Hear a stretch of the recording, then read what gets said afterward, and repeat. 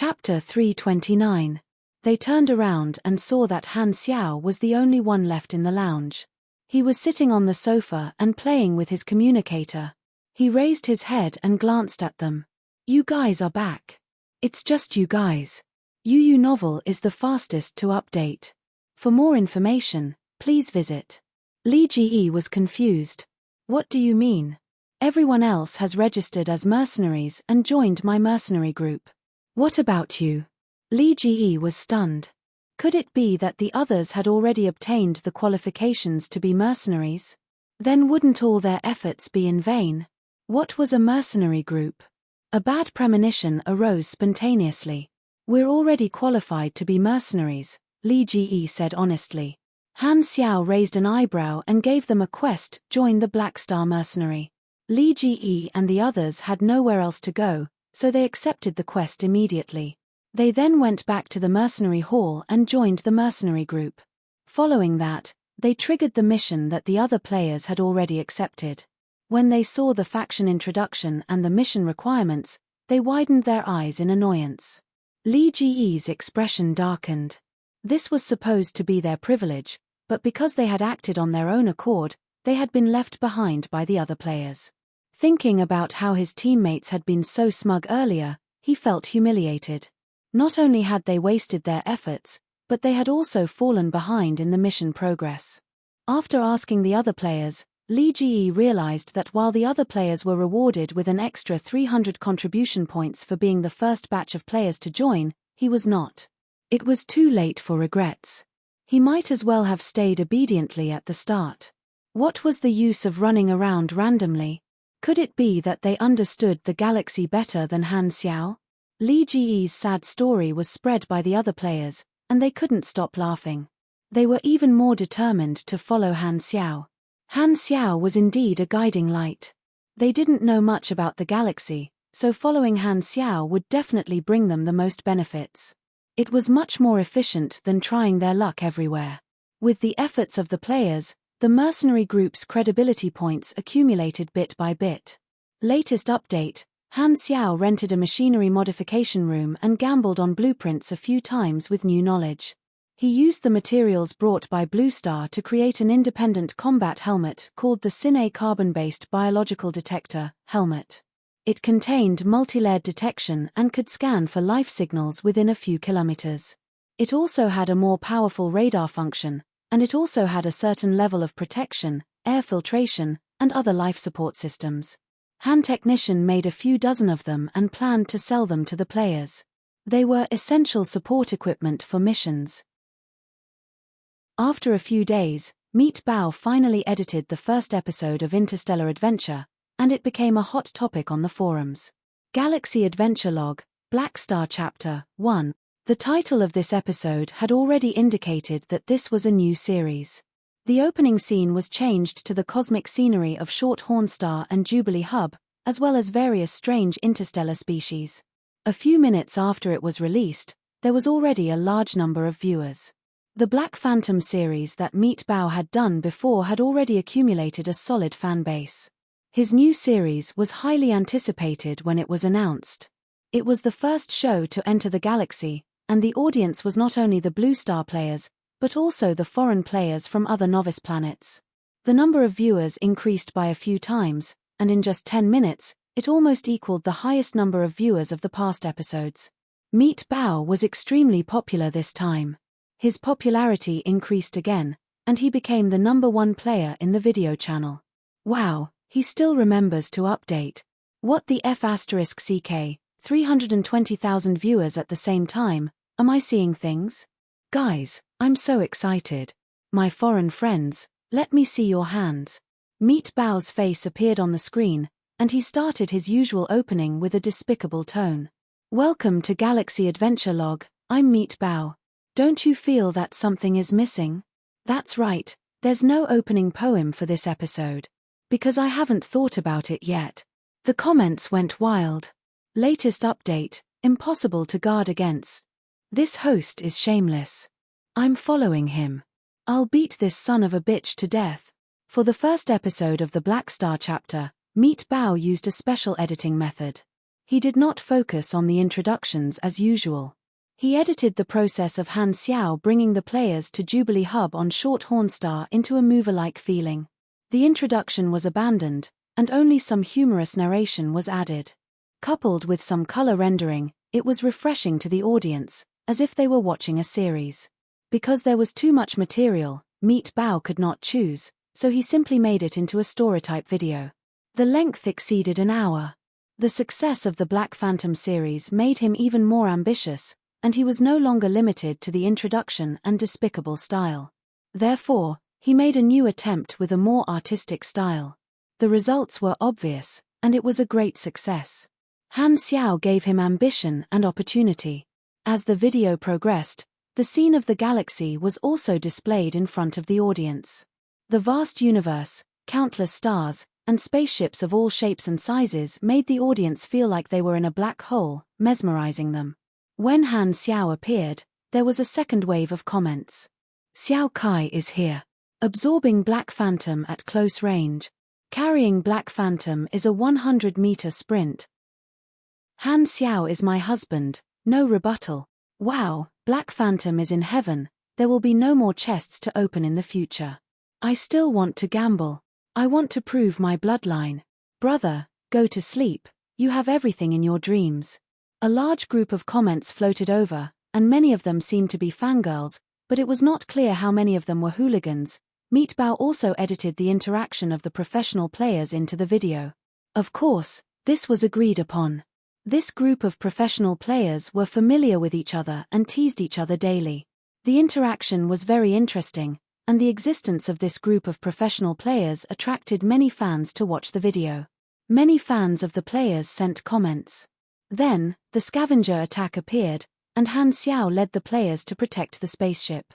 The comments were rolling, and there were all kinds of comments. Shocking, in this interstellar travel simulator, you can even level up by killing monsters.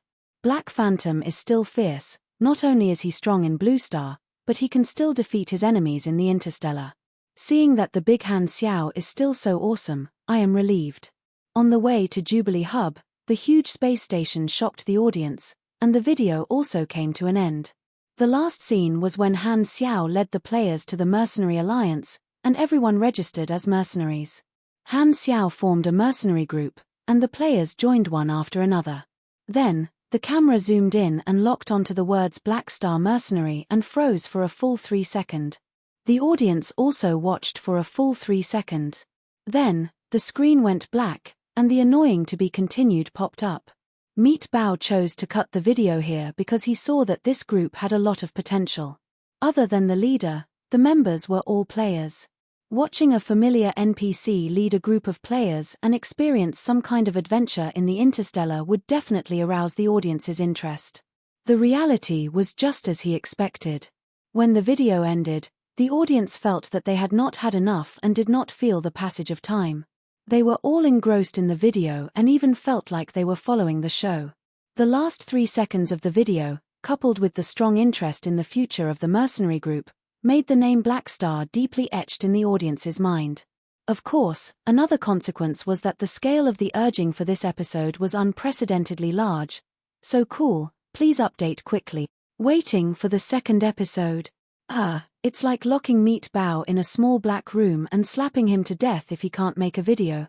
I think he might enjoy it. What are you thinking about above? Slapping is obviously a slap in the face. Your thoughts are not pure. I feel ashamed for you. If I were you, I would King die on the spot. The number of viewers for this episode increased exponentially, causing a phenomenal sensation. The audience was wild, and there were also other professional players who were not chosen by Han Xiao who were envious and hated themselves for not being able to hold on for 30 seconds. The impact of Meat Bao's episode even made the Galaxy Times, which was released immediately after, hurriedly add a section to share the video clip and give their own comments. Many episodes ago, we once deduced that the storyline characters had their own limitations. When the storyline on them was over, to the players, they would disappear into the crowd. But this time, we found that this deduction was wrong. Black Phantom Han Xiao.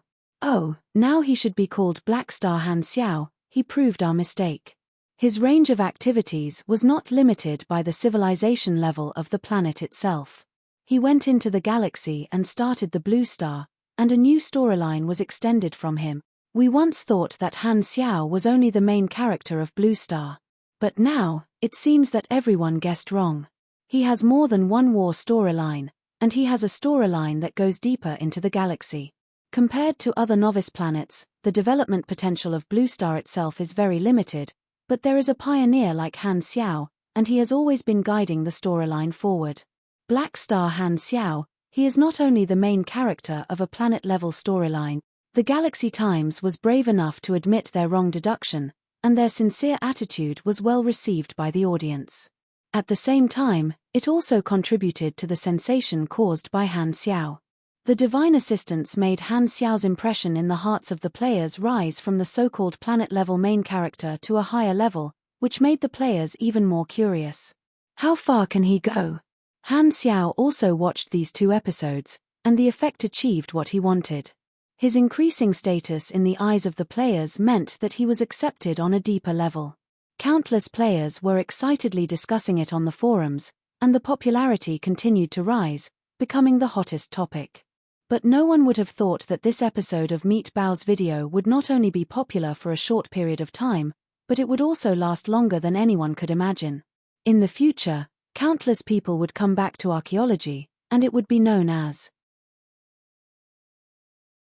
Chapter 330. Daily hires were the lowest level of missions. Once the credit points reached a certain level, low-level missions would no longer increase credit points. This classification system was easy to understand. It was convenient for employers to directly understand the abilities of mercenaries and ensure that they could hire a suitable team. 120 points happened to be the first standard. This was the first threshold to select a mercenary group. Only after reaching 120 points could a mercenary group be considered a proper mercenary group, and more employment applications would be opened. The efficiency of professional players was very high. 2 days later, the mercenary group had accumulated 120 credit points. Han Xiao released the faction quest reward. The top 3 credit points were King Admiral, Hao Tian, and the captain of the Fanatics squad, Yang Ran.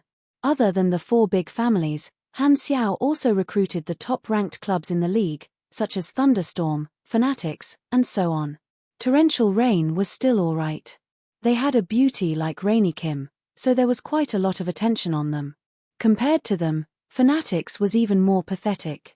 They were also a first-tier club, but their presence was extremely weak. To be honest, if Yang Ran hadn't been ranked 3rd in terms of contribution this time, Han Technician would have almost forgotten about her existence. Han Xiao gave out extra rewards to the 3 of them. At the same time, he used a provocative tone to say that the mercenary group would definitely reward them for their contributions. The additional reward was the Sin-A carbon-based creature detector, helmet, that he had just created. It required 800 faction contribution points to exchange for it. He gave it to the 3 of them as if he had earned 800 faction contribution points for free. This immediately attracted the envy of the other players. At this time, Han Xiao said, "This detection helmet can greatly improve one's field of vision and adapt to a variety of harsh environments." He introduced the functions, implying that this was a must-have equipment for outstation missions, and recommended that everyone exchange for it. Author's note: UU Novel is the latest update. The 3 of them tried out the functions of the helmet. The built-in screen displayed all sorts of environmental analysis, energy analysis, and so on. It could also be adjusted. The function of the helmet was clear at a glance.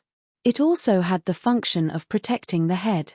It was suitable for equipment of all professions. Mad Blade was close to Hao Tian, so he borrowed it for a while.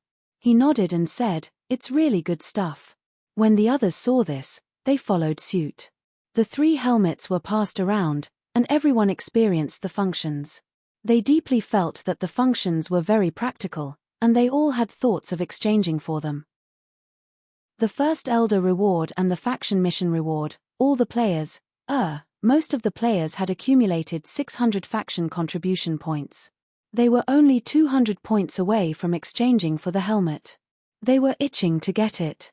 Han Xiao had deliberately set the price at 800 contribution points to give the players the impression that they only needed a little bit of contribution points to get the prize. Apart from completing quests, the other way to earn contribution points was obvious, and that was to sacrifice items and money. It seemed like he was giving away 600 contribution points to most of the players, but in reality, this was bait to lure players to spend money. It was a very common promotion model. Han Xiao implemented the method of giving value to the favorability points. This time, he was giving actual value to the faction relationship. Not only were his items high quality and cheap, but he also had the promotion effect of the faction relationship. He could guarantee that players would have the highest priority to spend on him. The exchange rate that he had temporarily set was, within the indifferent to friendly range, 0 to 1000 contribution points, 50 anas could be exchanged for 100 faction relationship points. Therefore, to the players, the helmet was worth 400 anas, and they only needed to spend 25% of the original price to get it. It was only 100 anas, which was a great deal.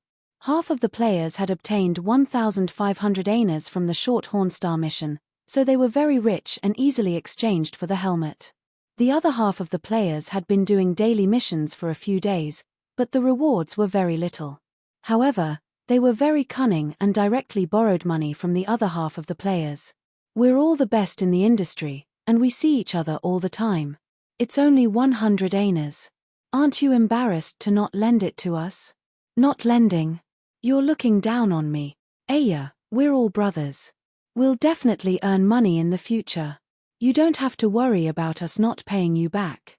You can run away, but the temple can't. Lend me the money, and I'll owe you one. After a series of chaos, these players finally exchanged for the helmet in the form of debt. Of course, the people from the Temple of God owed the most, so Li Ji was very upset. More than 50 customers, a small profit, but a quick turnover. More than 6,000 anas entered his account, and Han Technician's savings were replenished. He was very satisfied. The raw materials for this batch of helmets were materials brought up from Blue Star. The cost was extremely low, and the profit margin was unbelievable. Everyone came to the mercenary hall. Han Xiao was about to open the mercenary interface and accept the Sunil mission when he suddenly realized that the mercenary hall was a little strange today. A group of mercenaries was squeezed in a corner of the hall, and it was very noisy. Han Xiaoshan was curious, so he walked over and saw a short blue-skinned man in the middle of the crowd. He was wearing a loose and luxurious robe, and his hair was like steel nails. His ears were pointy, and he did not have a nose. He had 2 pairs of eyes that were narrowed into slits, and his lips were curved downwards like half-moons. This race was called the Blue Man, and he looked very much like a certain expression. The Blue Man gave the other races the impression that they were stingy, and opportunistic. This Blue Man was from a resource exploration team funded by a certain financial group. He was recruiting mercenaries offline in the mercenary hall to avoid the small service fee that the Mercenary Alliance had to pay. This Blue Man was called Martin, and he was introducing the job requirements. I'm from a resource exploration team, and I'm going to planet Gardon 791 for a 3-day field exploration. I want to recruit a group of bodyguards, and each of them will be paid 400 anas. They will be responsible for protecting the exploration team, clearing the surface beasts, and exploring dangerous areas. They need to have at least 120 credibility points.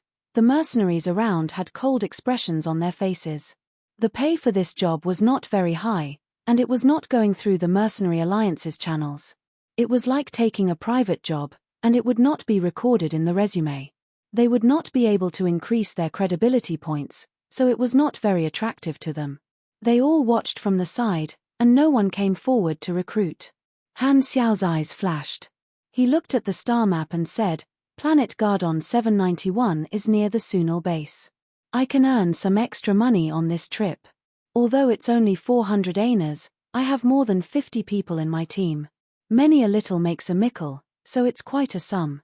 Some barren planets without life had the name of a star system and a serial number.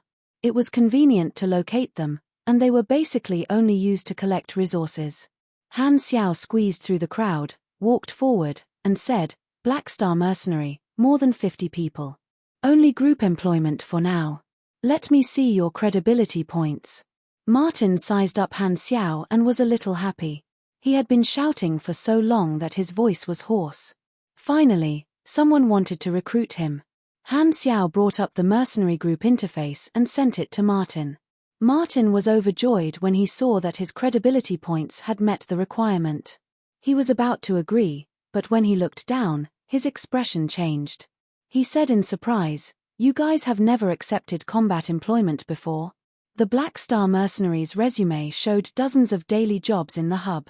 Most of them were cleaning missions. Normal mercenaries would not even bother to do this kind of work. It was almost no different from manual labor.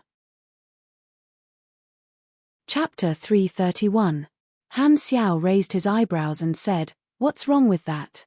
My credibility points have already met the requirements." "My credibility points have already met," Martin said with disdain. "I want warriors and bodyguards. Your resumes are all about the daily missions in Jubilee Hub. You're just a bunch of janitors. Are you really mercenaries?" Han Xiao frowned and said, "What do you mean?" "What I mean is that you don't meet my recruitment requirements." Martin waved his hand impatiently. Although he was very stingy and did not want to pay a high salary, it did not affect his picky appetite. He wanted to pick the best out of the worst, so he spent the least amount of money to hire the mercenaries with the highest value ratio. This had always been the nature of the Neran people, stingy and greedy. Although the average strength of the Black Star Mercenary was grade C, this resume made him doubt their actual combat ability. If he recruited unreliable mercenaries, they would not be of any use when the expedition team was in danger. The surrounding mercenaries all started to mock Martin and support him. "It's only 400 aners, and you're still being so picky. Haven't you heard that you get what you pay for? Heh, Neran people." Han Xiao was annoyed. "Sigh, why are these mercenaries joining in the fun? Why do I feel like they are not helping me at all? Instead, they are adding insult to injury." Martin rolled his eyes and took the opportunity to lower the price. He pretended to be in a difficult position and said, "With your resumes, I can only offer 200 aners per person. Goodbye." Han Xiao turned around and left. He was too lazy to argue with Martin. Martin's attitude made him very unhappy.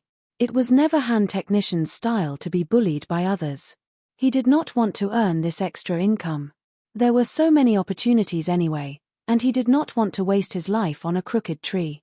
Han Xiao opened the mercenary interface and found the application list of the Sunil race. There were a few missions, all related to the same incident. The Sunil race's homeland was destroyed by Darkstar, and with the help of Godora, they moved to another forest planet with dense natural energy and changed the name to Planet Sunil. Planet Sunil had a large number of native beasts, and most of the time, they were very tame. However, the underground of Planet Sunil contained ores with the nature of mind pollution. Every few years, all the beasts on the planet would enter an inexplicable manic period, causing the new home of the Sunil race to suffer. Every time this happened, the Sunil warriors would return to their home to protect their homeland and recruit a large number of mercenaries to help them. This was a very pitiful race. They were originally just a planet-level civilization, standing aloof from worldly affairs and working hard to develop. However, they were suddenly attacked by Darkstar and met with a calamity. They did not even have the strength to fight back. Darkstar's battleships bombarded the ground, and countless cities were bombarded by lasers and missiles, turning into fireworks that soared into the sky, swallowing the screams and cries. Even despair fell into the void. It was a one-sided massacre. Darkstar and Godora were mortal enemies, and they were very active in the Garten star system. Darkstar took advantage of Godora's weakness as a member of the lawful faction and attacked the planets under Godora's jurisdiction time and time again, forcing Godora to help the low-level civilizations that were in trouble, thus exhausting Godora's resources. If Godora did not help, their jurisdiction over the Garten star system would not be stable. Darkstar belonged to the evil faction, and attacking low-level civilizations had long violated the Universal Contact Treaty. However, the Shattered Star Ring was a borderland, and every time they completed a mission, Darkstar would disappear for a long time, avoiding the attacks of other civilizations. They were like a terrifying shadow that always covered the Garten star system. When Ghidorah's fleet arrived through hyperdrive, the surface of the Sunil mother planet had already become a scorched earth with lava flowing everywhere. The ecosystem had collapsed, and only less than 10% of the people survived, being protected by Ghidorah. The technology of the survivors had been cut off, and they had not recovered all their technology even now. The refugees were settled on planet Sunil, and even the city that they were living in was built with the help of Ghidorah. After settling down for a few years, they discovered the situation with the wild beasts. At this time, it would be very troublesome to migrate again. Ghidorah had helped them the last time out of humanitarianism, and if they asked Ghidorah for help again, many Sunils would feel that this meant that their race had completely become dependent on Ghidorah, and they would not be able to accept it psychologically. Thus, they stuck to their current situation and resisted the wild beasts, barely surviving. It was the time of the wild beasts recently, and the goal of these few missions was to recruit people to protect their home. However, the danger of the missions increased with each level. The most dangerous mission did not even have anyone applying, and the easiest mission required 120 credits. Mercenary Mission, Protect Forest City Mission Introduction. The Sunil race has encountered a new round of catastrophe. You have accepted the mission, and your duty is to protect Forest City. Mission requirements: protect Forest City. Failure condition: Forest City is lost. Failure penalty: -60 credibility points reward, 500,000 EXP, 1,800 ANAs, plus 34 credits, plus 3 area renown mission start time. 12 days later the Sunil race called the Wild Beasts Catastrophe, and Forest City was the current main city of the Sunil race. This was just a normal mission, and it was not Han Xiao's entire goal. He accepted the mission so that he could have a reasonable identity to contact the Sunil race. Sunil's storyline mission had to be triggered by himself. As one of the members, the players also received the mission of the mercenary group. Han Xiao also released a faction mission that rewarded faction contribution points upon completion of the mission. It seemed like a double reward, and the players felt like they had earned something. This was the Black Star Mercenaries' first combat mission, and everyone was eager to give it a try. Han Xiao waved his hand. Let's go. 3 days later, the group took a direct flight and arrived at planet Sunil. From the perspective of the universe, this was a green forest planet surrounded by white clouds. The tremor came suddenly, and the spaceship entered the atmosphere. The surface of the planet gradually enlarged in their field of vision. The spaceship followed the route, and the sea of trees receded in their field of vision. Han Xiao looked out from the porthole, and a plane appeared in the middle of the forest. A city stood on the plain. This was the new home of the Sunil race, Forest City. The spaceship lowered the airdrop cabin, and Han Xiao and the others felt a slight sense of weightlessness. Then, the ground shook, and they landed steadily. Kai. The cabin door slid open, and outside was a continuous military base. Han Xiao stepped out of the cabin door and saw teams of Sunil soldiers wearing heavy individual armor patrolling and standing guard. Sunil defensive soldier armor, as the name suggested, was the individual combat armor worn by the Sunil soldiers with the quality of a normal person. It was silver-gray in color, and the armor plate was extremely thick and could block rapid fire from cannons.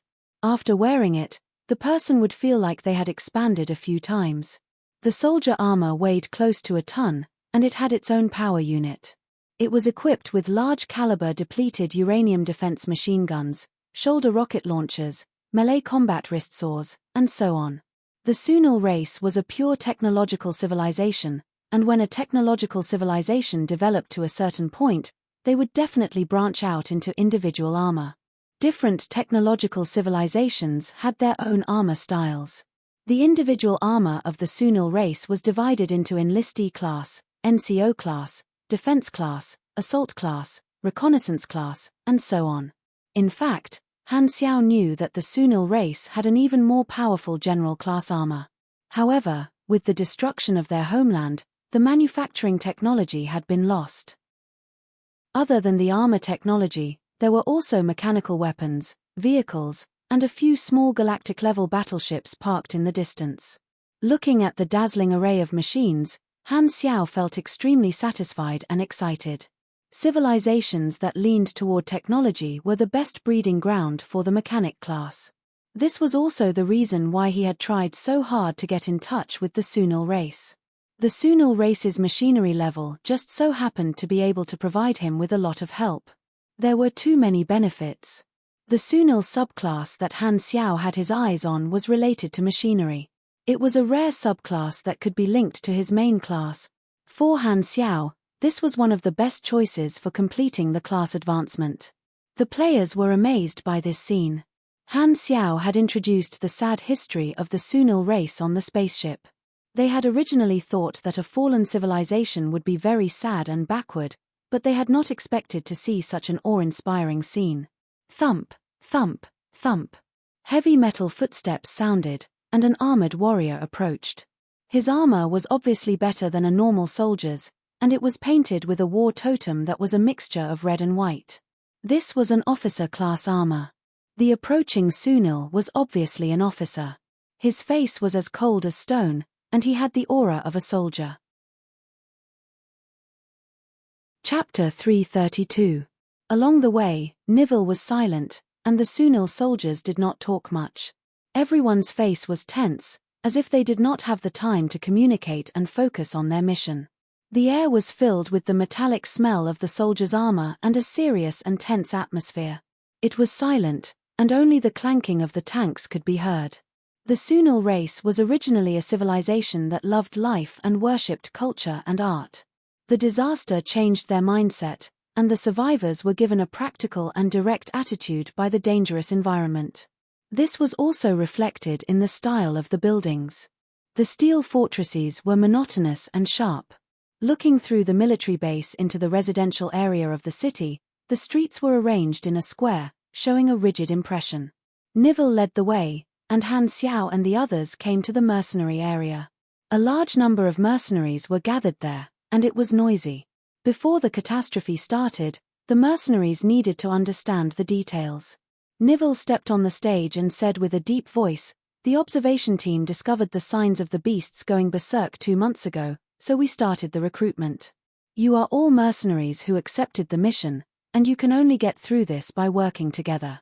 If you want to get the reward, please do your best." After a brief introduction, Nivil went straight to the point. There are prophecy stones growing under this planet, and the prophecy stones have the ability to pollute the soul. All the mineral veins on this planet have merged together to create a psionic force field that shrouds the ecological environment of this planet and subtly affects the soul. Therefore, the beasts on this planet are always in a berserk state and are very aggressive. However, this is not the direct cause of the catastrophe. The psionic undercurrent formed by the prophecy stones will erupt once every few years, and we call it the tide. This is the real cause of the beasts going berserk. This time, the tide of the psionic force field is more than half a year earlier than before. The observation team estimates that the catastrophe will erupt in full force in the next 7 to 13 days. Our enemies are all the beasts on this planet. Normally, in the first 3 to 6 days of the catastrophe, we will only face small beasts, which are equivalent to a group of weak beasts being chased away by stronger beasts. Then came the middle period, which lasted for about 10 days. The battles were the most frequent, the beasts were almost endless, and the enemies were getting stronger and stronger. Blood gathered into rivers, and smoke condensed into clouds. The last 5 days or so will be the last phase of the cataclysm. This is the most dangerous phase. At this time, our vehicles and manpower have been greatly depleted, and the enemies we face are the most powerful beasts. They are attracted by the smell of blood of countless dead beasts. At this time, a mercenary interrupted, "You have tanks, airplanes, and even interstellar battleships. Isn't killing wild beasts a massacre?" Nivil glanced at him coldly. "You will understand when the catastrophe arrives." Immediately after, Nivil opened the projection and showed the introduction of the beasts one by one. He introduced the beasts of this planet, which were also the monsters that everyone was about to face. Han Xiao took a few glances. The beasts on planet Sunil were far stronger than those on Blue Star. The prophecy stone had existed for countless years, and its spiritual power could subtly influence the evolution tendencies of the beasts. The beasts on planet Sunil lived by fighting. The strong survived, and the weak were eliminated. Since we know that the beasts are the enemy, why don't we kill all the beasts? Maple Moon asked curiously. Because of the symbiotic nature of the ecosystem, Mad Blade said hesitantly. But this is already a threat to the continuation of the race. What ecosystem is there to consider? Meat Bao disagreed. The problem is, can we kill all of them? The players started to argue. They all had their own opinions about the Sunil race's actions. There were more than 100 types of beasts. After explaining them, Nivell distributed the information to every mercenary and gave them missions according to the missions they had accepted.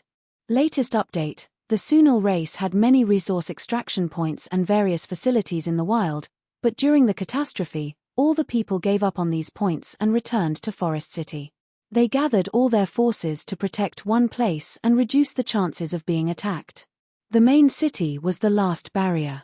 Forest City had 5 defense circles, and the job that Han Xiao had accepted was to protect the second last defense circle. This was relatively the safest job. The other missions were to protect the reconnaissance aircraft, protect the sky battleships, and provide reinforcements. Forest City had many defensive measures, and the main city was the core of the defense to take advantage of the geographical advantage.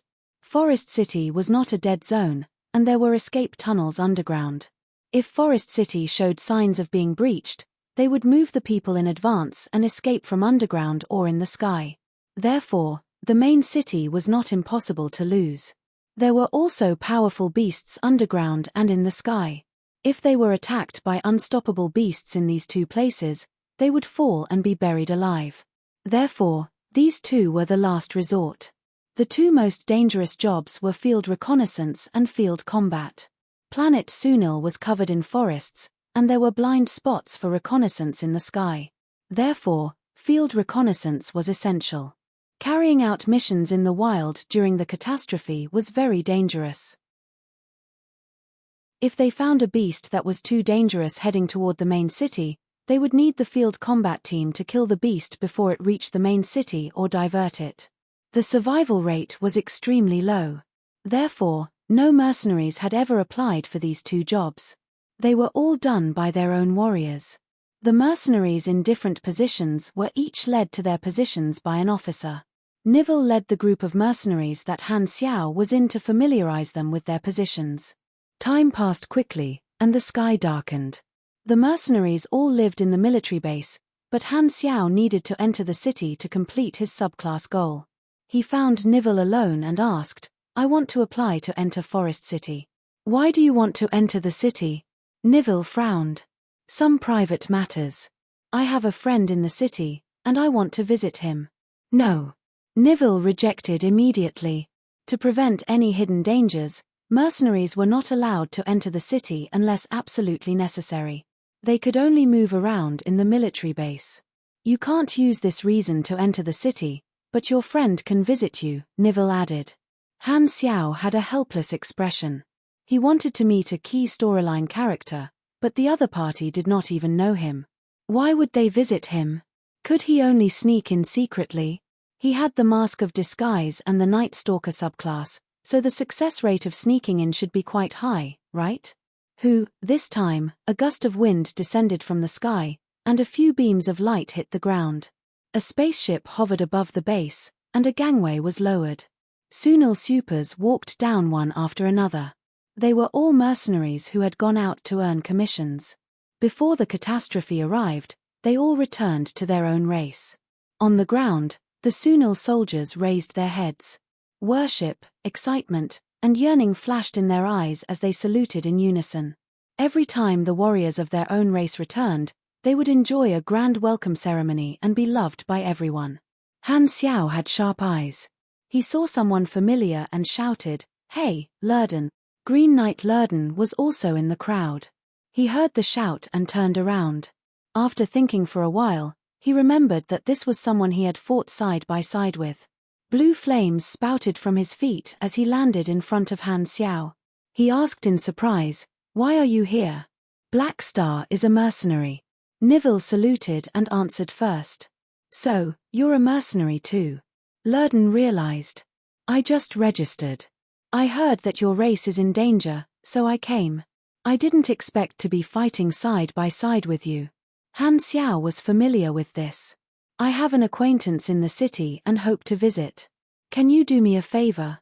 If he's your friend, then no problem, Nivelle said. Lurden thought about it. The two of them had fought side by side before. Although they had not known each other for long, he felt that Han Xiao's identity was not dangerous, and he was quite strong. He did not mind doing a small favor, so he nodded and said, Okay, I'll accompany you into the city, thanks. Han Xiao smiled. It was so convenient to know an acquaintance. He could solve the problem with one sentence, and there was no need to take the risk of sneaking in. After not seeing each other for a while, Lurden's prosthetic body had been repaired. Han Xiao followed him through the sentry post. The rest of the returning Sunil supers also entered the city first. Han Xiao and Lurden followed behind this team. Boom. Chapter 333. The impending catastrophe had originally made the civilians panic, but now, everyone on the streets was smiling, as if the return of the supers had dispelled their fear. I'll bring you into the city. According to the rules, I have to accompany you the entire time, Lurden said. Han Xiao did not mind and said, Your race seems to worship supers a lot. To be exact, it's excitement, Lurden said calmly. Our race suffered a huge change and moved to this dangerous planet. After so many years, we still haven't gained a foothold. The efficiency of collecting resources is too slow, and it's not enough for our own consumption. Many materials have to be bought from the galaxy, and our productivity can't support foreign trade. Therefore, in our race, the supers who are strong enough will enter the galaxy and become mercenaries. Most of their rewards will be handed to the race. This is an important economic pillar for our race. Otherwise, we wouldn't have enough resources to make so many weapons and survive the catastrophe. Han Xiao understood. As a fallen civilization, the Sunil race could only rely on strong individuals to support the entire race. Therefore, they were treated like heroes.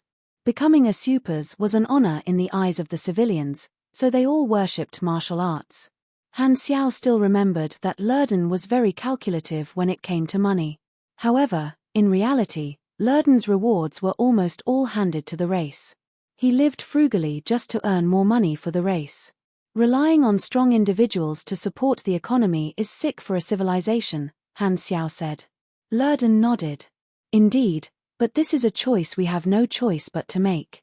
Ultimately, it's because the catastrophe slowed down the race's recovery, so we had to spend a large portion of our resources to make weapons to resist the catastrophe.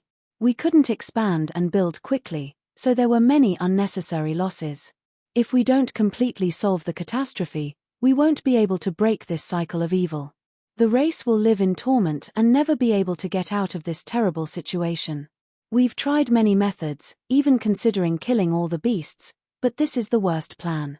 Regardless of whether it can be done or not, once the ecological chain collapses, the whole planet will go from being full of life to being destroyed.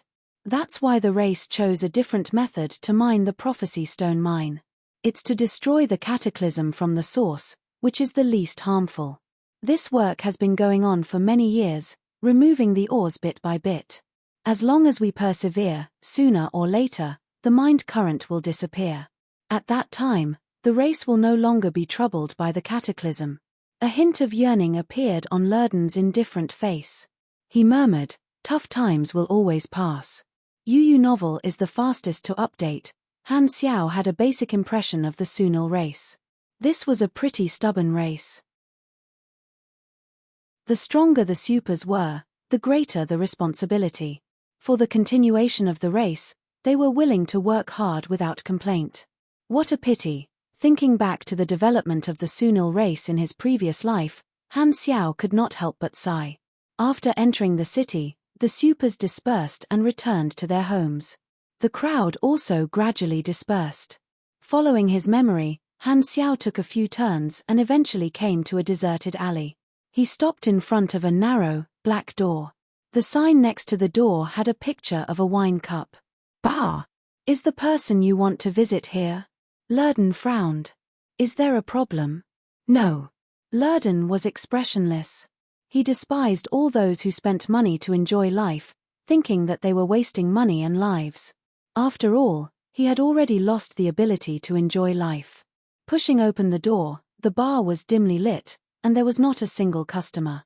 The city was in a tense period, so basically no one would get drunk.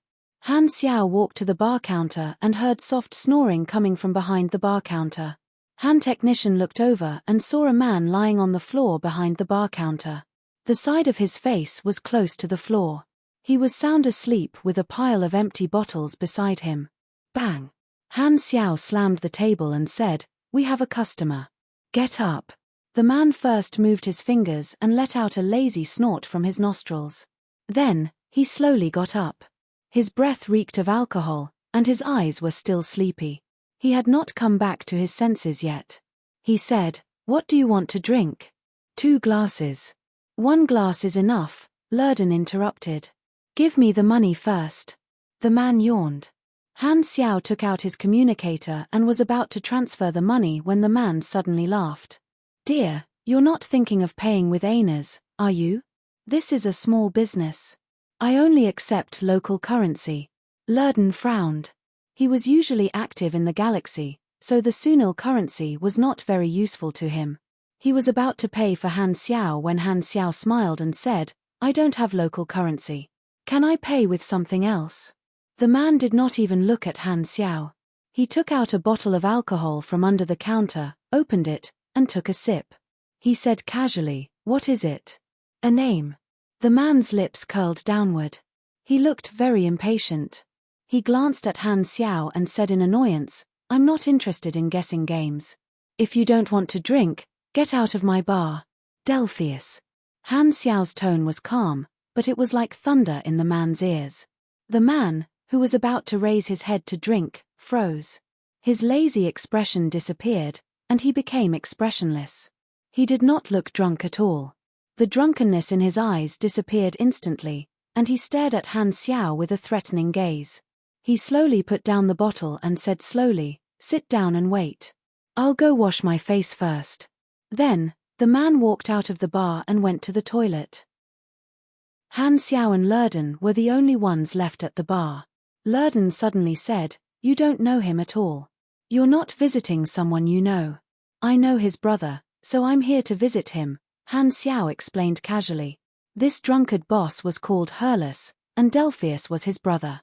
The subclass that Han Xiao had his eyes on was called Ordnance Engineer. To the players, this subclass was very rare. There was a way to change subclasses in Sunil, and the item that triggered it was called Delphius's Handbook. Delphius was a military mechanic before the Sunil disaster. He was very famous, and many innovative machines were invented by him.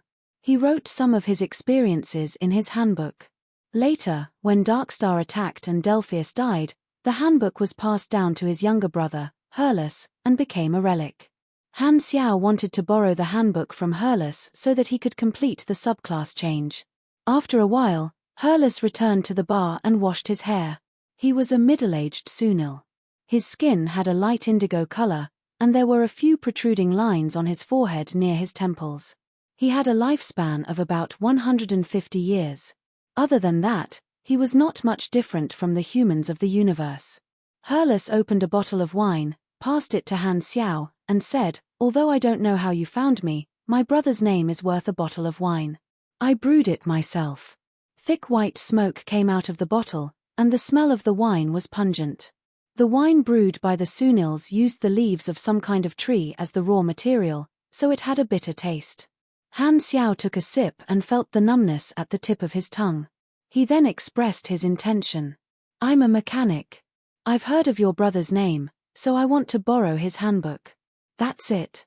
Herlus raised his eyebrows and asked tentatively, "That's it for now?" Han Xiao chuckled, glanced at Lurden, and said meaningfully, "Do you think I have other motives?" Herlus got a vague reply, and his tone turned cold. "Is this a threat?" No, this is kindness." Han Xiao smiled. "But a good person like you definitely won't have the heart to reject such an unimportant request." Lurden had no idea what the two of them were talking about. Is this human language? Why can't I understand?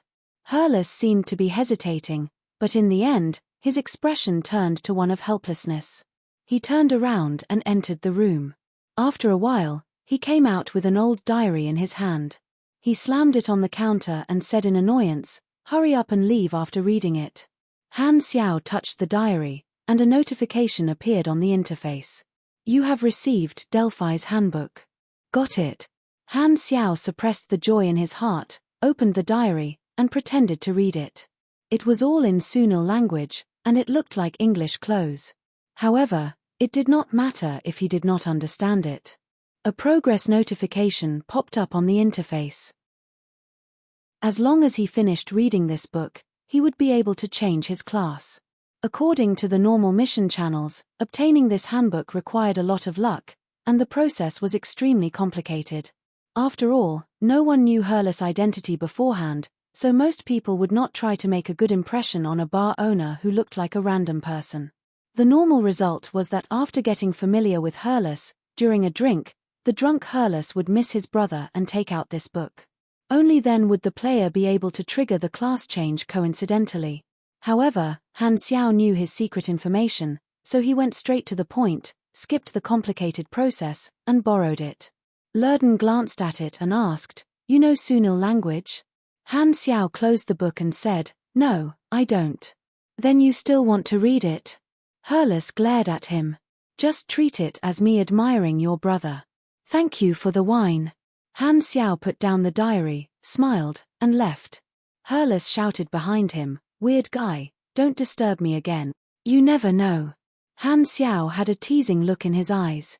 Walking out of the bar, Han Xiao opened the interface and looked at the latest notification. He was in a good mood. After being stuck on the class change requirement for so long, he finally got the subclass that he wanted. The EXP on the interface could finally be used. Chapter 334. Ordnance Engineer LVL1. +1 end, +3 int, +1. 5% machinery affinity, +2 free attribute points, +1 potential point. You have learned the war machinery essence ability. You have learned rapid ordnance maintenance. There would be a chain reaction between the Ordnance Engineer class and the Mechanic class. The Ordnance Engineer's skills and attributes were very compatible with the Mechanic class, and it was almost equivalent to half of the main class. Updated at the earliest. As the name suggested, the Siege Lion was an intelligence class. It did not have any combat skills, but it was more useful for mechanics than combat skills. Ordnance referred to war machines, such as guns, armor, shields, and so on. This subclass would have additional enhancements when creating and using war machines. Han Xiao had piles of experience in his waist. With a wave of his hand, he directly leveled up the two skills to the maximum level. War Machine Mastery LV10, gain an additional 18% attack and defense when using war machines. Quick Ordnance Maintenance LVL10, plus 24% speed when repairing war machines. Randomly restores 3 to 6% durability during the repair process. Triggering rate depends on INT. Unlimited number of times. The effects of these two skills were simple and crude, but they were quite useful to Han Technician. However, the main reason he had obtained this subclass was to obtain the ability after reaching the maximum level. He spent more than 90 million EXP to level up his subclass to the maximum level. This subclass gave him a total of 10 END, 30 INT, 15% machinery affinity, 20 free attribute points, and 10 potential points. If his new skills were maxed out, he would have a few more potential points. Latest update, Han Xiao's intelligence attribute had reached 391. He put all of his free attribute points into intelligence and broke through the 400 mark required for class advancement. The Ordnance Engineer was now at max level. Just like the Night Stalker, a new ability had appeared. You have learned Militarized Modification. You have received the talent, Ordnance Mass Production. Military Modification LV10, when creating or modifying combat machines, plus 8% tilde 14% to the equipment base attribute. Note, This bonus is calculated separately and has nothing to do with strengthening and modification. This is equivalent to an additional enhancement.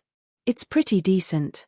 Han Xiao nodded and looked at the newly obtained specialty. This was what he valued the most. Mass production bonus. This was the essence of this subclass. There were a few signs of a mechanic's growth, and high-speed assembly during battle was one of them. It was one of the reasons for the rise of the mechanic class in version 3.0. Assembly line mass production was a sign of the later stages. Mass production was a necessary ability of the mechanic class's most violent and most expensive fighting style, army style and storm style. Normal mechanics used high-quality weapons that were strengthened by essence, and mass-produced weapons were consumables of lower quality. As mechanical technology improved, the gap between different quality would become bigger and bigger. However, quantitative changes could accumulate into qualitative changes, and those scattered bonuses would result in a world of difference through mass production. Author's note: this is the first time that a mechanic class has been upgraded. The mechanic class and the mage class were two classes that had very high benefits in the later stages of the game. The mechanical army style and the magic summoning style could turn a duel into a group fight, which was extremely disgusting. Almost all players could not withstand the waves of rush from these two combat styles, and their gaming experience was extremely bad. However, although these two styles were strong, they had a huge limitation, and the reason was obvious: they were very expensive. Mass-producing a mech legion was extremely expensive for the players. Furthermore, at that time, all the players' individual combat ability would be strong enough. Even if the army style could overwhelm the opponent with a sea of players, their own army would be greatly depleted. If they participated in the Pro League, the army style's combat ability would be in a constant state of decline. The army style that had accumulated for an entire season would be depleted after 10 or 20 matches. If the army style clashed with the army style, oh wow, that would be so cool. A group battle would be a grand spectacle, and the spectators would be happy. However, both sides would be completely wiped out, and not a single strand of hair would be left. Therefore, in Han Xiao's previous life, the army style and the storm style were known as legendary styles, and they were extremely rare. If one saw such players, they would definitely cherish them. After all, they could betray the sect at any time. Han Xiao had analyzed the situation. The players were relatively weak now, and he could personally trample on them. However, in the later stages, the players would become more and more powerful, and he did not want to take too many risks. Therefore, developing the army style was a necessary choice, even if it was just a trump card. What? The army style is very expensive. In the eyes of the Han technician, a problem that could be solved with money was not a problem at all. This was especially so when this talent could even reduce the cost. Seeing these words, Han Xiao felt as if he had drunk a cup of hot water.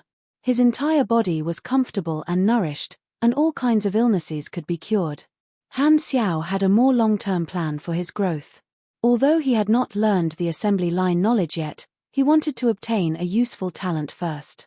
His total level was 80, and he had also met the requirements for class advancement. The level 80 class advancement mission required him to sacrifice 60 million EXP.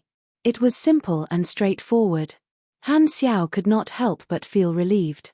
The random class advancement mission this time was considered very easy. In version 2.0, the level cap was 90, and in version 1.0, the level cap was 60. Players did not know about class advancement missions in version 1.0 because they could not level up. This meant that players had to undergo 2 class advancement missions in version 2.0, level 60 and level 80. The level 60 class advancement was the key dividing line for race evolution, so the level 80 class advancement was relatively easier. However, the so-called simple was only according to the standards of the Han technician. If players wanted to accumulate 60 million EXP, they would need to spend a very long time. He had only spent 90 million EXP to level up from 70 to 80. Players were not as rich as the Han technician, so they could only slowly grind their way up level by level. One could imagine the significance of this amount to them. Furthermore, Sacrificing this amount of EXP was equivalent to not gaining anything. This kind of class advancement requirement would make players very blue. Han Xiaoxin was very happy. Now, there are only 2 class advancement missions left. As long as I earn enough money from this mission, I can go back home and get married. But, I can go back and change my class to my new main class. After leaving the bar, Han Xiao and Lurden strolled on the streets of Forest City. The sky was filled with thousands of stars, and the soft starlight fell on their shoulders. Although the environment of this planet was dangerous, the scenery was very beautiful. The green mountains in the distance, the verdant forests, the rustling of leaves in the wind that seemed to have been dyed in green, and the resplendent galaxy that hung upside down above his head. Back then, the Sunil refugees had been moved to this planet by Godora probably because they had taken a fancy to the natural environment here. Han Xiao shook his head. He could not help but think of a famous quote from Lu Xun. Dangerous things often have beautiful appearances. Where else are you going? Lurden asked. Just walking around. Then let's leave the city and return to the base. Don't you have anywhere to go in the city? Han Xiao asked. Lurden shook his head. I don't have a family. Han Xiao stroked his chin and asked, what mission do you have? Field combat. This is the most dangerous job. You Sunil supers hand over the hard-earned money and even risk your life to carry out dangerous missions. Such dedication, as expected of a hero of the race. Lurden had a complicated look in his eyes. He wanted to say something but stopped. In the end, he shook his head and did not say anything. This expression was seen by Han Xiao, and he was secretly overjoyed. He had obtained the information he wanted from the test. If I'm not wrong, the Sunil storyline already exists. Han Xiao narrowed his eyes. Chapter 335. Lurden went to report to the field reconnaissance team. For the next few days, Han Xiao could only stay in the military base. However, since he had already completed his subclass, he did not need to enter the city for the time being. As the date of the catastrophe approached, the influence of the tide became more and more obvious. Everyone felt that something was wrong.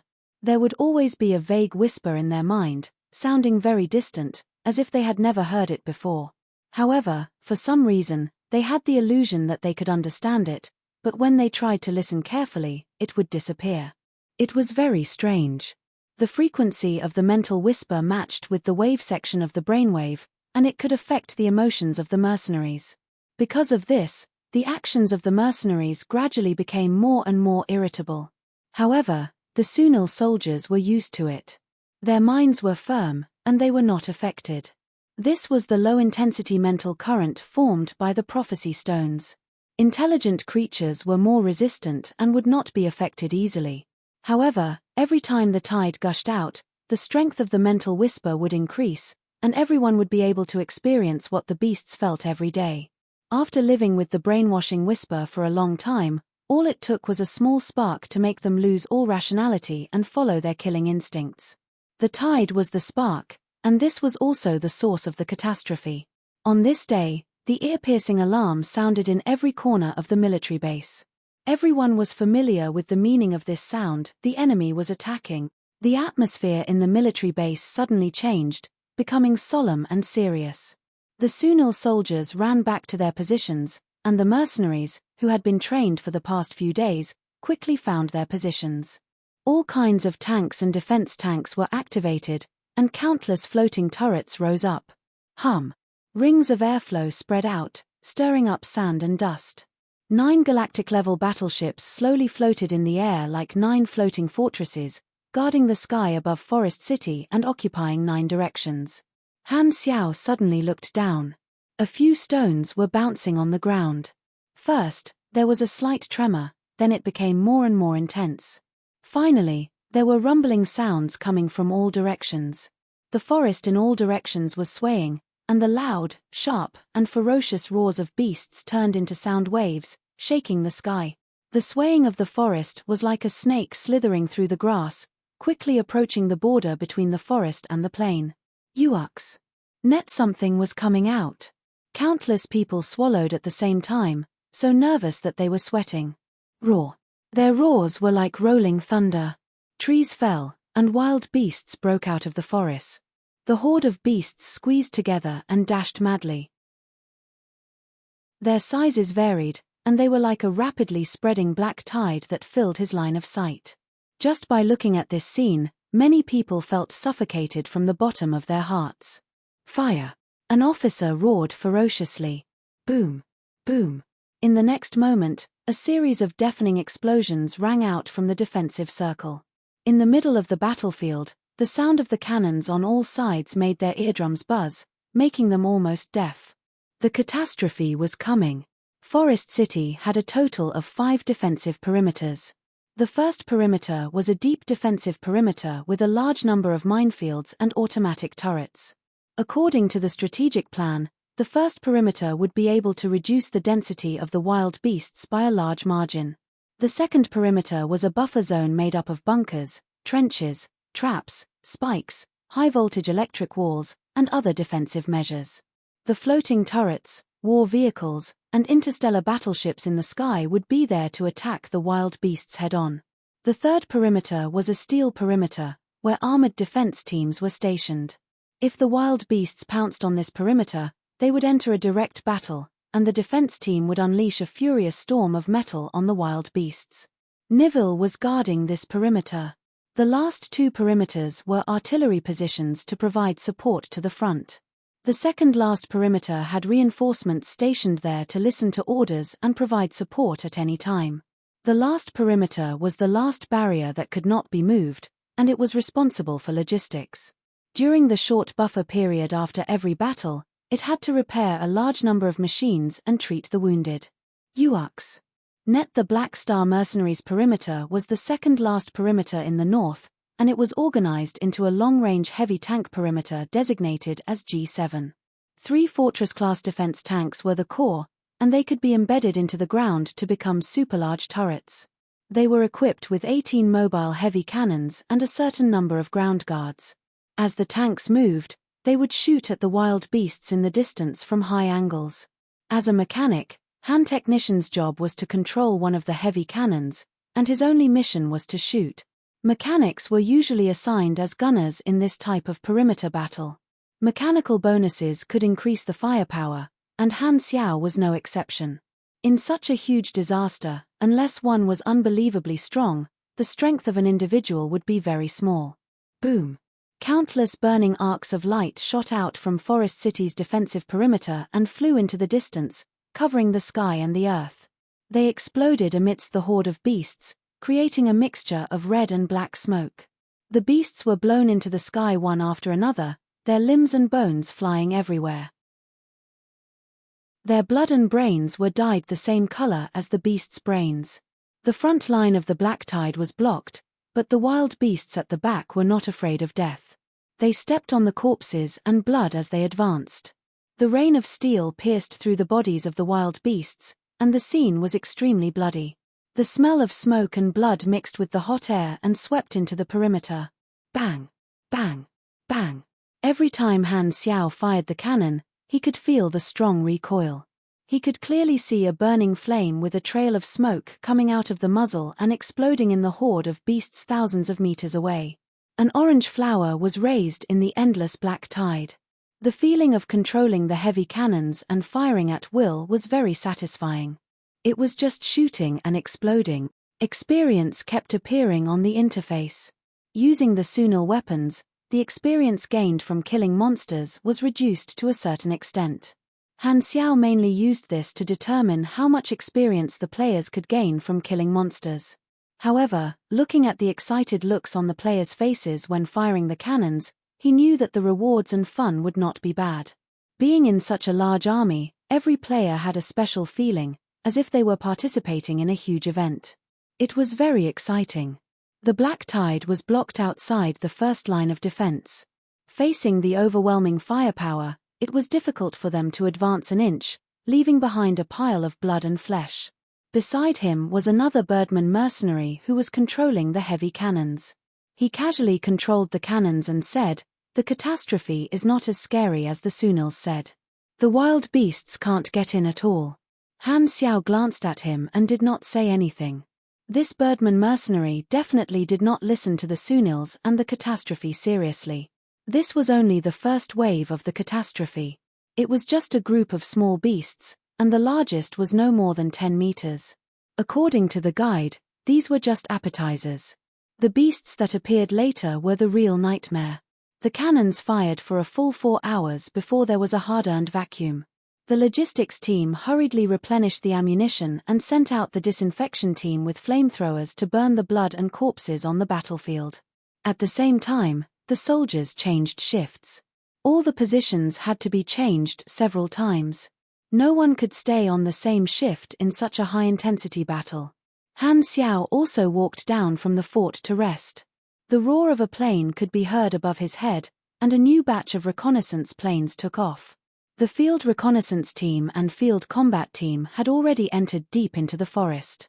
Their job was dozens of times more dangerous than positional warfare, and they could die at any time.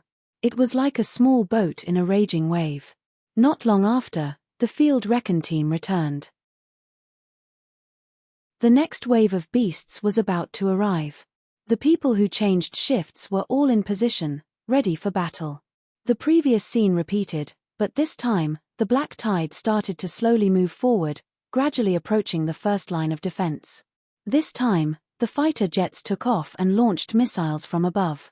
The firepower covered the entire area and stopped the beasts once again. The Sunil fighter jets were small and very agile. The wings were similar to the amphipter mechanical suit's steering propellers. Han Xiao could tell at a glance that this kind of structure was very good at agile aerial combat. The enemy was very far away. Even though the beasts were endless, the mercenaries around did not look nervous at all. It was as if the distance gave them a sense of security. Plus, they were surrounded by steel fortresses, giving them the illusion that they were very safe. On the other hand, the Sunil soldiers were worried and solemn like dark clouds gathering between their brows. At this time, a black shadow appeared in the sky far away. The flying beasts showed up and quickly approached. There were small flying beasts less than a meter long and medium-sized flying beasts with a wingspan of a few meters. They looked very ferocious, and they were all creatures that Han Xiao had never seen before. They looked like dung beetles that had become gods. Just as this thought flashed through Han Xiao's mind, the G7 officer shouted, "The flying beasts usually appear around the 3rd day. This time, they are ahead of schedule. Switch to high explosive bombs, raise the muzzle, and fire at the sky." The cannons did as they were told. The sky exploded, and bloody flying beasts fell from the sky one after another. The fighter jet rose to a higher altitude, shaking off the flying beast's entanglement. Its body swayed, and the orange-colored bullets fired from its autocannons were like whipping whips. The fighter jet was equipped with a simple energy shield. This wave of flying beasts only had sharp teeth and claws as means of attack. They could only cause crackling electric arcs to appear on the energy shield. The tail end of the fighter jet kept breaking through the sound barrier, killing in and out of the group of flying beasts. It was like an armored cavalry piercing through the infantry formation time and time again. This was already the scale of a large-scale ground war. Time passed quickly in the fierce battle. At first, the mercenaries were very relaxed, but after only 3 days, the strength of the beasts increased rapidly. Gradually, no one could laugh anymore. After continuous high-intensity battles, everyone was showing signs of fatigue. Han Xiao tried his best to do his job and play the role of the cog in the chain. On the 4th day, the enemies that threatened the safety of the rear appeared. The ground moved up and down like waves.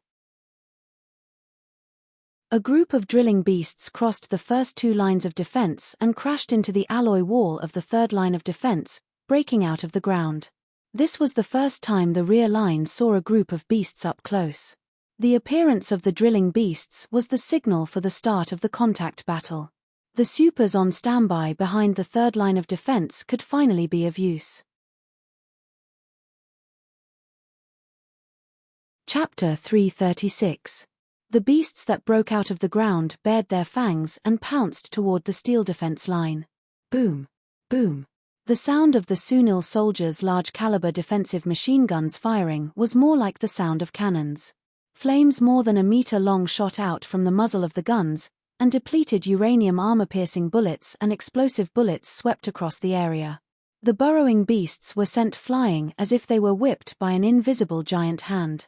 They fell to the ground and were focused on by the bullets, howling in pain as they rolled around. Their shells and flesh were smashed into a pulp, leaving sticky marks on the dry ground. "Hold the defense line." Neville's tone was cold and hard. He commanded the B-12 defense team through the combat channel that came with the NCO-class armor. He had 30 soldiers under him, and they cooperated to create a net of firepower to block the wild beasts in this area. While firing, Neville scanned his surroundings. This wave of burrowing beasts did not cause any trouble. They only damaged some armor, and there were no casualties. It was scary but not dangerous. Boom! 2 dark burrowing beasts suddenly broke out of the ground beside the B-12 defense team. These were 2 fish that had escaped the net. They opened their bloody mouths and pounced at Neville and a soldier beside him. The attack was very sudden. Before the other defense team members could turn their guns around, Neville had already reacted. He threw away his gun and reached out his hands. His steel palms accurately grabbed the beast's open jaws in midair, preventing the fangs from piercing through his helmet. At this moment, the mechanical arms spat out a stream of air, and the mechanical parts started to move. All the joints in his body were locked, and he resisted the beast's enormous strength. The next second, he twisted his wrist, and a rotating wrist saw popped out. With a swoosh, the beast's jaws were cut in half. Then, Neville endured the beast's flailing claws in pain and rammed his shoulder into the beast, flipping it over. He raised his metal foot and stepped on its throat. Like a nail, he pressed down on the struggling beast. He quickly took out 2 electromagnetic pistols from the slots on his waist and shot through the beast's skull. Blood splattered all over the armor, and the tactical screen was also stained with mucus. Latest update: this series of actions was done swiftly, without the slightest bit of clumsiness that came with wearing heavy armor. However, the other soldier who was attacked was not as powerful. His helmet was bitten until it was deformed and almost flattened. Blood spurted out from the gaps in the helmet as he swayed and fell. This was the first soldier to die. Before he died, he fired a few shots at the beast's belly, fulfilling his last duty. Before he fell, he was worried that Neville was in danger and wanted to help his captain. He turned his gun, but unfortunately, he did not have the strength to pull the trigger. The Sunil Enlistee class armor increased the combat quality of normal soldiers, and the thick steel power armor gave the soldiers the ability to fight against strong beasts. Neville's NCO class armor was even more powerful. Even though he was not a super himself, with the armor's ability and his experience as a veteran, he would not lose to the super mercenaries who were coming in as reinforcements. Neville picked up the defensive machine gun and opened fire with his companions to kill the beast. He glanced at the body of his subordinate and said in a calm tone, "Don't worry about him. Don't mess up the formation." He had been in the army for more than a decade, and he could not count how many times he had put on this armor. In his long service life, he had participated in the Dark Star disaster, experienced the Great Migration, led the reconnaissance team in the initial exploration of planet Sunil, and experienced every catastrophe. His comrades kept dying, and the number of veterans kept dwindling. His old friends disappeared one after another. Neville's team had been replaced many times. His subordinates now were all new recruits who had just joined the army a few years ago. He always led the team to carry out dangerous missions, so the team often suffered heavy losses, including many friends he had known for many years. There was no such word in his dictionary. Neville did not care about the deaths of his subordinates. In order to protect the race, sacrifices were unavoidable. This had always been his creed. In the eyes of others, Neville was undoubtedly a very cold-blooded officer. After defeating this wave of beasts, the field reconnaissance team sent back a message. There was a few minutes of vacuum. Neville immediately applied for logistical repair. An equipment vehicle came to the side of the formation, and a team of repairmen carried all kinds of equipment and steel plates to repair the defense team's armor. Neville was surrounded by a group of repairmen with welding equipment. This time, he saw Han Xiao walk over. Book updated at the earliest. Because of Lurden, Nivelle had a certain impression of Han Xiao. He said in a deep voice, "Mercenary, return to your position." "I want to apply for a change of mission," Han Xiao said. "There is no safer job than yours now." Nivelle's tone was stiff. He had seen many mercenaries who applied for a change of mission on the spot.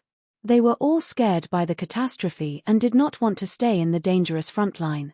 The Sunil race would not force mercenaries to participate in dangerous battles. They would only deduct a certain amount of credit and reward. Of course, for such mercenaries, Nivelle usually dismissed them with a wave of his hand. He felt that saying one more word would be a waste of energy. He would rather use this time to close his eyes and rest to recover some stamina. However, the safest job that these mercenaries could apply for was Han Xiao's current position. Nivelle did not know what was going on with this Black Star. Was he afraid of death? No, he was Lurden's friend.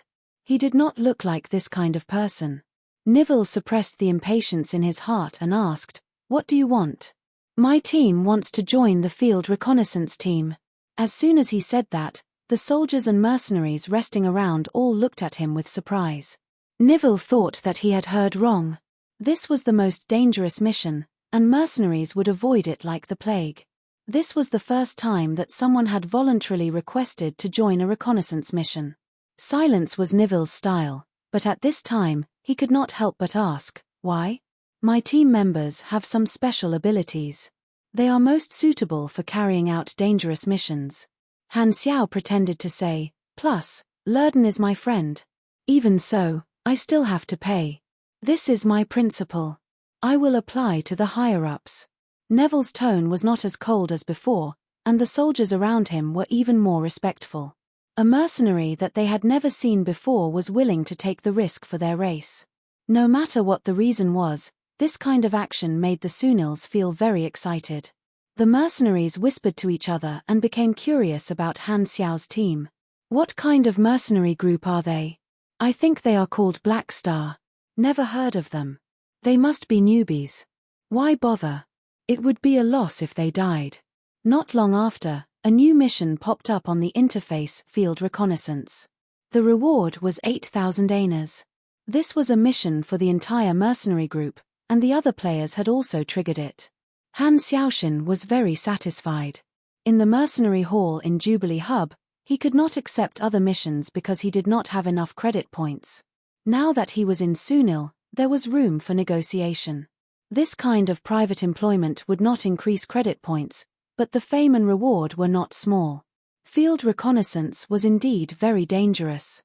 Han Xiao did not plan to do it himself but let the players do it. After all, they would not die, so he could squeeze as much as he could. It was perfect for reconnaissance. After the players completed the mission, he could get a share of the reward. The players were pleasantly surprised. Although it was safe to stay in the base, it was also very boring. With the reward as motivation, the players did not care about the dangers of field reconnaissance at all. "One more request. I personally want to join the battlefield maintenance team," Han Xiao said. "I am a mechanic, the kind that is not bad." "Battlefield maintenance?" Nivelle frowned. "I feel that this job is better for me to use my abilities."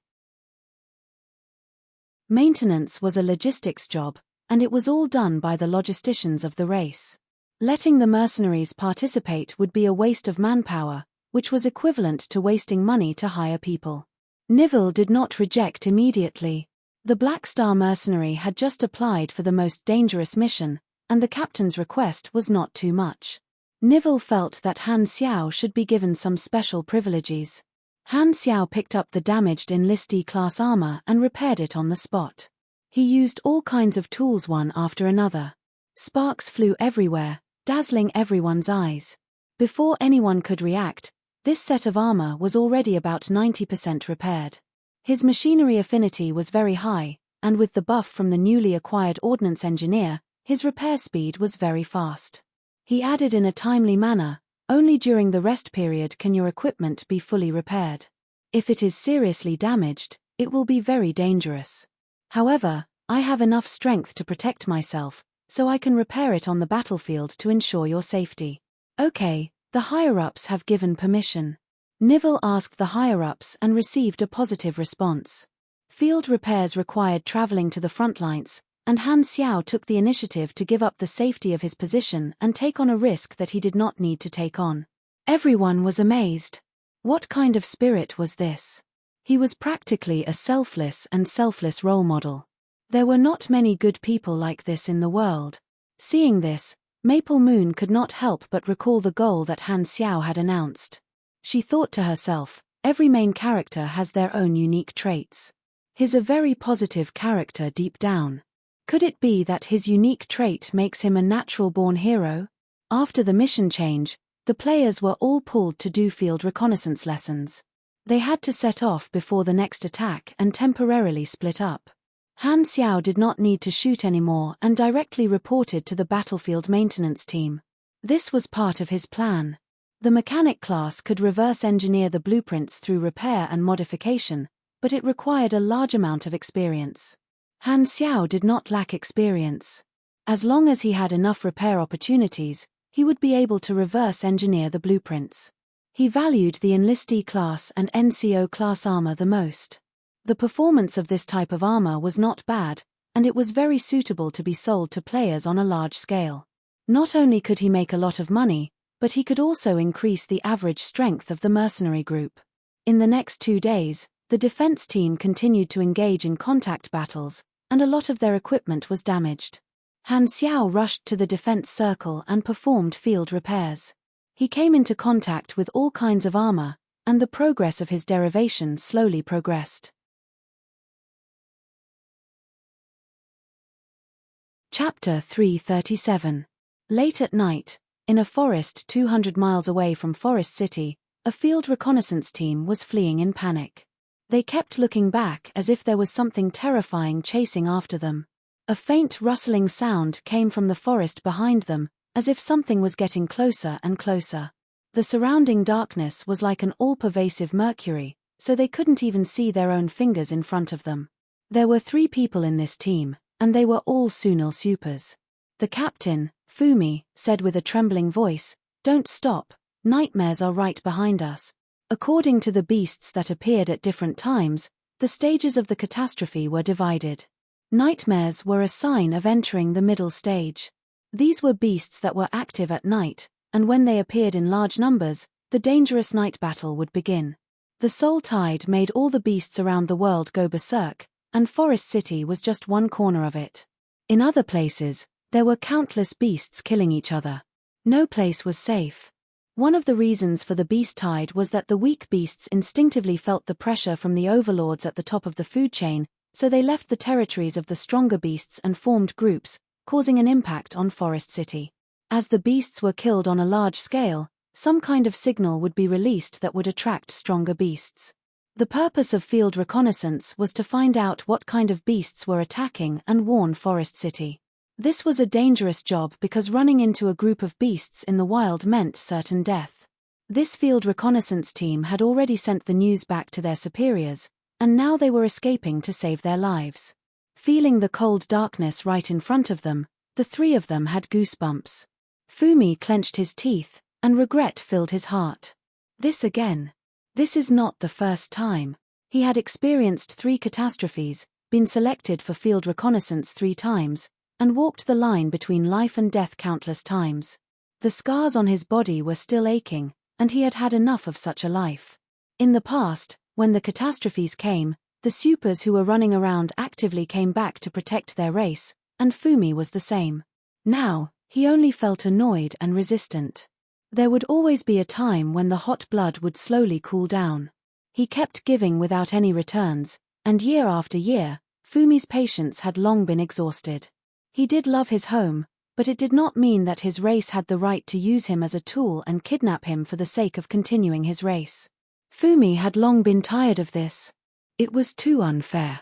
Fumi's patience had already reached its limit. Why would the tribe ask him to sacrifice himself in such a dangerous situation? What right did the tribe have to ask him to sacrifice so much? Could it be that just because it was his own race, he had to ask for nothing in return? Why should the strong bear so much responsibility? His life as a mercenary in the galaxy had broadened his horizons, and Fumi felt that it was not worth it to risk his life for his race. Life was extremely precious, and he only had one. Many of the tribe's warriors had firm beliefs, but there were also many warriors who shared the same thoughts as him. After giving so much, he felt that he had done all he could for the tribe. If I can survive this time, I don't care what kind of calamity it is. I will never come back. Fumi gritted his teeth. Suddenly, a whip-like tail shot out from the forest and wrapped around one of the scouts. The end of the tail was a sharp-boned spike that pierced into his abdomen. The scout roared and ignited a pugilist flame all over his body.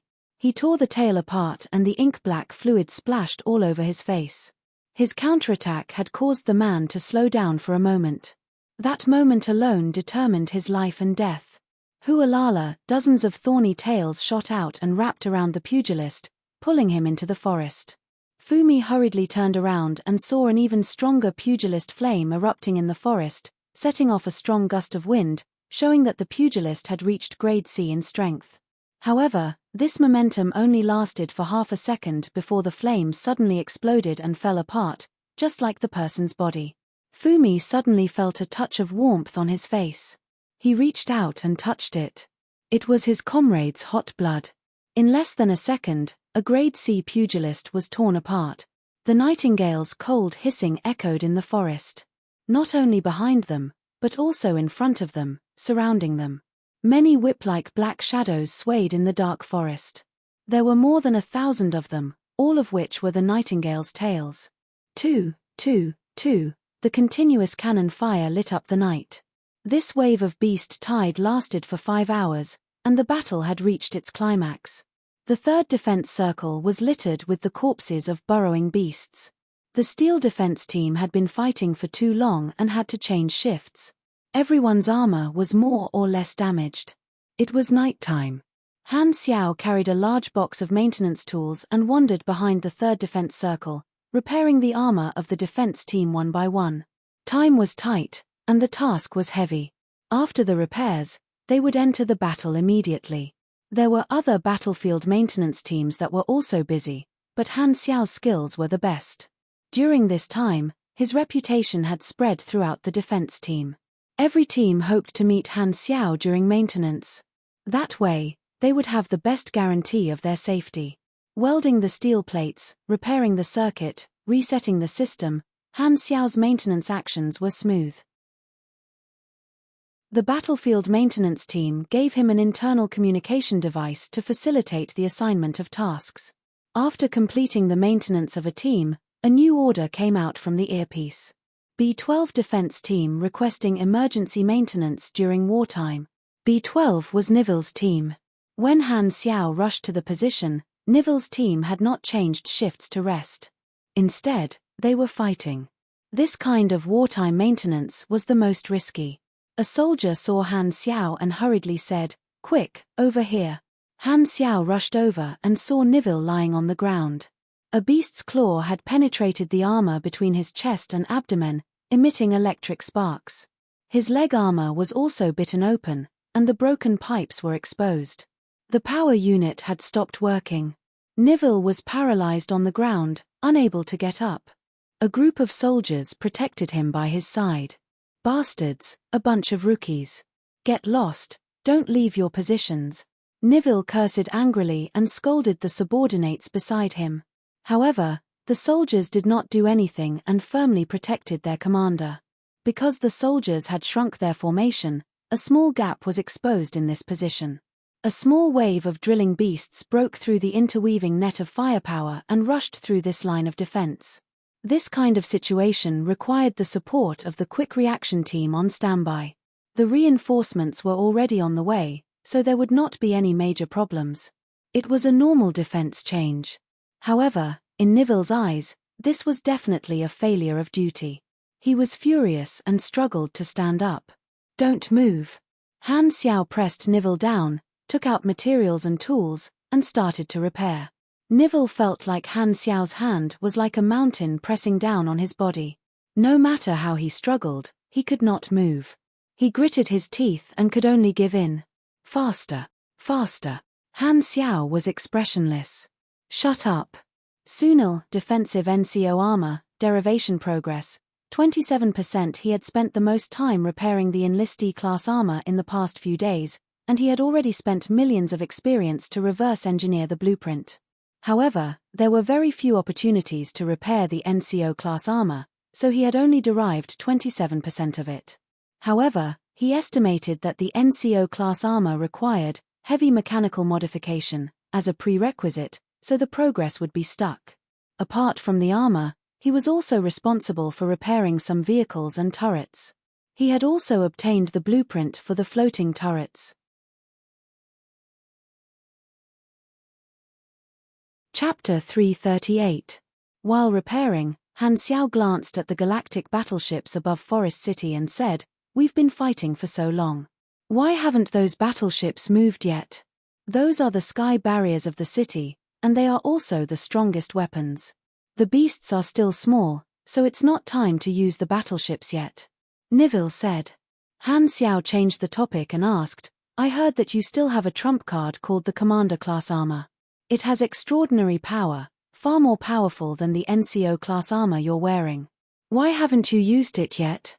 The Commander Class Armor was a long time ago. When the mother planet was attacked, the manufacturing technology was lost. Now, there are only 4 damaged Commander Class armors left in the warehouse. The damage rate is 70%, and there's no way to restore the technology. Nivil sighed and said, "Although the Commander Class armor can be used by ordinary people, only supers can unleash its strongest power. When our mother planet was attacked, we sent out all the Commander Class armors to fight back. They were damaged one after another, and the users died one after another. If not for their sacrifice, less than half of the population would have survived.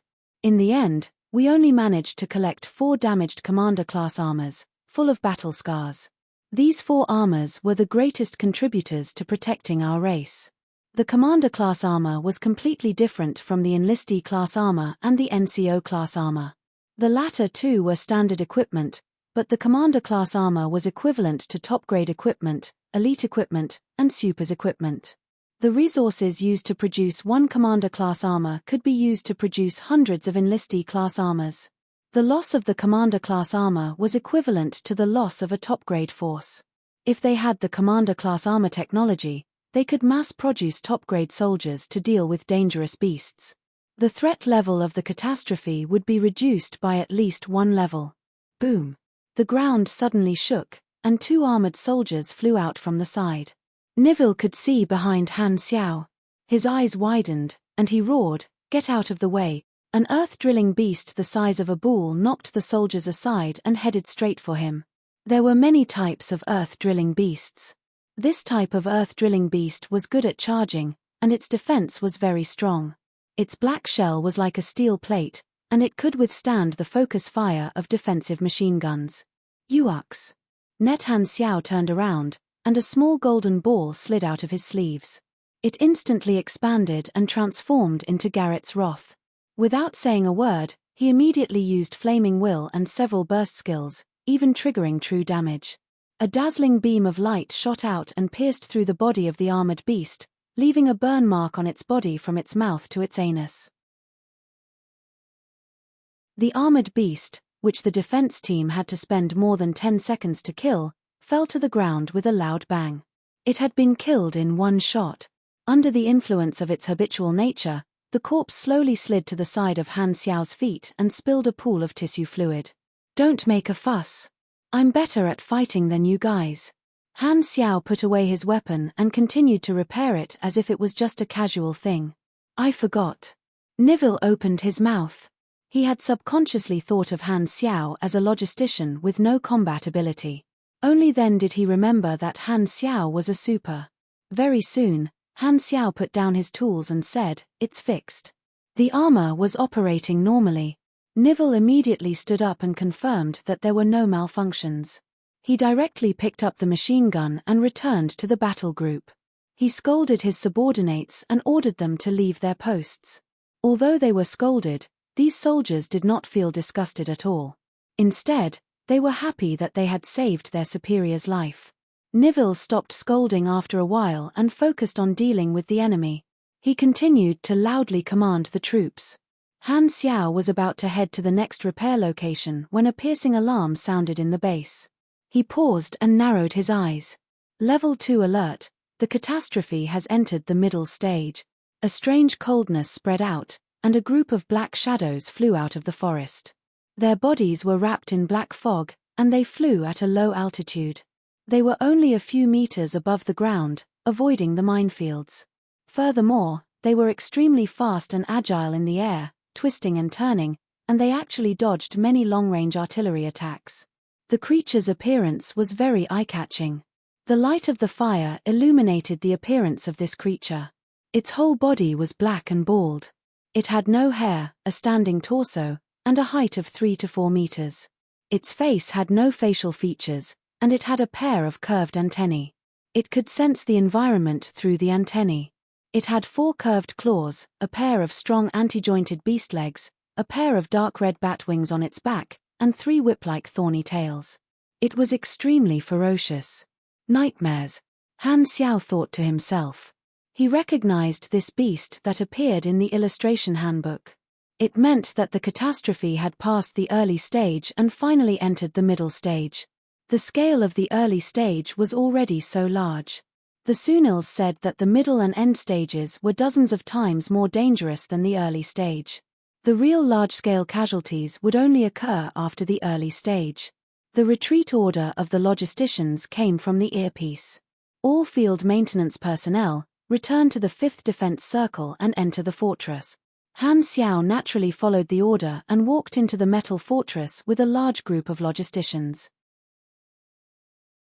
The doors and windows were all locked, and there were no exits. This was a protective measure. They could only see the battle outside from the windows. All of a sudden, the defensive circles activated their powerful high beams. Countless beams of light shot up into the sky, and the night was suddenly as bright as day. The approaching nightingale let out a shrill cry. It was flying well, but when the strong light swept over, it swayed like a drunkard and knocked into other nightingales. It rolled and fell to the ground. Many nightingales fell into the minefield and were blasted into pieces. The antennae of the nightmares were very sensitive to light. They only moved in the dark, and once they came into contact with strong light, they would be like human eyes that were stained with wind oil. The Sunils had come up with all kinds of measures to deal with dangerous beasts. In the middle stage of the catastrophe, it was no longer as simple as shooting cannons. Instead, according to the types of beasts in the beast tide, they used all kinds of measures to deal with the beasts.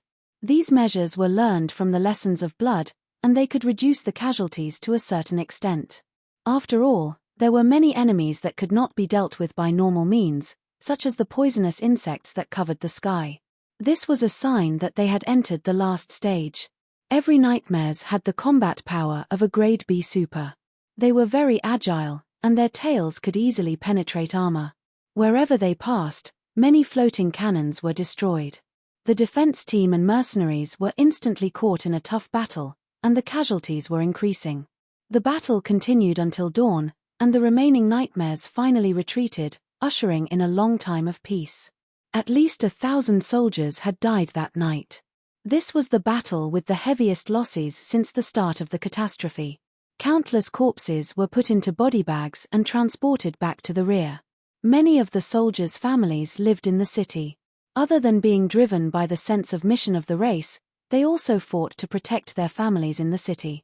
Their corpses would be claimed by their families, and from time to time, loud cries could be heard in the corpse identification area. Their comrades who were still alive the day before had become incomplete corpses after one night. The atmosphere in the base was extremely gloomy. The soldiers who had gone through a night of intense battle were extremely tired, and their brains were numb. They could not take off their armor because of the emergency battle, so they sat on the ground in groups of 2 or 3, staring in a certain direction. Their eyes were not focused, and they just stood there in a daze. Only the scene of their loved ones being separated by life and death could make these soldiers' eyes ripple slightly. Many of them thought that they might also be stuffed into a body bag one day. When they thought of the heartbroken expressions of their loved ones, they could not help but feel dejected and sorrowful. Affected by such an atmosphere, Even the rude mercenaries did not dare to be rash. They remained silent and quietly organized their equipment. This scene made Han Xiao think of Blue Star. No matter where in the galaxy, the pain brought by war was the same. Suddenly, there was a commotion nearby.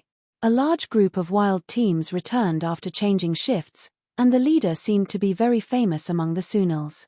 Wherever he passed, many soldiers looked at him, and some even stood up to salute him.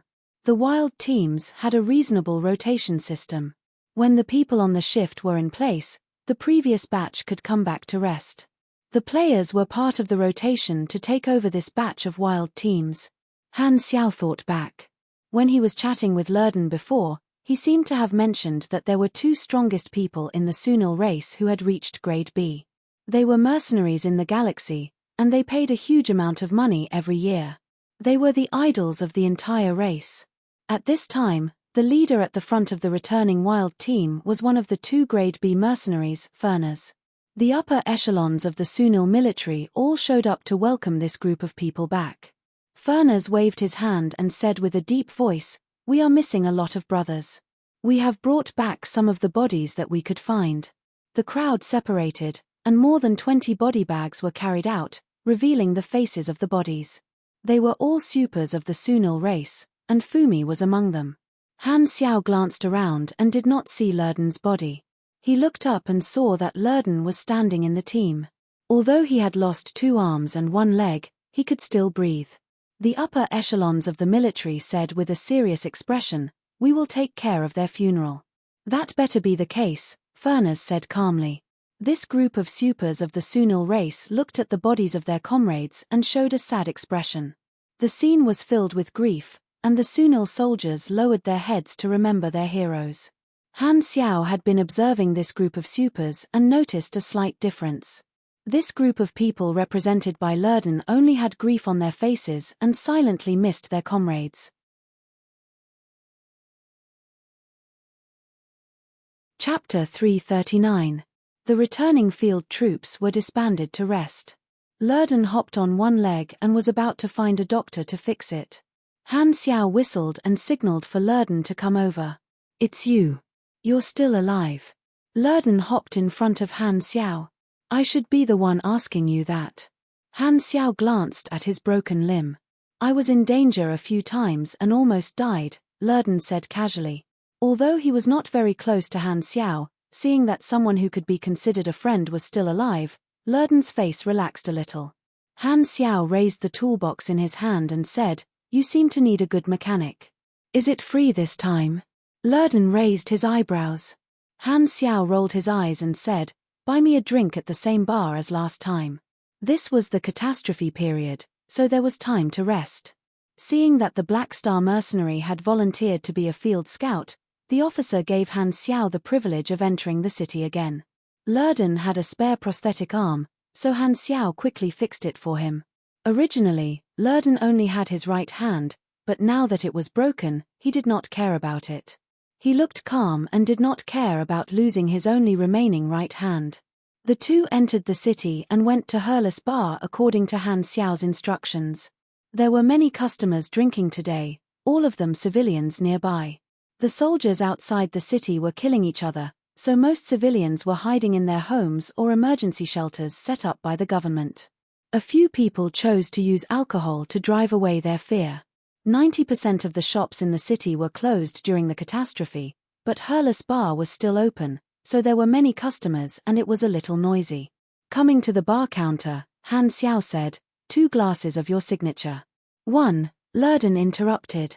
Hurless looked up drunkenly and saw Han Xiao's face clearly. His expression changed.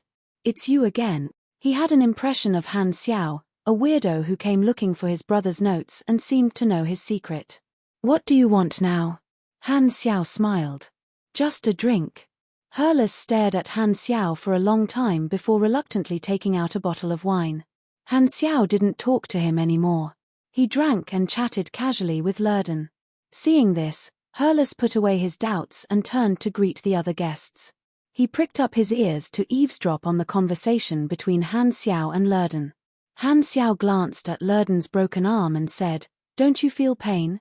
Lurden shook his head. When I was in the biomass gear, I asked the doctor to cut off my sensory nerves. Injuries won't affect my combat ability. You are a metahuman. Biomass gear will weaken your abilities. Why did you go for it? Lurden pursed his lips and said calmly, so be it. You can live longer this way. Dead people are useless. You chose to wear biomass gear in order to live longer, and you even took the initiative to carry out the most dangerous field combat missions. You really do love your race deeply. Han Xiao raised his eyebrows and said, no one is born to be a hero. You Sunil Supers seem to be too selfless. You must have your own reasons. Why don't you tell me? I'm quite curious. Lurden was silent. There was reminiscence in his eyes, and there was some fluctuation in his tone, as if he couldn't calm down when he thought about the past. He slowly said, just like all the other Sunils, I used to have a perfect family. My father was strict, my mother was kind, and I had 2 sisters. When Darkstar attacked, I was still a child. Even now, I still remember the laser cannons falling from the sky, thick like a waterfall. The most magnificent building in the city center turned into ashes instantly. We joined the fleeing crowd, and the military soldiers protected us. They knew that they would die if they stayed behind, but they still prioritized escorting us out. Unfortunately, my family didn't make it to Ghidorah's rescue ship. They died on the way. A laser turned my parents into ashes. I was just a child who broke down in fear. All I knew was to cry, follow the refugees, and move forward numbly. Every day, the military would give very little food to the refugees. I was so hungry that I couldn't control myself at all. After I received the food, I would secretly hide most of it and only give a small amount to my sisters. At that time, I only wanted to live, and I didn't know how to think about anything else. Then, my 2 sisters starved to death. Lurden paused and said in a low voice, I still remember the look on their faces when they died. Their bony hands grabbed my clothes, and they stared at me as if they were saying that they were hungry, but they didn't have the strength to speak. Those 2 pairs of desperate eyes were engraved in my eyes. My mind went blank, and a few seconds felt like a century. When their hands fell off, I finally dared to breathe.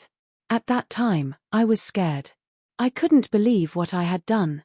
If I had given the food to my sisters, even if I was a little hungry, we could have survived. But I didn't know anything at that time.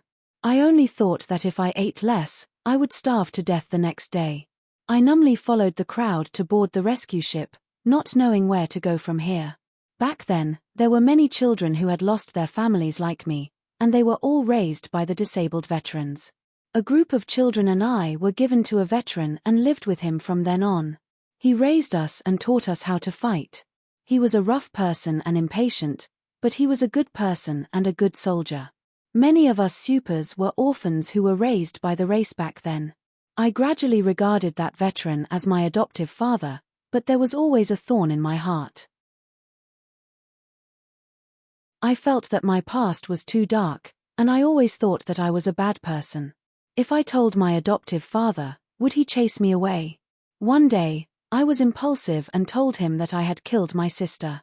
He scolded me, not because of my selfishness, but because I should have saved the time to train instead of reminiscing about the past. He said that the race was now on the verge of destruction, and there was no time to be tied down by the past. Even if I was an unforgivable thug, as long as I picked up a gun to protect the race, I only had one identity, a warrior. No one cared about my past, they only cared about what I could do. Han Xiao touched his chin. What about that veteran? The first time the catastrophe came, the disabled soldier could have been protected, but he volunteered to go to the battlefield. Then he died. I later found out that he belonged to the group that protected us refugees, and I used to receive food from him. Then, I became a mercenary. Lurden shook his head. The race has done me a great favor, so now, I will contribute as much as I can. So, your contribution is mainly to repay the favor. Han Xiao turned around and glanced at Hurlus, who was eavesdropping.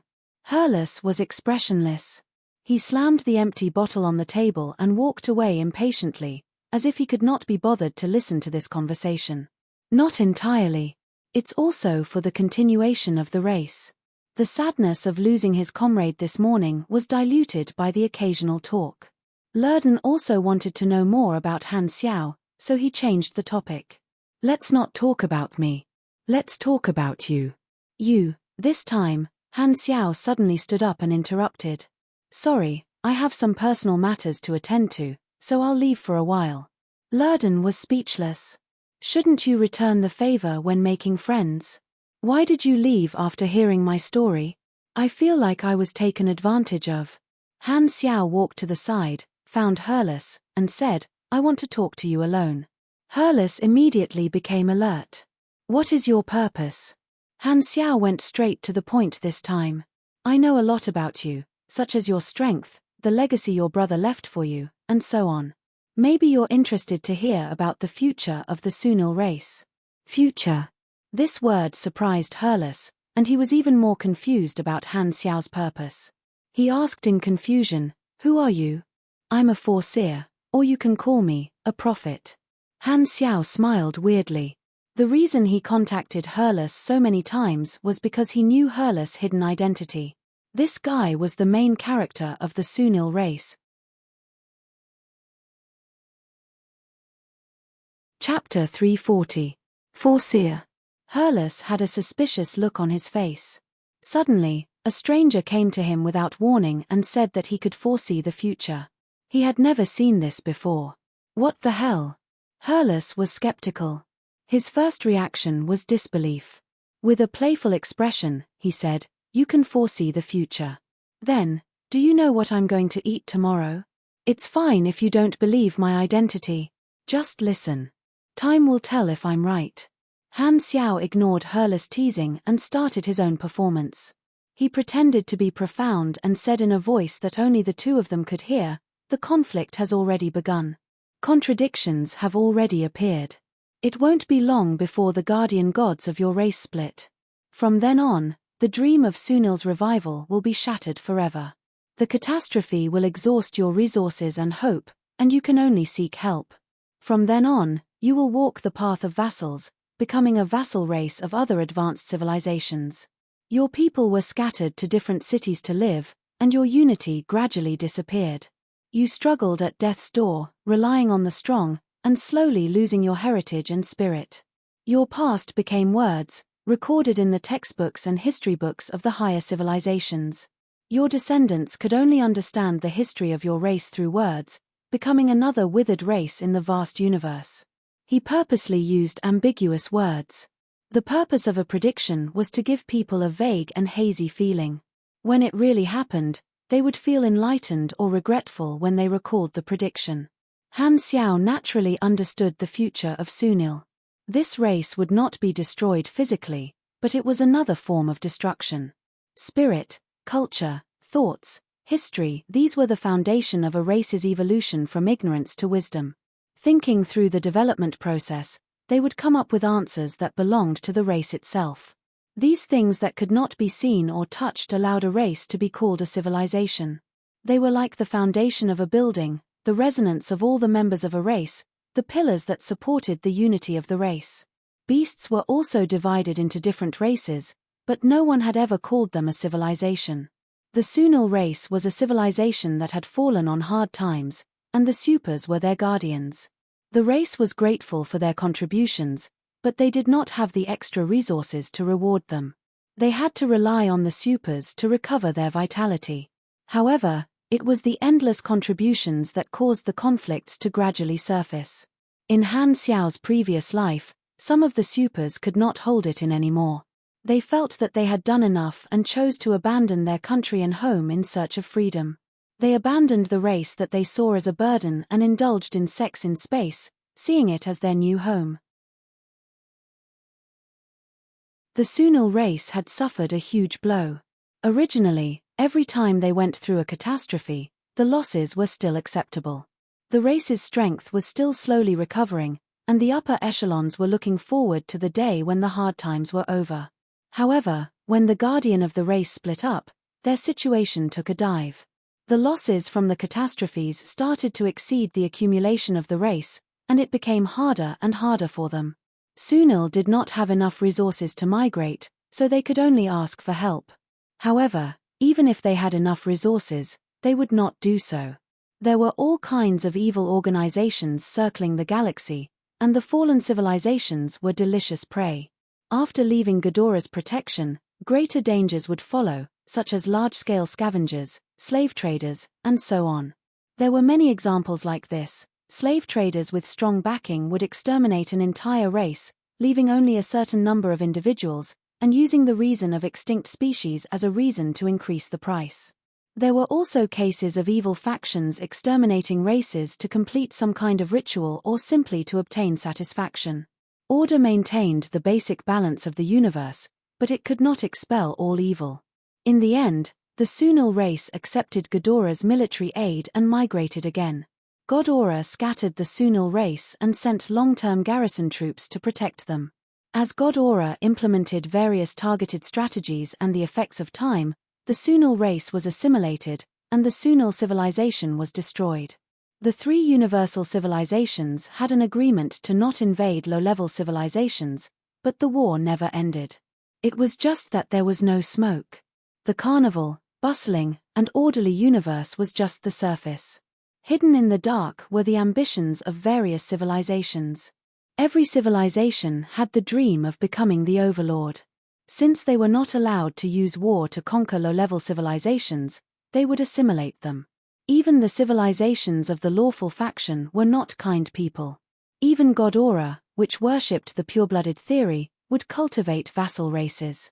The rise and fall of your civilization was your own business. You wanted to continue your race, but others did not care and would take the opportunity to take advantage of you. Every day, a race or civilization would be destroyed in some corner of the universe. So what if you were one more? At most, they would send someone to record the history of the race, and it would become a topic of conversation or a dispensable record. Some galactic shows liked to report on the plight of civilizations, and the selling point was to make the audience resonate and sympathize with them. However, expecting people to put their sympathy into action was a very slim hope. Individuals had emotions and would sometimes make emotional decisions, but when it came to a civilization and a race, only benefits were eternal. In the end, the Sunil race was just one of the thousands of normal civilizations and did not have the right to be treated specially. Furthermore, this was the shattered star ring, the edge of the visible universe.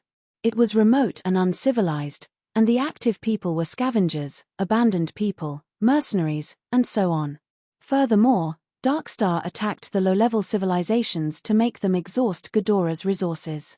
If a civilization in distress could leave Ghidorah and become independent and recover their strength, Darkstar would not sit still and watch a Ghidorah ally be born. Han Xiao told Herlus all this in vague terms, letting him understand that the future of the Sunil race was bleak. Why are you telling me something like this? Do you think I'm interested? Herlus casually raised his head and drank a mouthful of wine. He looked like a drunkard who did not care if the world ended tomorrow. He could drink today and get drunk tomorrow. Because I saw your ending. A lot of things can be avoided. Han Xiao smiled. Herlus put down the wine glass and curiously asked, "What's my ending?" Although he did not believe that Han Xiao was a prophet, most people would be curious about their own future. Han Xiao had made a lot of sense just now, so Herlus really wanted to know how this guy would predict his fate. Han Xiao stopped, smiled, and said, "When you believe that I'm a prophet, I'll tell you. I already believe it." Herlus quickly changed his words. "If you really believe it, I welcome you to come find me in the future." Han Xiao smiled. Shamelessness did not work on him. Herlus was the main character of the Sunil race's storyline. According to this person's experience, Han Xiao felt that there was a chance that he could abduct this main character. Herlus was still a drunkard who wanted to escape from reality, so he could not afford to be the main character of the storyline. His part had not started yet. Han Technician had purposely done this to target the changes in Herlus' future and leave a deep impression. Han Xiao could not only have himself as the only NPC in his faction. He had to expand the number of officers, and Herlus was the first target. At this time, an argument suddenly sounded in the corner of the bar. One of them had a big belly and was obviously drunk. He had a conflict with the drinking buddy next to him. They seemed to be talking about the survival of the race and had different opinions.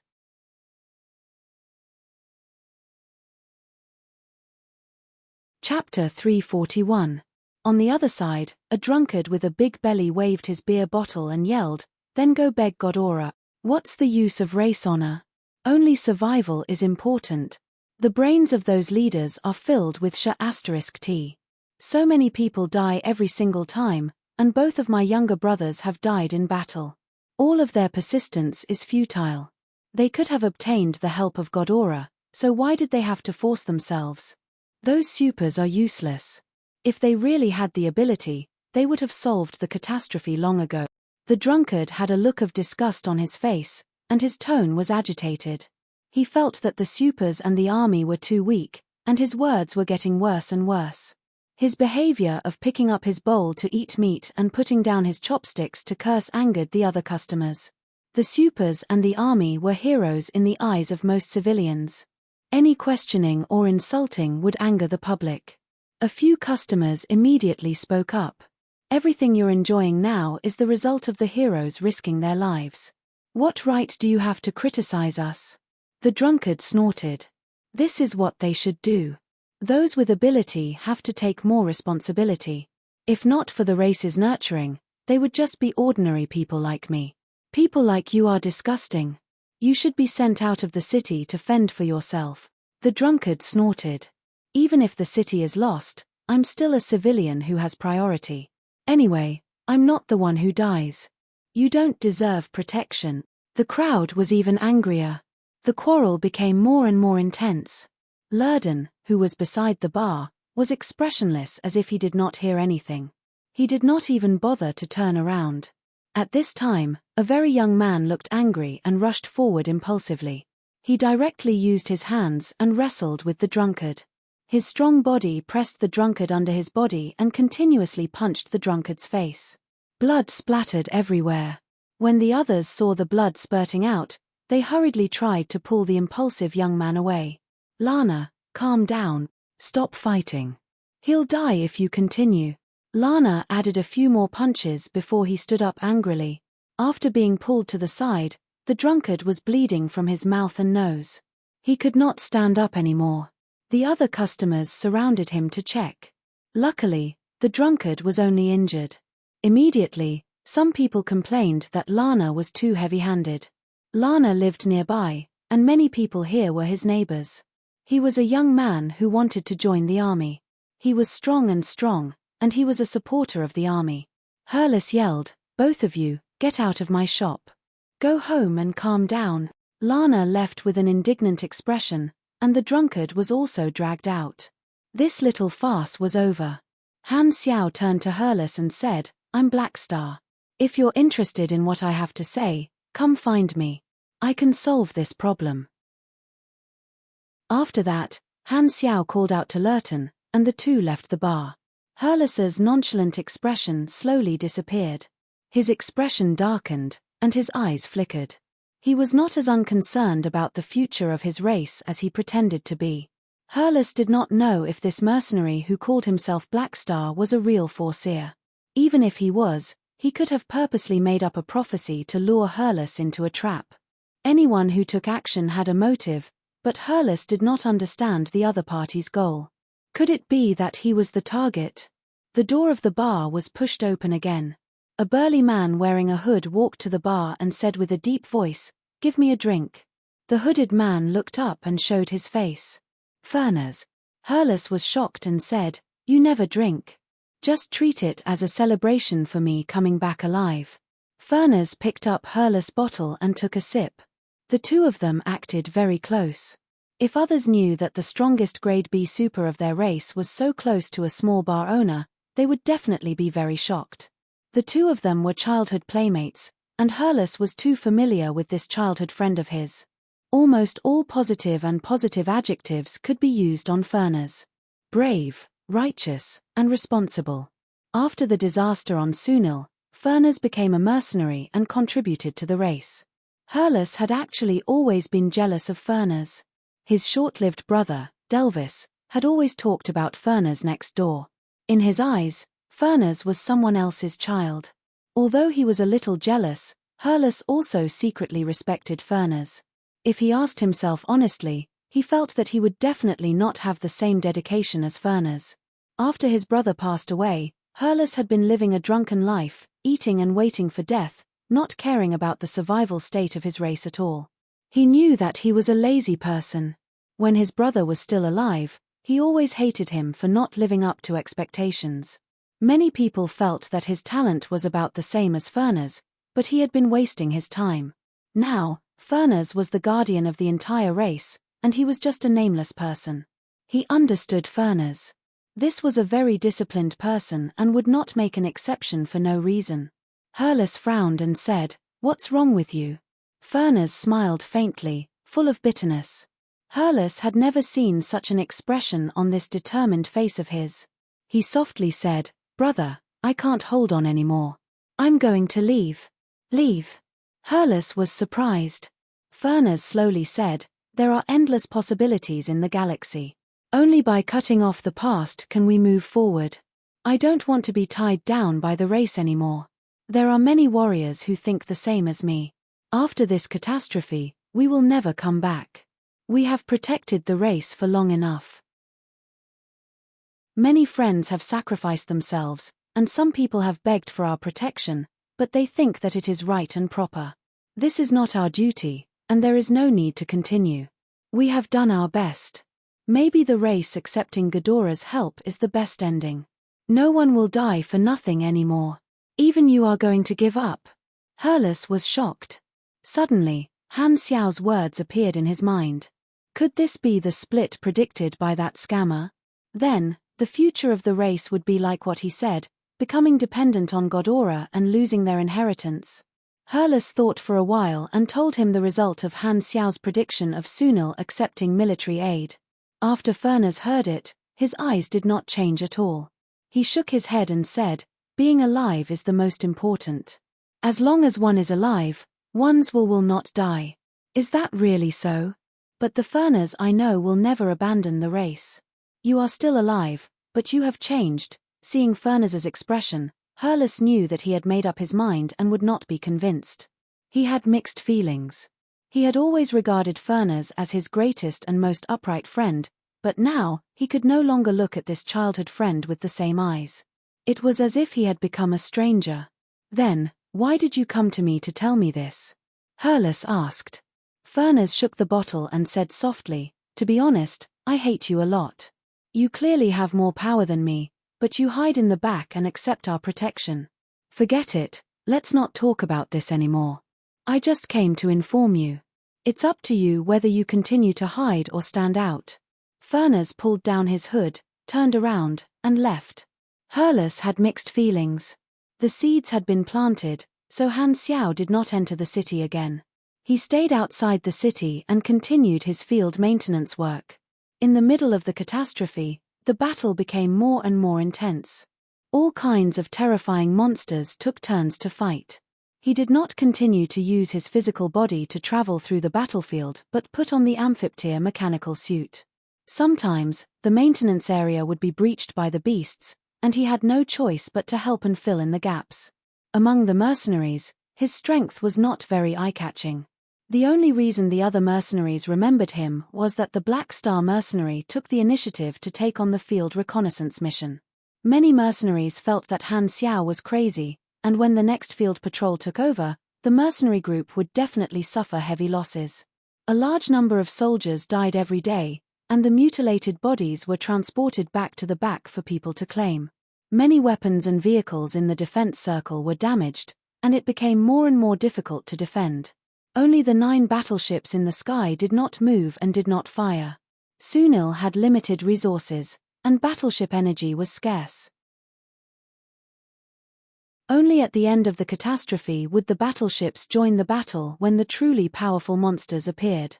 Furthermore, the interstellar battleships built by Sunil could only fly around the surface of the planet for 3 to 4 days at most before their energy dropped to the warning line. Other than guarding the sky, the main purpose of the 9 battleships was to ensure that the civilians could be transported away when the situation was critical, giving up on the main city and escaping. 7 or 8 days later, the city entered a strange safe period. The alarm that represented the end of the catastrophe sounded again. This time, everyone was given a breathing mask. Not only the logisticians, even some supers entered the facilities to take refuge. Buzz. Buzz.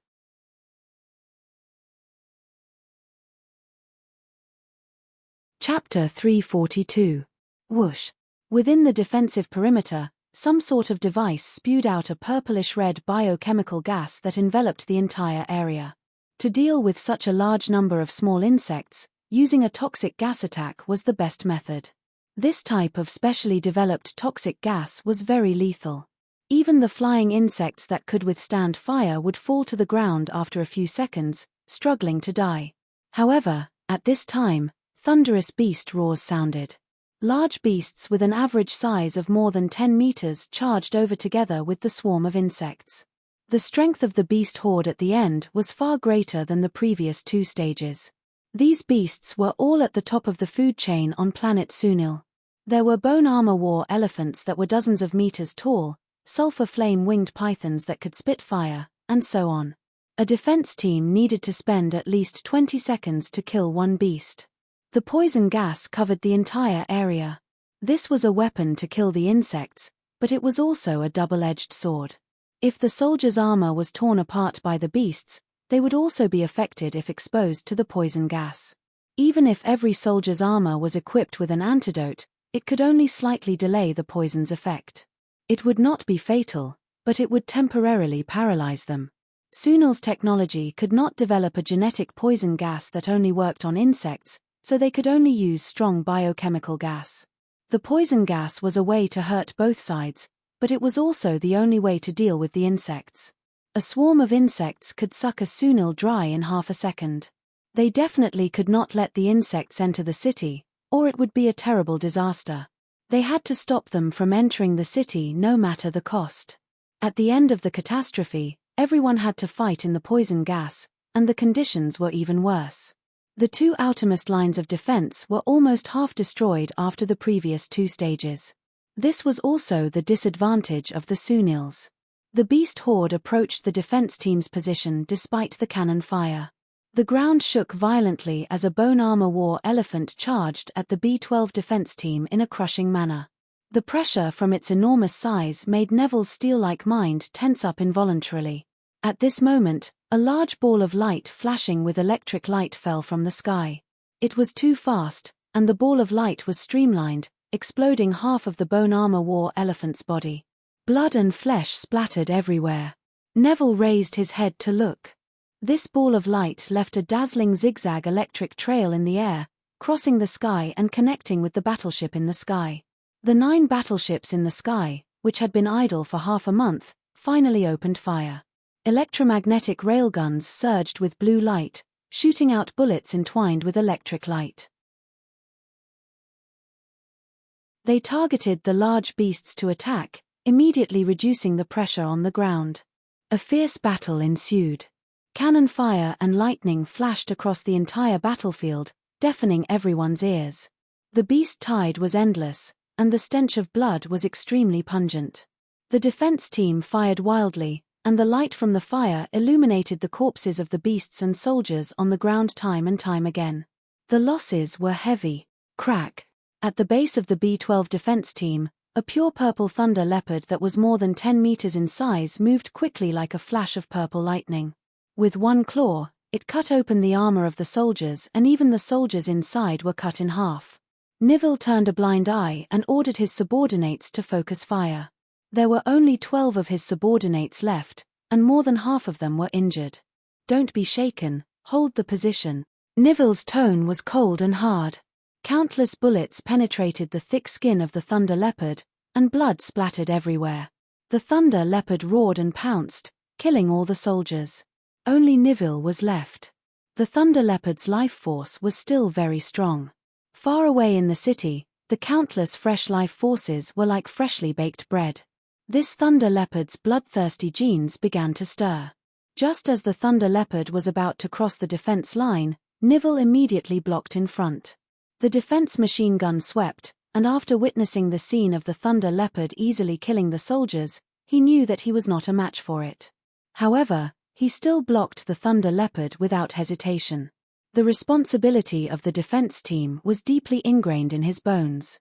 He would not allow any beast to cross the defense line that he was in charge of. As long as there were no orders from above, he would not retreat. The thunder leopard roared and pounced fiercely. Nivell controlled the NCO class armor to fight with it.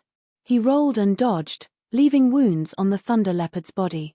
He slid past the thunder leopard's abdomen and dodged a claw attack. Just as he was about to get up, he suddenly felt a sharp pain in his left arm. The thunder leopard had turned its head at a strange angle and bit through his arm armor. The poisonous gas poured in through the hole, and Nivell felt a piercing pain on his skin. It quickly turned into the numbness of being poisoned. He immediately held his breath and injected an antidote into his waist. A burning sensation flowed through his body. After injecting the antidote, the effect time has been extended to about 2 minutes. If I hold my breath, I should be able to hold on for another 10 seconds. I have to kill this beast during this time. Nivell's expression was cold. Even if he was poisoned, blocking the enemy was his top priority. He had already disregarded life and death. One man and one beast fought fiercely. Nivell abandoned the heavy defense machine gun and used the wrist saw and the armor's guns and rockets to fight. After dozens of seconds of fierce fighting, both sides were covered in wounds. Nivell began to feel his body stiffen and his head become dizzy. The double effects of excessive blood loss and poisoning began to take effect. Nivell suddenly stood still and did not move. The thunder leopard pounced over, but he did not dodge at all. He allowed himself to be pinned under the thunder leopard's body. Its claws pierced through his chest and abdomen. Puff! Blood flowed out from his mouth. Nivell endured the pain and stabbed one hand into the thunder leopard's neck. He used his other hand to firmly hang on to the thunder leopard's body. He used his other hand to stab into the thunder leopard's mouth and fired wildly.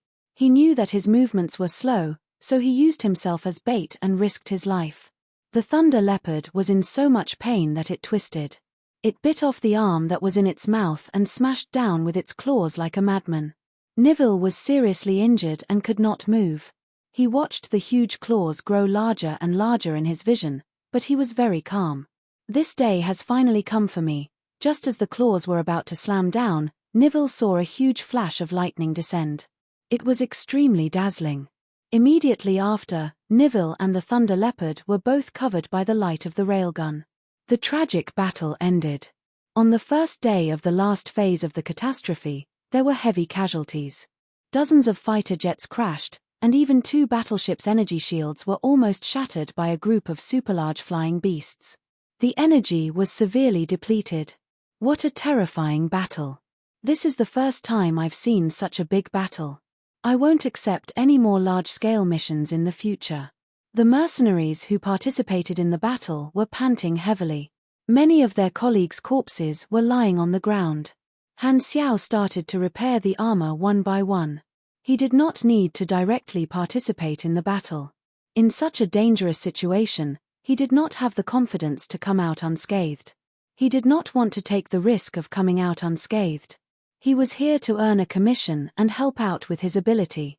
He would not risk his life for other forces just for a little bit of money. During this rare empty period, another batch of wild troops returned. All the players were back, and everyone looked very relaxed. It was as if they were not on a dangerous mission but on a field trip. Moving around in a dangerous area was not a psychological burden to the players at all. After all, they would revive. Although there was a limit to the number of times they could revive, this group of people were mostly professional players, so they naturally knew how to control the number of times they died. Now that they were all at the max level, losing a little experience was nothing. After all, they could make up for it with the mission rewards. Furthermore, earning universal currency was more useful. On this side, Black Star's group gathered, and the surrounding mercenaries immediately noticed them. After sizing them up, shock appeared on their faces. Those people don't seem to be missing. What, all of them are alive?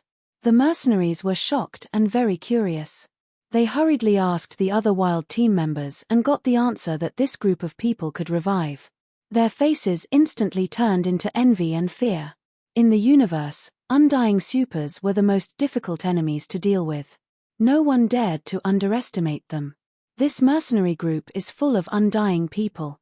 Incredible. This group of mercenaries all remembered the name of the Black Star Mercenary Group. A mercenary group whose members could not die, in their professional eyes, would become extremely popular in no time. The name of the Black Star Mercenary was reported to the upper echelons of the military, and the upper echelons took it very seriously. Undying scouts were the most suitable for reconnaissance, and they could greatly reduce the losses of the wild troops. For this reason, the military general personally looked for Han Xiao. His attitude was very sincere, and his attitude was very humble. It was completely different from the attitude he had when interacting with the other mercenaries. The military expressed that they hoped that the Black Star Mercenary would not take shifts and rest, and that they would once again participate in the wild reconnaissance, saying that the Sunils needed them. Most importantly, of course, they promised to increase the reward. Such useful helpers naturally deserved better treatment. The military took the initiative to increase the reward because they were afraid that the Black Star Mercenary would reject it.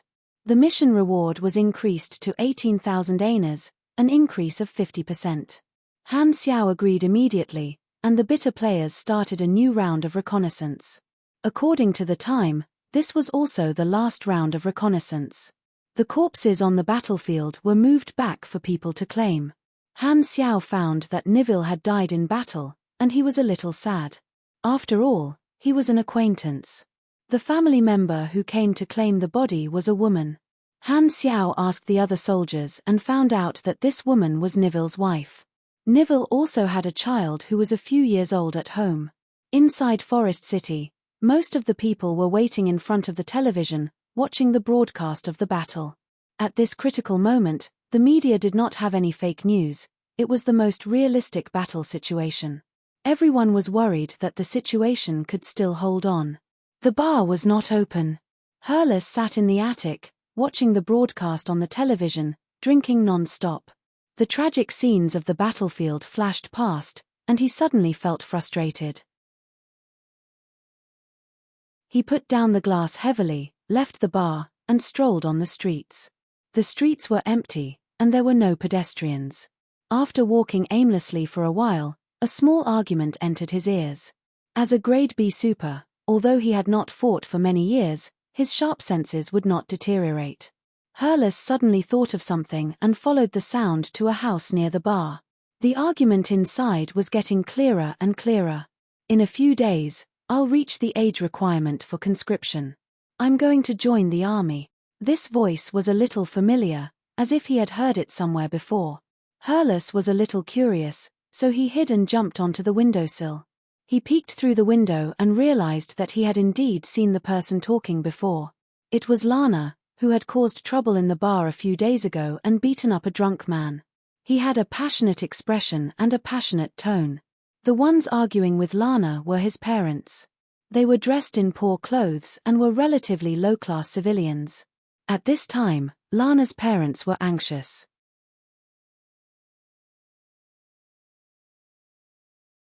Chapter 343. The Sunil race strongly promoted the culture of supers and the army. The concept of contribution had to be grasped from a young age. Lana had dreamed of joining the army since he was young and becoming a glorious soldier that protected the race, so he had been training hard. His neighbor happened to be a veteran, so Lana and the children around often went to ask the veteran to train them. They counted the days with their fingers, hoping that they would be old enough to join the army. The catastrophes happened once every few years, and the time between was to collect resources, build more weapons, and train a new batch of soldiers. The Sunil race usually started to recruit soldiers after the catastrophes. Although the population of Darkstar decreased by 90% after the catastrophes, it was still crowded in a big city. There were two ways to recruit soldiers. One was to join the army voluntarily, which was needless to say, and the other was compulsory recruitment. The targets were prisoners and families with many children. Furthermore, all the young people of the right age had to be forced to serve for a period of time and undergo basic soldier training. When the time came, these people could be temporarily recruited as soldiers. Of course, Lana's wish was not just to serve the army. He wanted to apply to join the army and become an official soldier, but his parents strongly rejected him. How can you say something like that? Protecting the race is glorious. Countless people have sacrificed for it. I'm also willing to sacrifice my life. This is the glory. Lana's eyes widened. Lana's parents tried to persuade him. You're still young. There are many things you don't understand. So many people join the army every year. It won't be a big deal if you're not there. No, this is shameful. My dream is to protect the race. Lana's tone was passionate.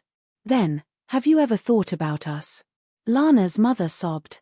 You used to go to Mr. Neville next door for training, but he died in battle yesterday.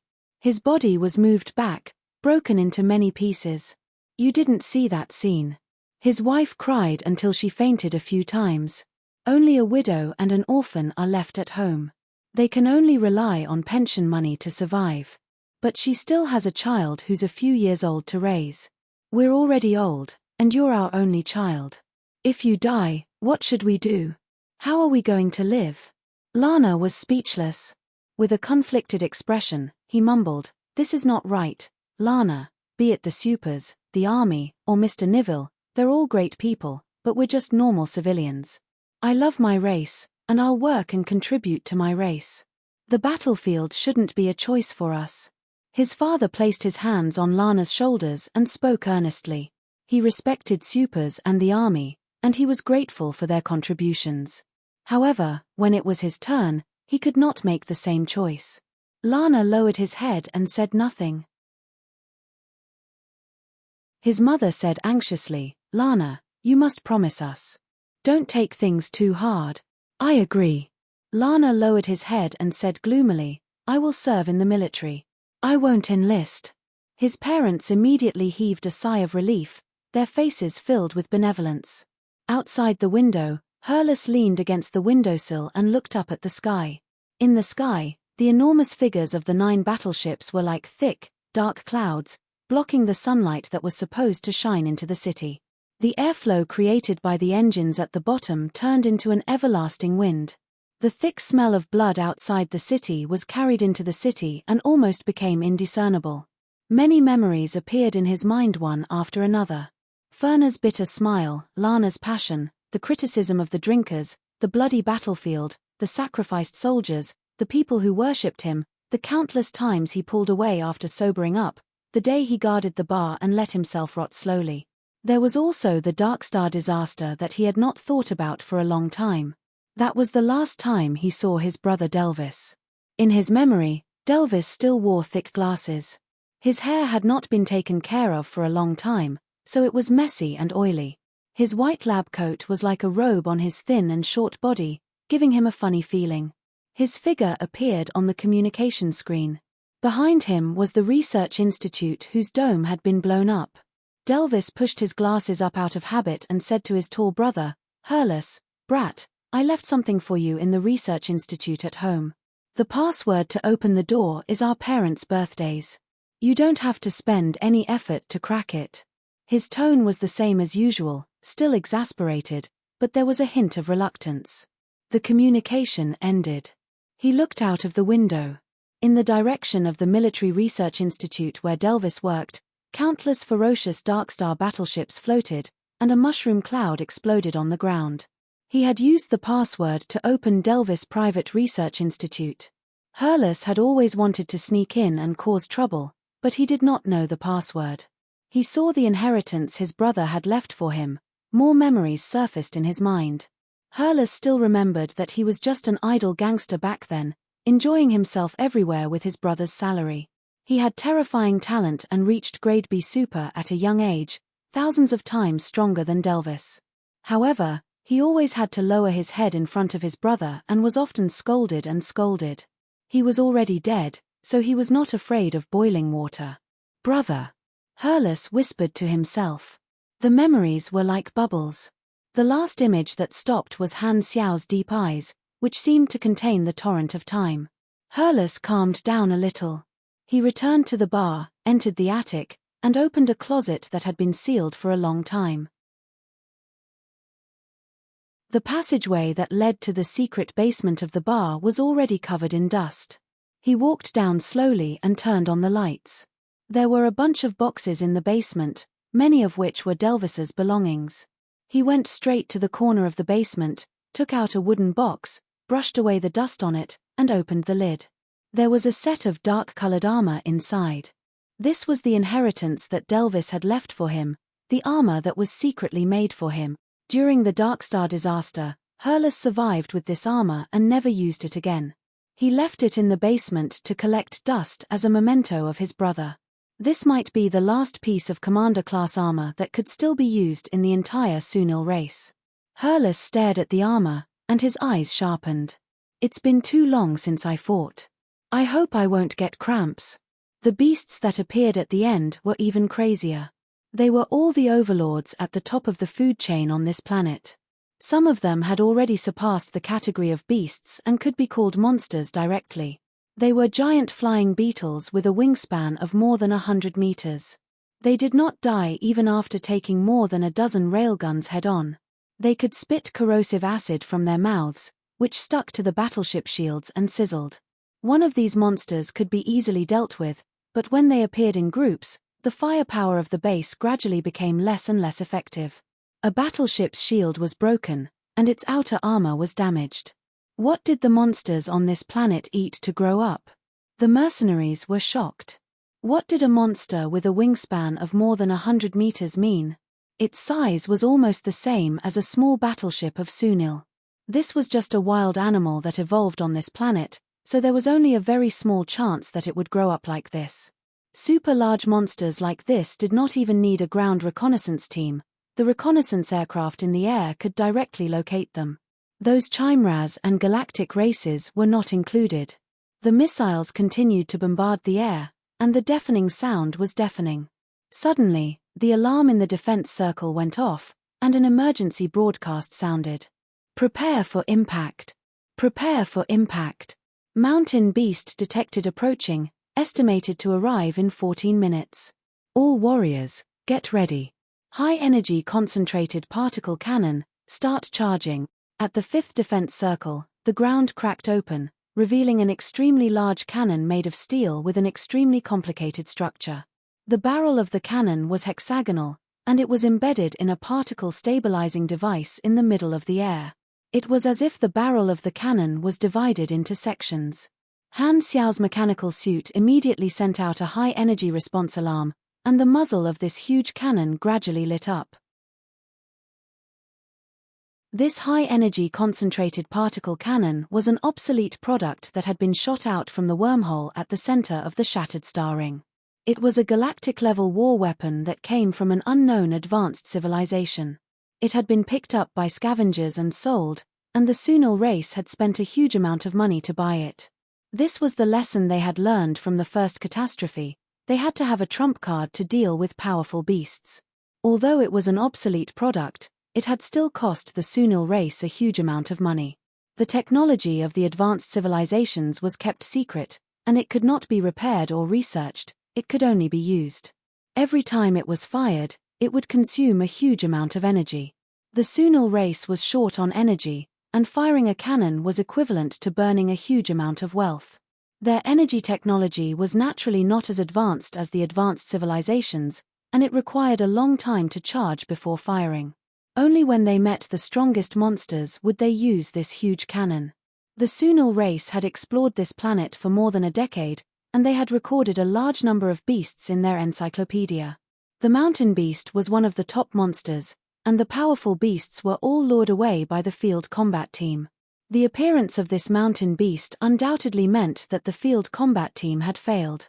Han Xiao exclaimed in surprise and casually shot a thunder leopard that was close to him. He turned around to look at the high-energy concentrated particle cannon and felt like he was about to drool. This feeling of having butterflies in my stomach. Han Technician opened his eyes wide.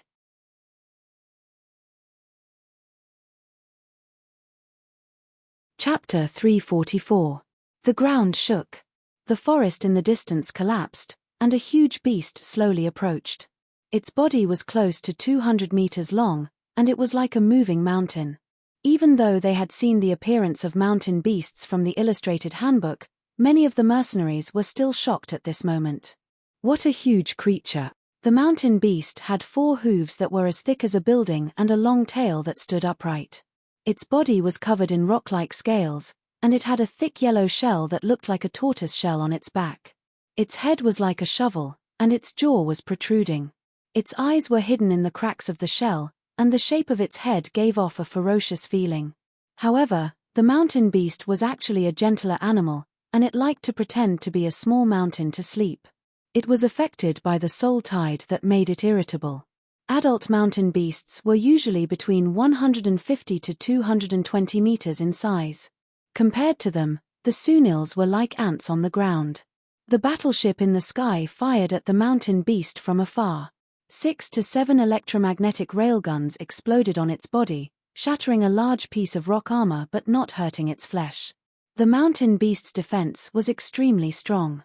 These few railguns angered it, and it let out a low roar like a cow. Its long tail stabbed into the ground with a bang, rolling up a large clump of soil mixed with trees. Its tail quickly tightened, and the clump of soil became much denser. Then, it swung its tail violently, and the clump of soil shot out like a cannonball. It contained the strength of a mountain beast, and its kinetic energy was extremely terrifying. Han Xiao could not even see the full appearance of the flying clump of soil, he could only see a fleeting shadow. Bang! The battleship's shield flickered, and the clump of soil exploded on it. With it as the center, chaotic electric current spread throughout the shield, and cracks quickly spread. This attack almost broke through the shield's defense. The battleship urgently increased its energy output, and the shield returned to its original state. The attack did not work, so the mountain beast roared and rolled up another clump of soil. It could still use hundreds or thousands of attacks like this, but the battleship's energy was limited. High-energy concentrated particle cannon charged. Target has entered shooting range. Countdown. 5, 4, 3, 2, 1. Fire. A dazzling milky white beam of light shot out. It was at least 4 meters in diameter and crossed a few thousand meters in the blink of an eye. It easily penetrated the mountain beast's shell and shot into its abdomen, causing a chain explosion inside its body. Boom! The sound of the explosion was like an earthquake. A thick and solid beast's hoof was blasted away, and the front half of the mountain beast's body was blasted open. Blood flowed like a waterfall from the wound, and a miserable howl shook the heavens as it fell to the ground. The high-energy concentrated particle cannon was a weapon used by the battleships of a super-high civilization. Being able to heavily injure a 100-meter-long giant beast with just one shot was the trump card of the Sunil race. This scene energized the soldiers. They suppressed their fatigue and fought against the beasts. What a terrifying weapon! Han Xiao's eyes lit up as he suppressed the desire in his heart. This was a weapon that could only be grasped at a later stage, and with his current level of knowledge, he was unable to learn it. Only by continuing to grow would he have the opportunity to create such a powerful weapon. The particle cannon did not retract. Instead, it began to recharge. At this moment, the broadcast rang out once again. Not only was this mountain beast approaching, there were also 2 other powerful monsters approaching. Very soon, they appeared within their line of sight. One was a flying monster that looked like a dragon, a lava lizard. Its wingspan was 100 meters, and its scales were ferocious. This thing was much harder to deal with than the acid flying beetles of the same size. Not only was its shell tough, but it could also spit out lava. It lived in a volcanic environment. The other was a land creature, a king hunter. It looked like a tiger or a leopard, and its body was covered in armor-like scales. Its body was only about 30 meters long, but it was even more dangerous than the mountain beasts. It was agile, and its movements were as fast as lightning. Therefore, it was difficult to lock onto it, unlike the mountain beasts, which were easy targets. It could easily break through one line of defense after another, and its sharp claws could easily tear through metal. It was the biggest threat to the ground troops. The name King Hunter came from its dominance in the forest. It was the undisputed ruler of the forest on this planet. Every time it appeared, It meant that the Sunil race had to pay a heavy price to deal with it. The most dangerous time was when a king hunter almost broke through the defense circle and charged into the city. The situation took a turn for the worse. The lava lizard swooped down at high speed, and the king hunter ran as fast as lightning. There were strong enemies approaching from both the sky and the ground, and there was even an injured mountain beast that kept throwing rocks. The particle cannon slowly finished charging. It aimed at the lava lizard in the sky and fired, directly breaking one of the lava lizard's wings. This monster spun and landed on the ground with a loud thud. The enemies that could fly had to be dealt with first. The king hunters on the ground could only be delayed by manpower, waiting for the particle cannon to recharge. The army mobilized the troops in front of the king hunter. There were more than 1,000 people, but this number was not necessarily enough. Endless bullets rained down, but they were all deflected by the scales of the king hunter. Sparks flew everywhere. The king hunter was getting faster and faster, and no attack could stop its momentum. Everyone could foresee the outcome if it crashed into the steel defense line at this speed. A bloody path would be plowed through the defense team, and they would lose at least 2 teams. None of the soldiers wavered. They obeyed the orders without hesitation. Just as the 2 sides were about to collide, boom! Dust suddenly flew up, and the seemingly unstoppable king hunter beast actually stopped. It opened its bloody mouth wide and bit on a long grey metal cube that looked like a ruler. An armored warrior was holding onto the cube, and both sides were competing with each other in terms of strength. They were evenly matched. It was this armored warrior that blocked the king hunter, leaving only a majestic back view for all the soldiers. Everyone opened their eyes wide, wanting to see who this intruder was. However, he was wearing a helmet, so they could not see his face at all. This armor was a little shabby, like a tight suit with a few pieces of armor embedded in it. The color was dark. Seeing this, Han Xiao's lips curled up slightly.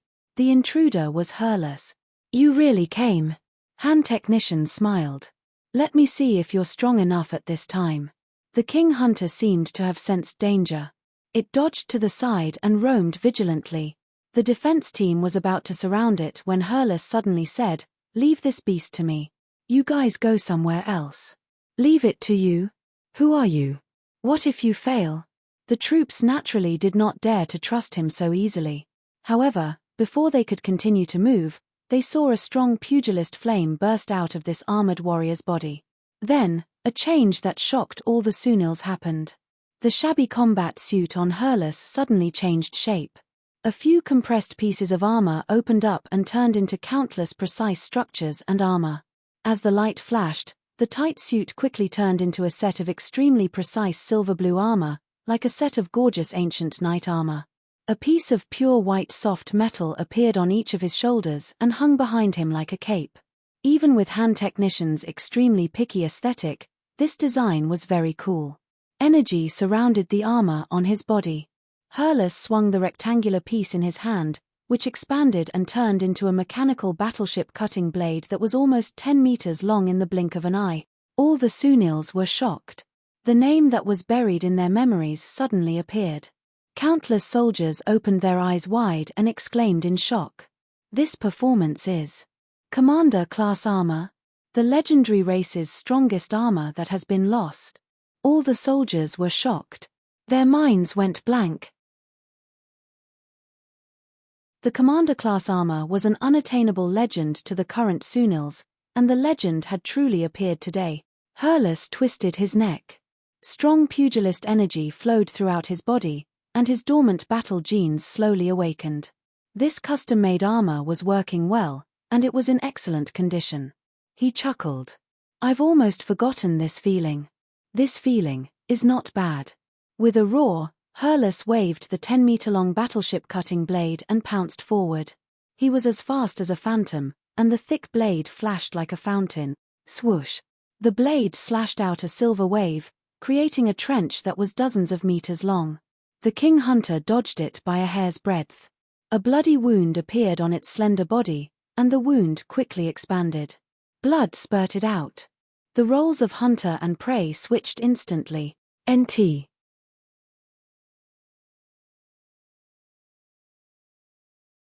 Chapter 345. Hurlus was a Grade B pugilist, and, Shattering Light, was a set of super equipment that was tailor-made for him, allowing him to unleash his pugilist strength to a greater extent. There were many devices hidden in the gaps of the armor that converted energy. The turbulent flames spewed out strong winds, and shockwaves spread out on the ground as he moved. Grade B pugilists started to reach the level of the Sun family, and it was easy for them to release shockwaves with their bare hands. Pugilists who had passed the early stages were basically human-shaped firecrackers, exploding wherever they went. Hurlus' combat power was not to be underestimated even in the shattered star ring. The commander-grade armor was top-notch equipment, and its level was completely different from that of the enlistee and NCO classes. Together with the battleship slicing blade that increased energy, Hurlus' combat power was shocking. The thick blade released shockwaves, and the ground was turned upside down.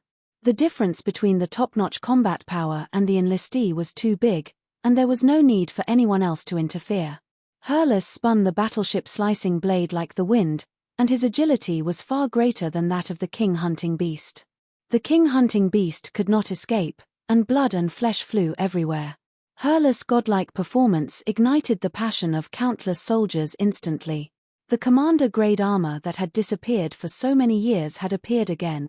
Who is this armor user? All kinds of questions appeared in the minds of the Sunils. The commander-class armor had a very special status in the Sunil race. Many people knew that this was the embodiment of the strongest individual combat power of the race. It was almost like a totem. Hurlus' appearance awakened the dormant memories of all the Sunils. All of a sudden, their morale skyrocketed. In gaming terms, all the Sunils received the All Attributes Increase buff. Han Xiao watched the show from the side and nodded. Hurlus was very strong, even far stronger than him. Hurlus has started to make his move, which means that the Sunils are starting to enter the storyline that I'm familiar with. Han Xiao thought. With his little butterfly wings, Hurlus' actions should deviate from the original storyline. It was just a matter of whether he had a chance to abduct him. The particle cannon fired twice, killing the heavily injured mountain beasts and lava lizards.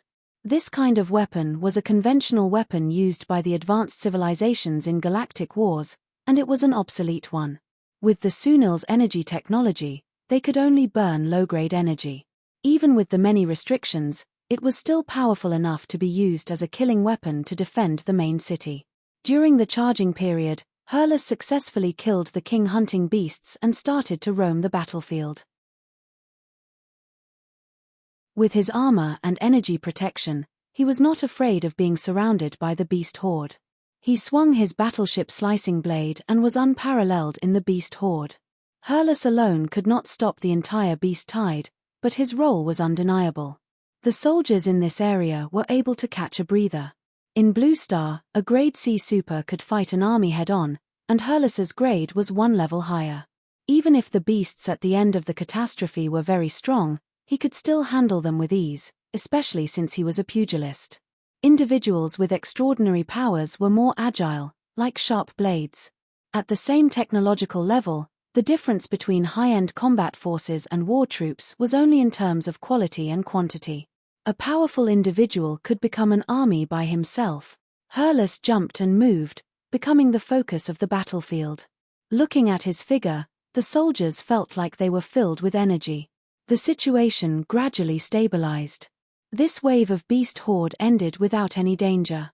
Just as the military was excitedly wanting to contact this mysterious person, Hurlus' body flashed, ran into the forest, and disappeared. It was obvious that he did not want to expose his identity. Hurlus was conflicted. Contacting the military meant that his peaceful life in the past would no longer exist. He would have to walk the same path as Furness and the others, becoming the guardian of the race. Although it was his choice whether to do so or not, Hurlus felt that he would definitely not be able to stay out of it by then. Furthermore, the upper echelons would definitely ask him to hand over the commander-class armor for the race to study. Hurlus saw it as Delphi's precious legacy, so he was conflicted. Although he stood out to protect the race, and the sense of responsibility that had been sleeping in him slowly woke up, a strong person would not change their personality overnight. In the last few days, Hurlus was conflicted about what to do while showing up to help. The military had been investigating his identity, but every time a battle ended, he would leave quickly and remain mysterious. A few days later, the whispers in everyone's mind suddenly disappeared, and the tide ended. The beast horde that was still attacking suddenly paused. Countless beasts woke up from their killing instincts, stopped running, looked around in confusion, and then scattered in all directions. The beast horde then disappeared. The catastrophe is finally gone. Han Xiao exhaled. The soldiers laid down exhausted, unable to move. Their bodies had reached their limits. The surviving warriors were too tired. The logistics team cleaned up the battlefield, dragged the sleeping soldiers out of the armor, and moved them to the infirmary one by one. The army was resting. Seeing the battle situation on the broadcast, countless people in the city cheered. Every time a catastrophe ended, it was like surviving a disaster. According to tradition, there would be a celebration a few days later to thank the army for their contributions and mourn the martyrs who had passed away. This kind of ritualistic celebration was good for building the cohesion of the race, relaxing the tense nerves, making people laugh, shed some tears, and get rid of some negative emotions. Once again, they would feel that there was still hope in life. However, this time was different. An hour after the catastrophe ended, Furna's face appeared on all the televisions in the streets. "My people, I'm Furna's. I believe many of you know me. I would like to make a statement. From today onwards, I represent 40% of the supers, the guardians you all call, to announce that we are leaving the Sunil race and will never return." Furna's said calmly. His words were very firm, indicating that they had done their best and were now going to pursue freedom, no longer working for the race. The Sunils felt like they had been hit by a freezing rain. The joy and enthusiasm of surviving the catastrophe were all frozen. They were all stunned. What's going on? Why so sudden? The upper echelons of the military were shocked. They did not know about this at all. Far away in the forest, Hurlus saw Furna's declaration through the built-in terminal of the armor. He could not believe it and mumbled, "Why didn't they leave quietly? This way, the people will." As soon as the declaration came out, the entire Sunil race was shocked. Their minds were in chaos and confusion. They did not know the reason, only that the guardian they had always relied on was going to abandon them. Why? Why? Therefore, no one was silent. Collapse, disillusionment, despair. Cries, screams, roars. This was the collapse of their beliefs. Even the minority who were dissatisfied with the supers felt endless panic when they saw this. The entire race was shocked. Furnas appeared with the supers who had decided to leave. They walked out, and the Sunil soldiers looked at them in disbelief, but they could not help but make a path for them. This time, another group of people, including Lurden, came up to them in shock and anger. The Sunil supers were divided into two groups. One group announced that they were leaving the race, and the other group was shocked and angry. The two sides stood far away, facing each other. The mercenaries who were waiting for the final payment all looked like they were waiting for a good show. Han Xiao leaned against a tank and looked at this scene from the side. He narrowed his eyes and thought to himself, "It's starting." He had only heard about the split of the Sunil supers from rumors, but this time, he could see the real thing with his own eyes. The two sides were called the Independence faction led by Furnas, and the Guardian faction that protected the race. "Why are you doing this?" A person from the Guardian faction was furious. Furnas glanced at him coldly and said, "I've already said it very clearly."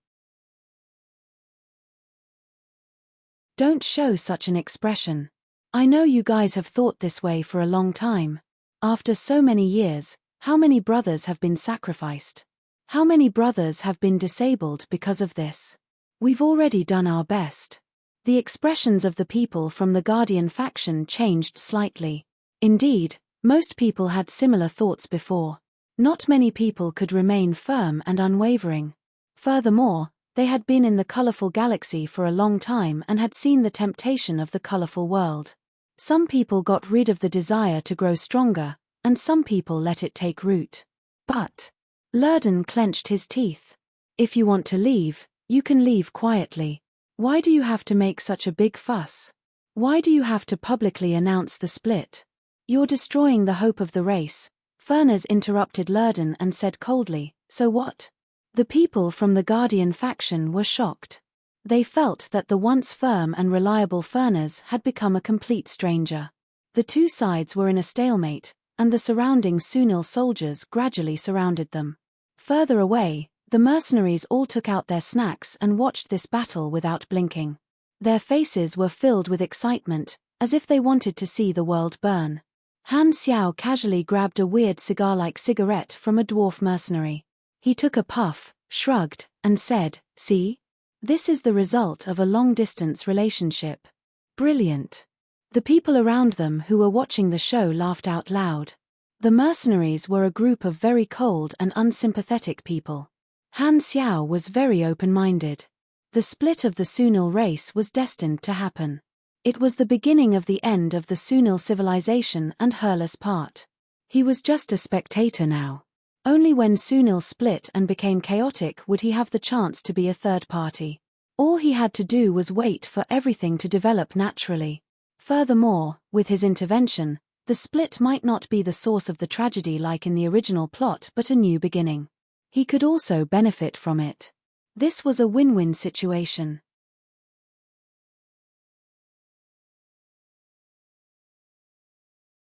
Chapter 346. The split was a foregone conclusion, and the Independence faction was determined to leave. The Guardian faction was both shocked and angry. Everyone was supposed to protect the race together, but now, someone had betrayed them and even dealt a heavy blow to the things that they had once protected before they left. The Guardian faction could not help but be agitated and question loudly. You're also a Sunil. How can you abandon your own race in such a time of danger? Furness was expressionless. My race, my appearance, my life form, these factors that were determined at birth cannot decide my thoughts and stand. I've sacrificed my abilities, and now I want a new life. The people of the Guardian faction still wanted to question, but seeing that the people of the Independence faction were calm and did not feel guilty at all, the Guardian faction suddenly could not bring themselves to criticize them. These people opposite them were all brothers who had once fought side by side, and everyone had given their blood and sweat. They were not enemies but comrades who had parted ways, so they did not have much of a right to criticize the Independence faction. They could only say that everyone had their own ambitions. Furness pushed away the people blocking the way, and the people of the Independence faction left. The Sunil soldiers and the Guardian faction watched them leave in silence. At this time, every Sunil seemed to have seen a gloomy future. Sobbing sounds could be heard. The iron-blooded soldiers who did not fear death in battle were now crying continuously. This was the collapse of the mental support in their hearts. All these years, the supers who protected the race had been shaped into the mental totem of the Sunil, the driving force of resistance. The soldiers were not afraid of death, but they were heartbroken by the split today. Sometimes, the collapse of the mental support is even more of a blow to a whole than an external disaster. Han Xiao shook his head. The Sunil in distress was like a resilient disabled person. The loss of his body could not defeat him, and he still maintained his fighting spirit. His thoughts were sound, but when his mental beliefs also collapsed, he became mentally disabled and lost his driving force. Therefore, the impact of the split on the race was not just the loss of a group of supers. It had a profound impact on the spirit of the people, the soldiers, and the resilient quality of the race. Hurlus's position as the main character was to weaken Furness and the other former heroes of the tribe after the split. Hurlus was raised to become a new benchmark and a new source of motivation, representing that there were still people persevering. In his previous life, Hurlus's future position was higher than Furness's in the past. If Furness was the representative of the change from being generous and hot-blooded to being bored and indifferent, then Lurden was the representative of the sin of redeeming himself, and Hurlus was the representative of the escapist slowly awakening to his sense of responsibility. After Sunil's fall, the mindset of the race kept changing, from hot-bloodedness to indifference, and from indifference, they found a belief to persevere. The belief collapsed in the split, and Hurlus' appearance built a new belief in the ruins, giving the race a new quality. His experience and actions gave the confused race a reason to persevere, staggering forward in pain and hardship. The conflict in his heart was a microcosm of the entire race. Hurlus was not like Bennett, who was far away in Blue Star building a sanctuary. He had already established a firm belief, and Hurlus was a growing main character. Thinking about the direction of events in his previous life, Han Technician was a little emotional. Unfortunately, water can float a boat, but it can also sink a boat. When Hurlus died in battle, the Sunils gave up struggling and went into the arms of Godora. The people of the Independence faction left the defense circle and entered the forest. They planned to find a place to contact the Galactic Travel Agency and never come back. Suddenly, a figure appeared in front of them. It was that mysterious armored warrior. Furness and the others stopped. Hurlus took off his helmet and said with a complicated expression, "Why? You came to me before you left because you wanted me to protect the race for you, but what you're doing now is destroying the will of the race." Furness looked at him coldly, shook his head, and said, "If I don't leave, how are you going to replace me?" Hurlus' eyes were slightly angry. "Just because of such a stupid reason? Actually, I hate you a lot. You have so much power, but you're just hiding at the back like a rice worm. You have no right to tell me what to do." Furness' face was cold. "Now, you've already shown your strength and exposed your armor. The race will definitely do their best to search for you. You can't go back anymore." Hurlus was shocked. "You're plotting against me, that's why, don't overestimate yourself." Furness' eyes narrowed, and he said coldly, "Everyone has been through so much. Why would we change our minds because of a minority like you? We left to pursue our own goals, just like those brothers who continued to persevere. Even if our division caused negative effects and made them be criticized by a small number of people, it wouldn't shake their stupid determination to protect the race. I still say the same thing. Only living is important. I want the entire race to no longer have the luxury of persevering. This meaningless struggle doesn't need to continue. Just accept Godora's aid obediently. That way, no one will have to bleed anymore, no need to fight anymore. All Sunils can have a stable life. This path is the true way to protect the race." Hurlus opened his mouth, and Han Xiao's face appeared in his mind again. He had once told Furness about the future of the race after they accepted military aid, but Furness insisted on his view and did not waver. He felt that this was a wrong prediction. The people from the Independence faction left. Hurlus hesitated for a long time before he gradually made up his mind. He left the forest and walked toward the defense circle. The army was still in shock from the division. When they saw this mysterious armored warrior appear, they were stunned for a while before they remembered the order from their superiors. They hurriedly collected their emotions, suppressed the confusion in their hearts, and surrounded him with military orders. In front of countless soldiers, Hurlus slowly took off his helmet, glanced at the exhausted soldiers, took a deep breath, and slowly said, "My name is Hurlus." To the entire Sunil race, this catastrophe had gone through many twists and turns. After the war, the Guardians had split, but the legendary Commander-class armor had appeared again, and a hidden Grade B super called Hurlus had stood out to surround the race. For the next few days, the media had greatly exaggerated Hurlus' experience, creating him as a hero who had stood out in a time of crisis. They reported that the Research Institute would invest a huge amount of money after they obtained the Commander-class armor, and that one day, the race would be able to obtain the technology for the Commander-class armor again. They used Hurlus and the future plan to dilute the impact of the division. Under the concerted efforts of the military and the leadership, Hurlus' name was known by everyone, and he gradually became a new role model for the race.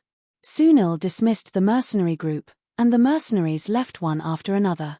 During this period of fighting side by side, Han Xiao had gotten to know many of his peers, and they had a lot of fun chatting. The other mercenaries had a deep impression of the Black Star mercenary, who had not suffered any injuries, and they all expressed their goodwill. Mercenaries liked to get to know their peers. They might have to fight side by side one day.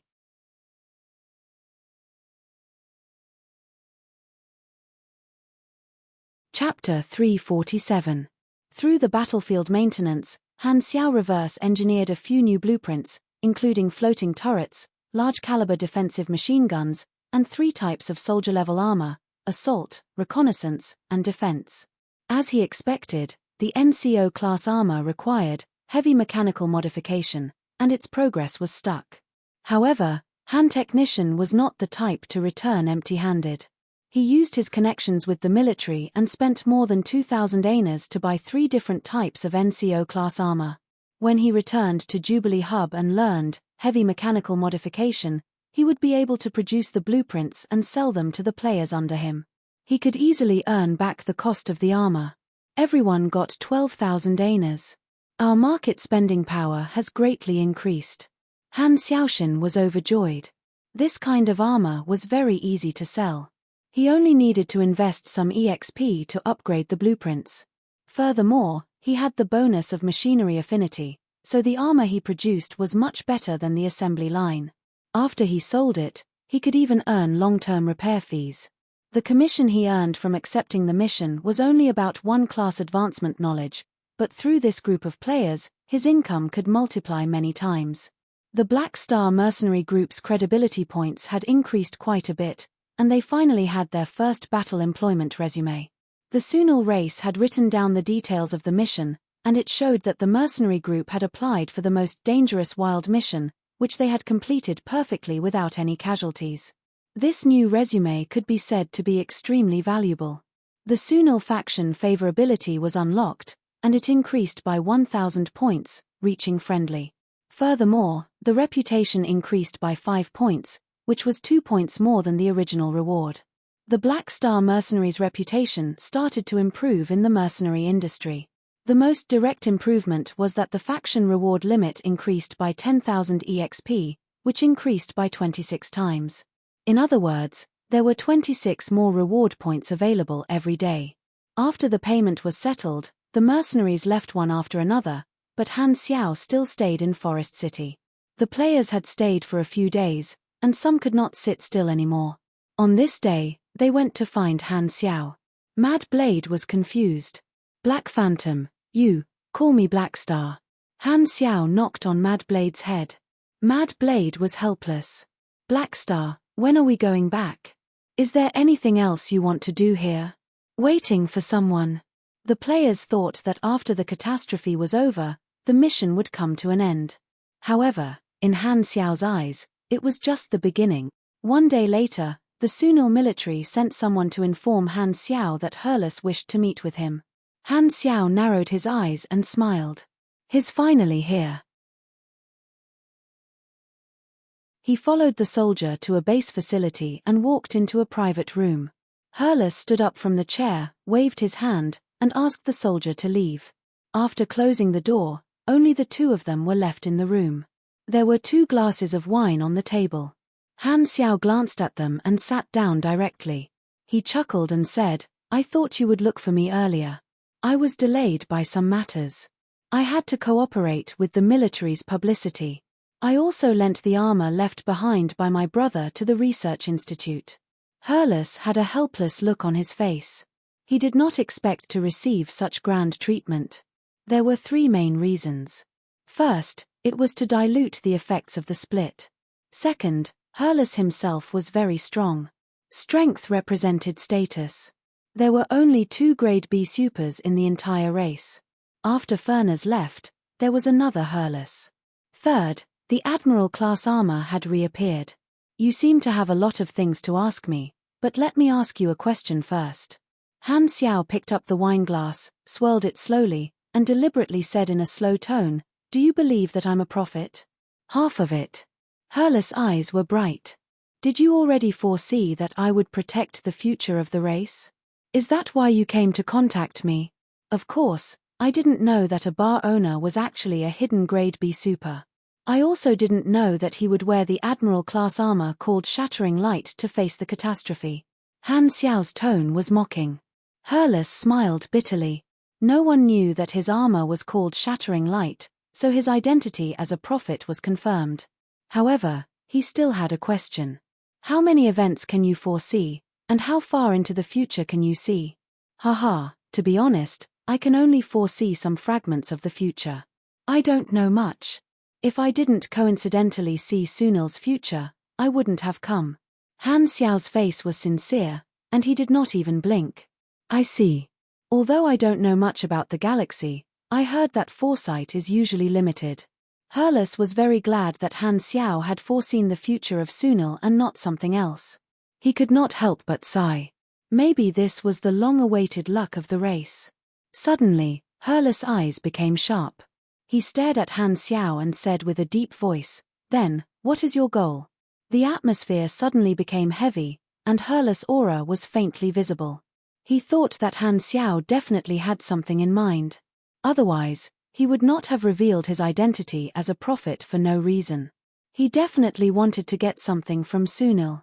Han Xiao pondered, put down the wine glass, and slowly said, "Let me tell you a story. On a backward planet with a surface civilization, there was a handsome man who was used as a test subject. One day, he was arranged to do an experiment, and he awakened the ability to foresee. He saw many fragments of the future, and with his foresight, he successfully escaped and obtained freedom. He then killed the evil enemies on that planet and became a legend that could be seen all over the planet. However, at this time, he saw a new future. A man-made disaster would descend on his mother planet soon, and the mastermind behind it was hidden deep in the galaxy. Therefore, he left the planet and stepped into a bigger world to find a way to save his mother planet. Han Xiao adjusted his collar. "I'm just a nobody. It's that handsome man." Herles could not keep a straight face, and his mouth twitched. He did not know if this was normal in the galaxy, but in the eyes of the Sunils, it was shameless. "You and I are of different races, so it's normal for us to have different tastes," Han Xiao said generously. "Oh." Herles believed him. He was stunned for a while before suddenly remembering the important matter. "You're saying that you entered the universe to save your mother planet. Does this have anything to do with Sunil?" Han Xiao smiled. "My mother planet is in the Garten star system, and it's about to face a disaster. I'm sure the Sunils are very familiar with the name of the mastermind behind it." Herles blinked, and his expression suddenly changed. "Dark star?" He suddenly felt enlightened. Everything was connected. Dark star is our common enemy, so he came to Sunil.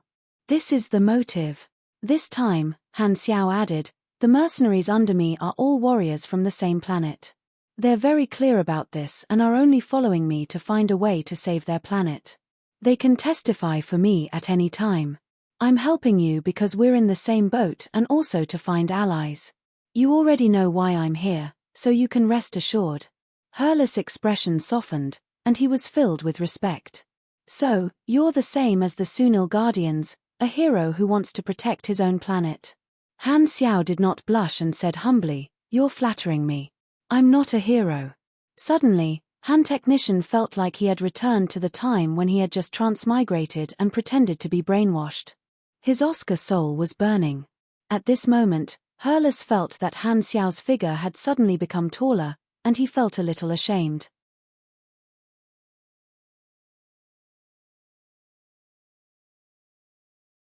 Chapter 348. After understanding Han Xiao's motive, Herles' expression softened. He paused and asked the question that he had always been curious about. "What's my future like?" "You." Han Xiao picked his ear, smacked his lips, and said, "Sacrificing yourself to fight the catastrophe, dying a horrible death." How horrible?" Herles' expression froze. Han Xiao picked up the wine glass, squeezed it tightly, and crushed it into pieces. He shrugged and said, "Something like that." Herles was skeptical. "Although I'm not one of those grade A supers, the beasts on this planet are not strong enough to kill me. In the fragment I saw, Forest City was breached by the beast horde. You defended the gap, fought a bloody battle, and used up all your energy. You were torn apart by the beast horde." Herles was surprised. He knew himself too well.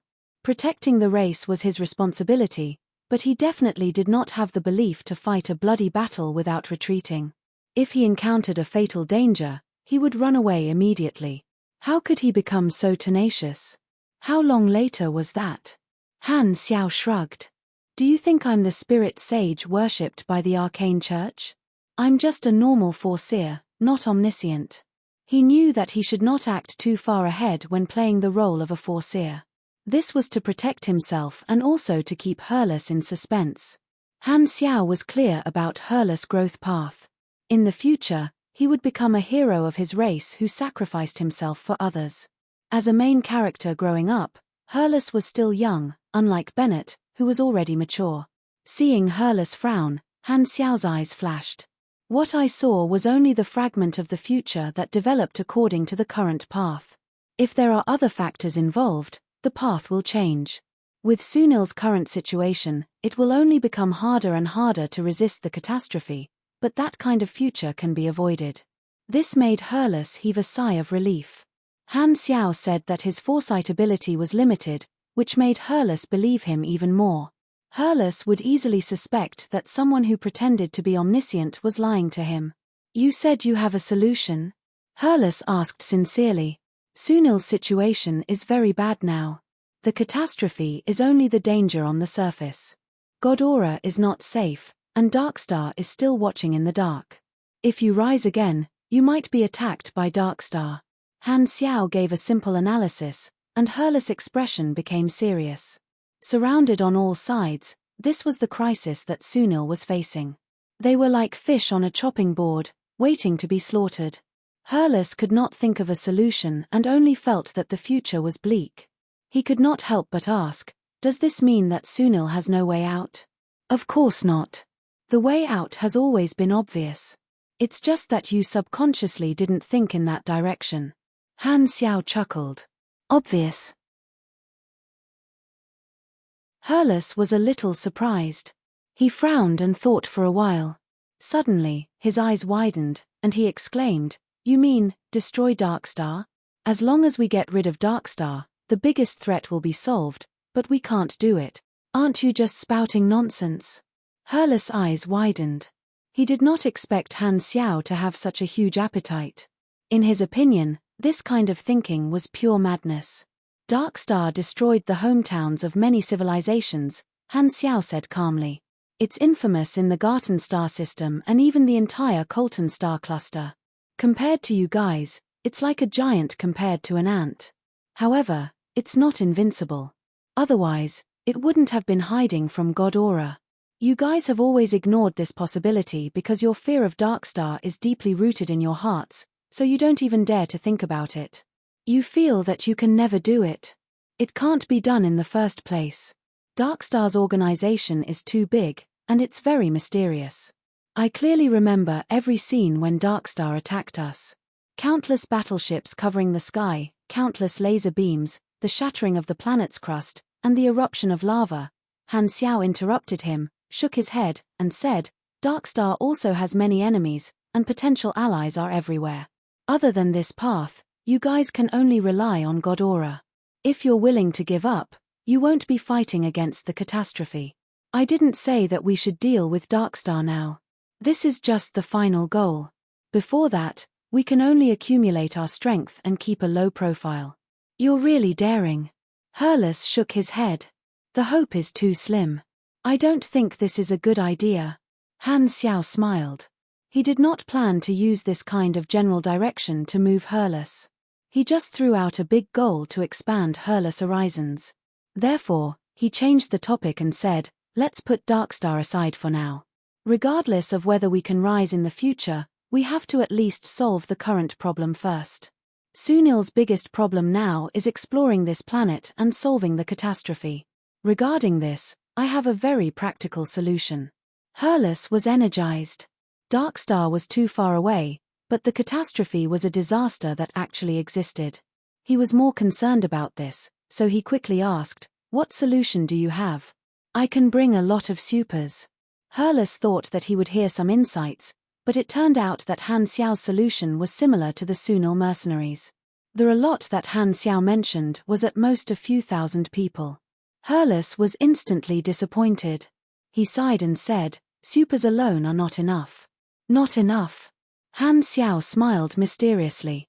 "What if it's hundreds of thousands of supers?" "Hundreds of thousands?" Herles had a "do you think I'm a 3-year-old" expression on his face.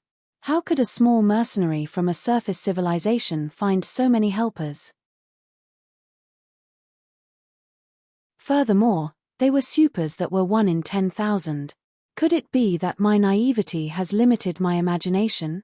I can bring a tide of people that is even scarier than the catastrophe. They are fearless of death and brave in battle. Not only the catastrophe, but they can also help you explore the planet and excavate the prophecy stone mine during normal times. All they need is a small reward. At this moment, Han Xiao revealed a smile that revealed his true intentions. This was his biggest goal for this trip.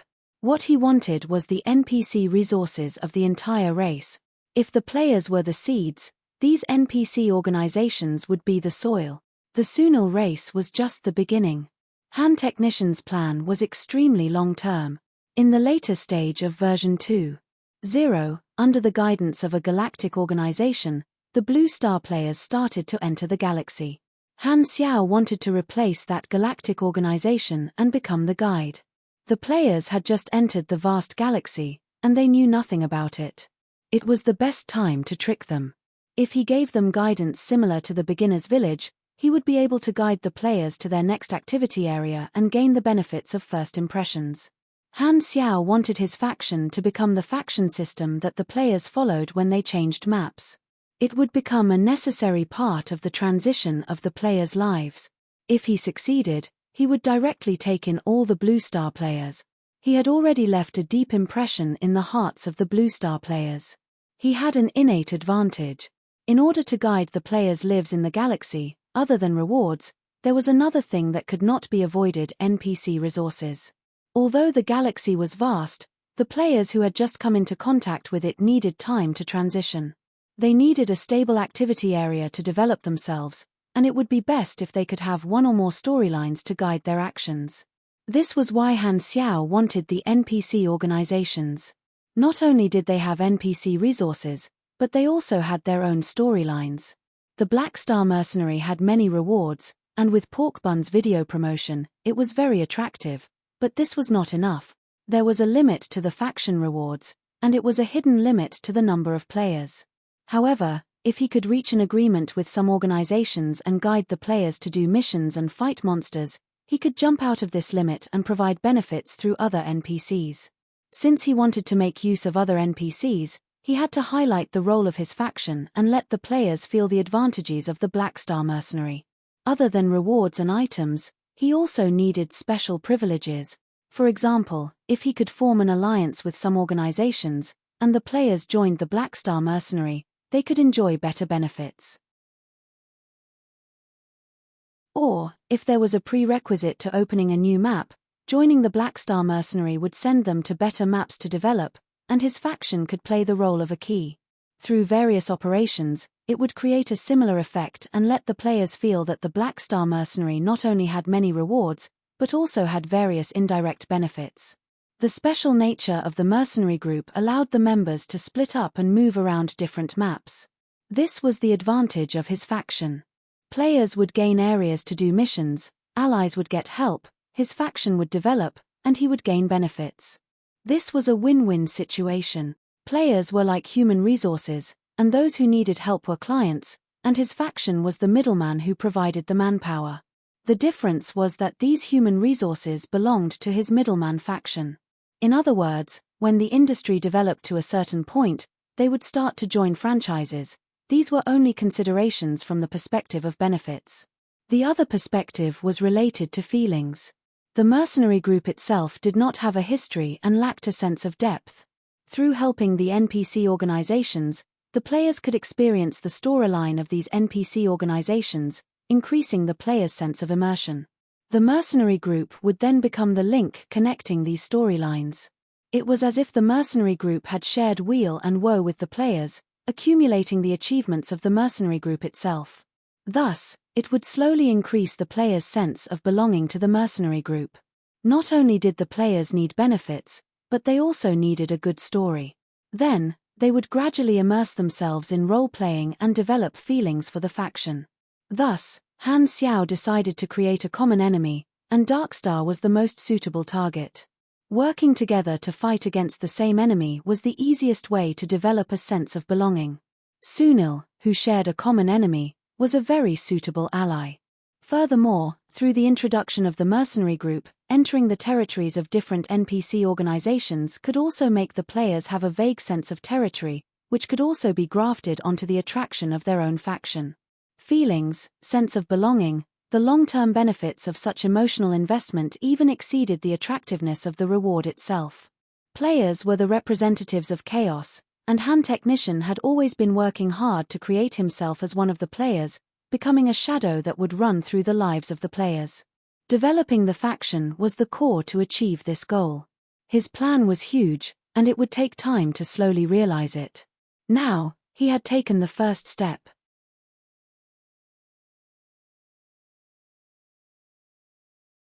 Chapter 349. Herles had a look of disbelief on his face. Just as he was about to say something, Han Xiao spoke first. "Don't be so hasty. You didn't believe that I was a foreseer either. If you hadn't changed your mind, we wouldn't be meeting now. I don't need you to believe me immediately. Think about it carefully. Why would I lie to you? The Sunils didn't give me any benefits. Even if I'm lying, you have nothing to lose." Indeed. Herles nodded in agreement. Even if Han Xiao was bragging, the race was just maintaining the status quo. Herles would rather believe that Han Xiao was telling the truth. As long as there were reinforcements, the losses of the race fighting against the catastrophe would be greatly reduced, and they would be able to develop. Although there was the potential threat of the Darkstar, the Sunils were just small fries to the Darkstar. As long as they kept a low profile, they would be able to find opportunities to grow in this dangerous environment. With that in mind, Herles said with a serious expression, "If you can really help the race get through this, the Sunils will be your strongest ally. I can't make the decision for the race, but I believe that the leaders will definitely do so. Please believe in the determination and quality of the Sunils." Of course, I've never doubted these 2 points. Han Xiao flattered Herles, making Herles feel good both physically and mentally. "As for your attitude, I'll report it to the upper echelons immediately." Han Xiao waved his hand and said, "I advise you not to say it first. A surprise is better than waiting in torment. Furthermore, with just your words, the upper echelons of your race might not believe that I'm a foreseer." Herles was stunned for a moment before he said, "That's true. If I'm not wrong, you should be like the other supers, heading to the galaxy to be a mercenary." I've been in the race for too long. It's time for me to go out and contribute. I'll leave in 2 days." Herles nodded. Although he was very strong, he had never explored the galaxy alone.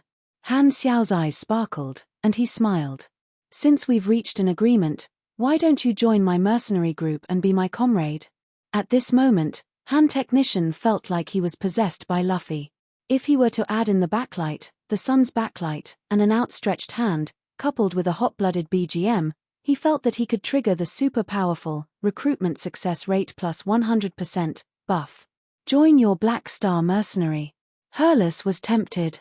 He was going to be a mercenary anyway. Not only would there be more people working together, but he would also be able to interact with Han Xiao for a long time, witness his actions, and verify if what he said was true. If Han Xiao was sincere in helping the Sunils, he would have a chance to repay him. He would help Han Xiao save his mother planet, and they could even discuss how to deal with Darkstar together.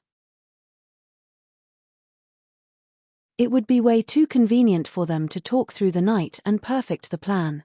Furthermore, Han Xiao was very important to the Sunils, and he could not let anything happen to him. If they teamed up, he would be able to protect him. After all, Han Xiao's strength was at a mediocre level in Herles' eyes. He was definitely not strong. His strength is 1 grade lower than mine. It's very dangerous to be a mercenary. I'll follow him in case he dies in an accident. After careful consideration, Herles felt that this suggestion was very constructive and immediately gave an affirmative response. "Okay, I'll join your mercenary group." Hearing this, Han Xiao nodded calmly, but he was smiling like a blooming chrysanthemum in his heart. "It wasn't a waste of my 5 hairpin-style tricks. I finally managed to lure this main character away." Other than being able to contact the Sunils, Herles could also strengthen the NPC officers of the mercenary group. This was a high-end combat force. "I've made a killing this time." The content of their conversation was not reported to the upper echelons. Just as Han Xiao had suggested, The Sunils were kept in the dark for now. Only Hurles knew. 2 days later, the Galactic Travel Group arrived on planet Sunil. The players followed Han Xiao, waiting to board the ship. Suddenly, they saw a tall Sunil walk over. They had stayed in Forest City for so long and had seen the military's propaganda. They immediately recognized that it was Hurles, a character that was being made into a hero. Hurles was wearing simple casual clothes. Han Xiao glanced at him and asked, "Where's your armor?"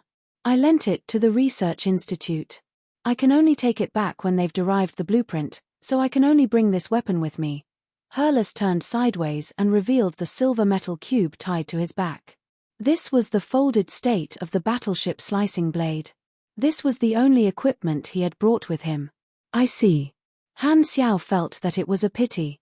The commander-grade armor was good stuff, but he had not even reached the requirements for the NCO-grade armor, let alone the commander-grade armor.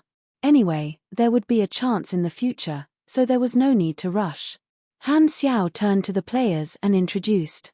"This is Hurles, a Grade B super. From today onwards, he'll be our comrade, a new member of the mercenary group." Oh my God! Everyone's jaws almost dropped to the ground. They were dumbfounded. Oh my God, the hero of an entire race was kidnapped by the captain. "Why did you join us? What's your class? Did you make some kind of deal with Black Star?" Everyone was curious about this new comrade. Hurles was surrounded in the center and felt the passion of his teammates. He was not used to it and forced a smile. The players' detection results were a sea of question marks. They were very curious about how Han Xiao had managed to hook up with a Grade B super. This was a top expert in high-level maps and should be even stronger than Black Phantom. He was probably the strongest person in the entire mercenary group. The players were very excited that someone stronger had joined their group. After a while, the spaceship slowly landed. Hurles got rid of the players and walked to Han Xiao's side. He looked up at the spaceship with a stiff expression. Han Xiao turned around, raised his brows, and said, "You seem a little nervous. You've never been to the galaxy before?" "Yes, this is my first time." Hurles rubbed his hands, wiped the sweat off, and said softly, "Actually, I'm a little afraid of heights. You're a disgrace to pugilists." Han Xiao was speechless. The group boarded the spaceship and slowly rose into the sky, flying toward the outer space. Forest City slowly shrank in their vision. This mercenary mission had finally ended. They left with one more member than when they came. The catastrophe of Sunil had benefited them a lot, especially Han Xiao, who had earned a lot. "We've planted the seed in Sunil this time. It can be considered as connecting with the storyline of Darkstar. The plan has finally taken its first step." Han Xiao crossed his arms, deep in thought. The destination of the spaceship was Jubilee Hub. Before the next mission, Han Xiao had to go back and rest the team, as well as digest the rewards of this trip. In Forest City, a military base was opened to become a recruitment office.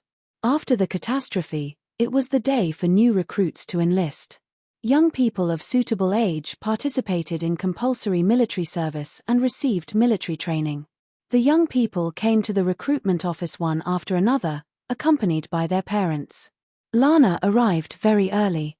He was only allowed to enter the recruitment office after handing over his identity card. Unrelated people were not allowed to enter, and his parents were stopped outside. Lana turned around. His parents were waving outside with their usual kind smiles. He took a deep look at them before following the team into the military base. After queuing for a long time, it was finally Lana's turn to go through the procedures. The officer sitting behind the table did not even raise his head and said casually, "State your name, then take a number plate for the physical examination." Lana took a deep breath and said seriously, "Sir, I would like to apply to officially enlist." The officer looked up and glanced at him. "Do your parents know?" "They don't." "Young man, your parents must have warned you not to apply to officially enlist, right?" "Yes, sir, but I believe that my decision is correct," the officer said coldly. "Once the application is approved, you will be fully responsible for your decision. You are not allowed to go back on your words. Do you understand?" "I understand." A smile appeared on the officer's cold face. He opened the drawer, and there was a thick stack of official enlistment application forms. He took one out and handed it to Lana. Lana was about to take it, but he realized that the officer was holding the application form tightly. He could not take it out. This time, the officer said coldly, "This is your last chance to regret." Lana took the application form with a firm expression. "Very good. The official enlistment area is at the side. Don't block the people behind."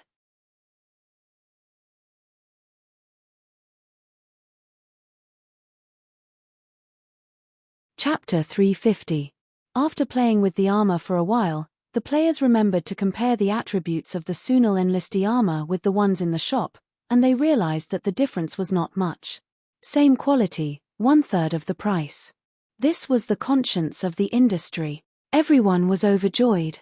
The remaining people stopped watching and willingly took out their money, transferring it to Han Xiao's account.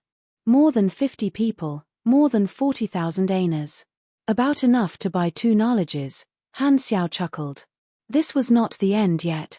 Then, he opened up a new business in the faction store interface equipment enhancement.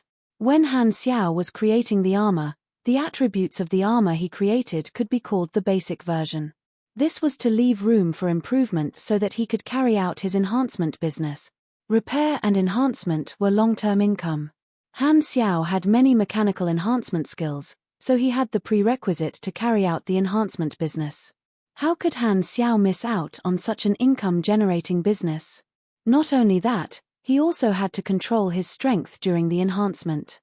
He would not go all out on the first enhancement and always leave room for improvement. Only then would he be able to attract the players to continue spending. One could not blame the great mechanic Han Xiao for being black-hearted. Splitting an item into several batches for sale could maximize the profit, and at the same time, the players who did not know about it would be willing. Han Xiao used the cheap and good quality equipment to compete with the other shops. First, he would make the players buy the equipment and fall into the trap. Then, he would introduce the subsequent additional business, turning a one-time sale into a long-term profit. After all, he had occasionally played standalone games in his previous life and had been inspired by the idea of selling the game in pieces. Han Xiao sighed. Back then, I was also an honest person when I was young. My young and pure heart was tainted by society. It is not the man's fault that I became bad, but the world's fault. In the next few days, Han Xiao rushed to make all the armor. Every player changed their appearance and put on the enlistee armor. It was like a mercenary group had a set of uniforms. Although the players were all supers, the enlistee class armor also provided some convenience. As a staunch supporter of the great mechanic Han, Frenzied Sword was the first to spend money to strengthen the armor. After strengthening, the attributes of the armor increased by about 10%, and the price of strengthening the same piece of equipment kept increasing. The first strengthening of the enlistee armor only cost 60 aners, the second 100, and the third 150. With every 3 strengthening, the price would increase by leaps and bounds. The fourth strengthening cost 300 aners, and so on. Every strengthening would increase the attributes of the armor by 8 to 12%. The price was low, and the benefits were high. Frenzied Sword set an example, and the others felt that it was reliable and followed suit.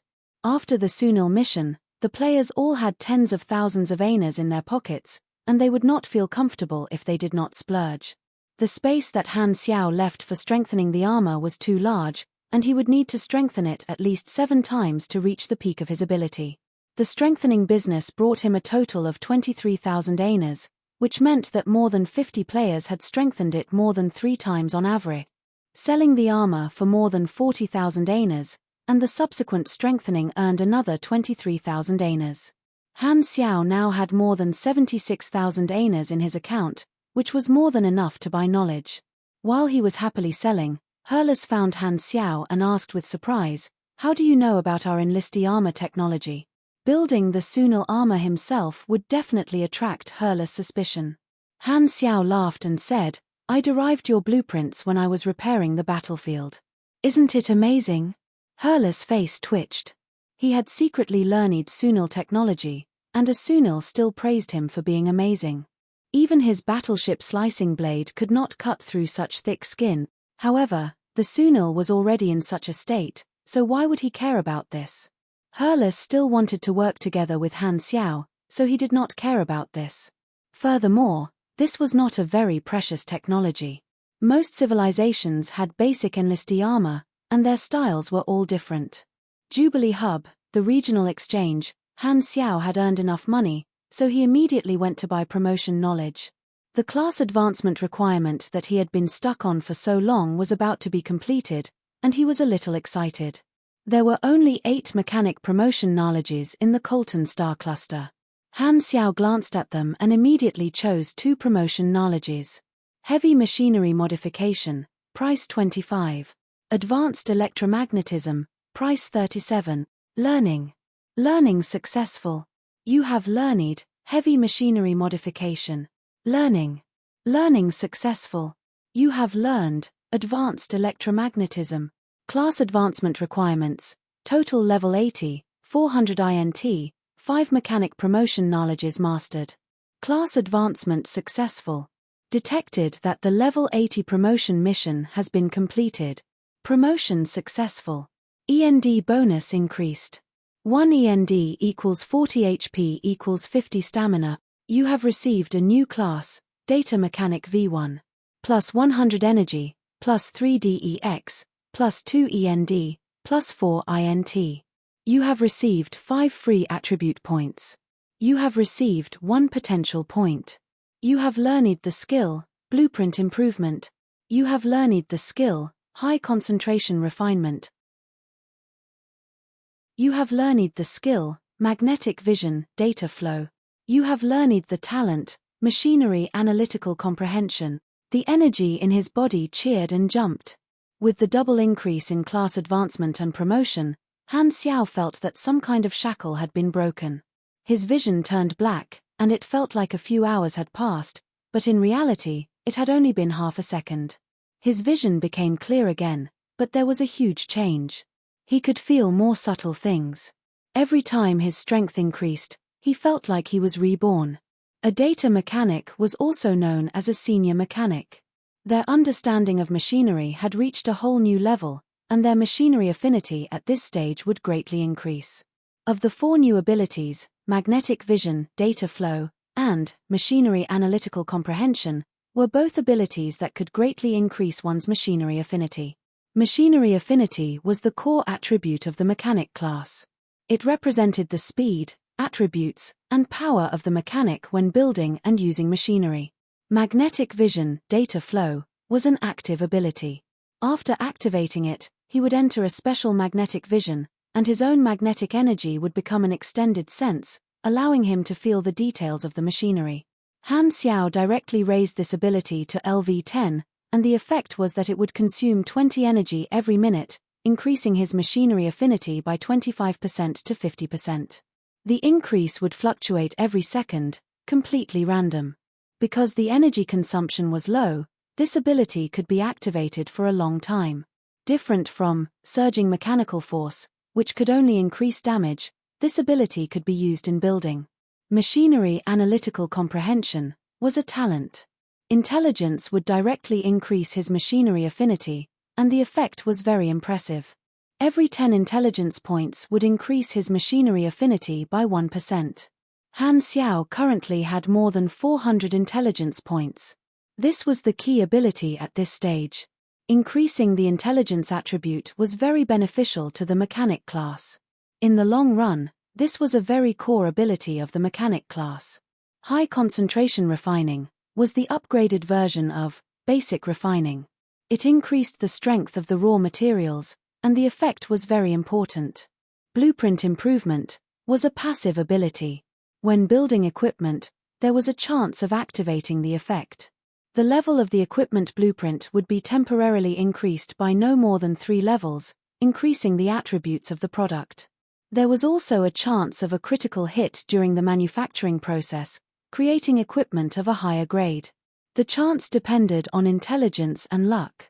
Han Xiao still had more than 2.5 billion experience.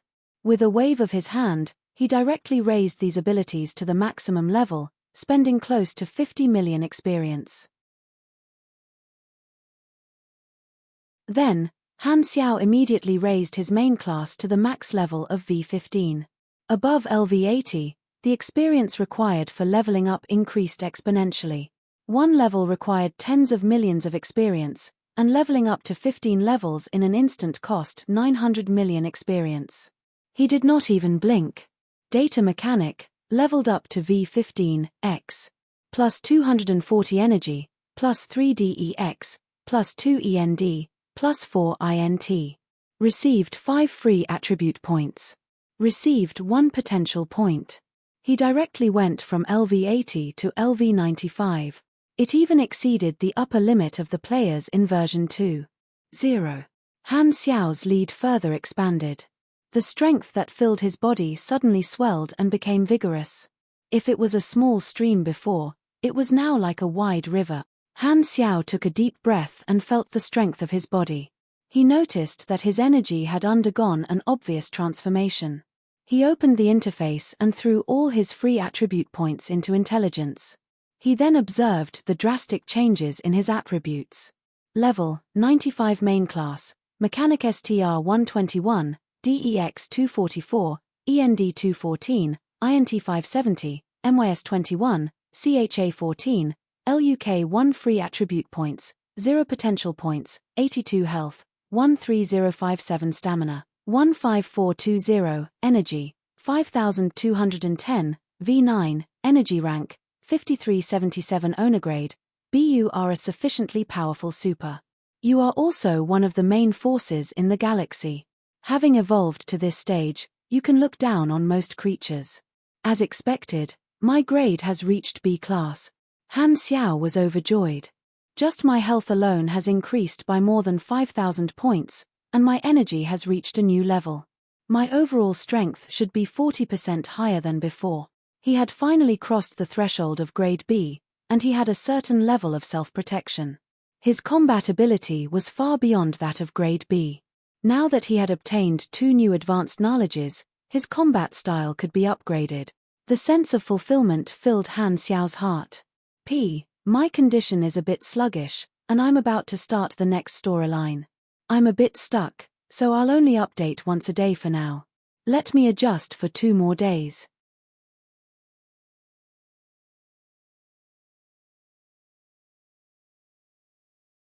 Chapter 351. After staying on planet Sunil for about a month, Han Xiao and the others finally returned to Jubilee Hub. As soon as they returned, the first thing Han Xiao did was to change the medium-sized lounge into a large stronghold. The rent increased from 40 aners to 100 aners, and the space was larger and not cramped. The more majestic a faction's stronghold was, the more reliable the members would feel. In fact, Han Xiao felt that spaceships were the best mobile strongholds, but a spaceship was too expensive. The players would not be able to afford it even if they cut off all their kidneys. However, human bodies were not popular in the galactic organ market either. If they had money, they would squander it. A mechanic's view of spending had always been to make money back after spending it. This trip was quite rewarding.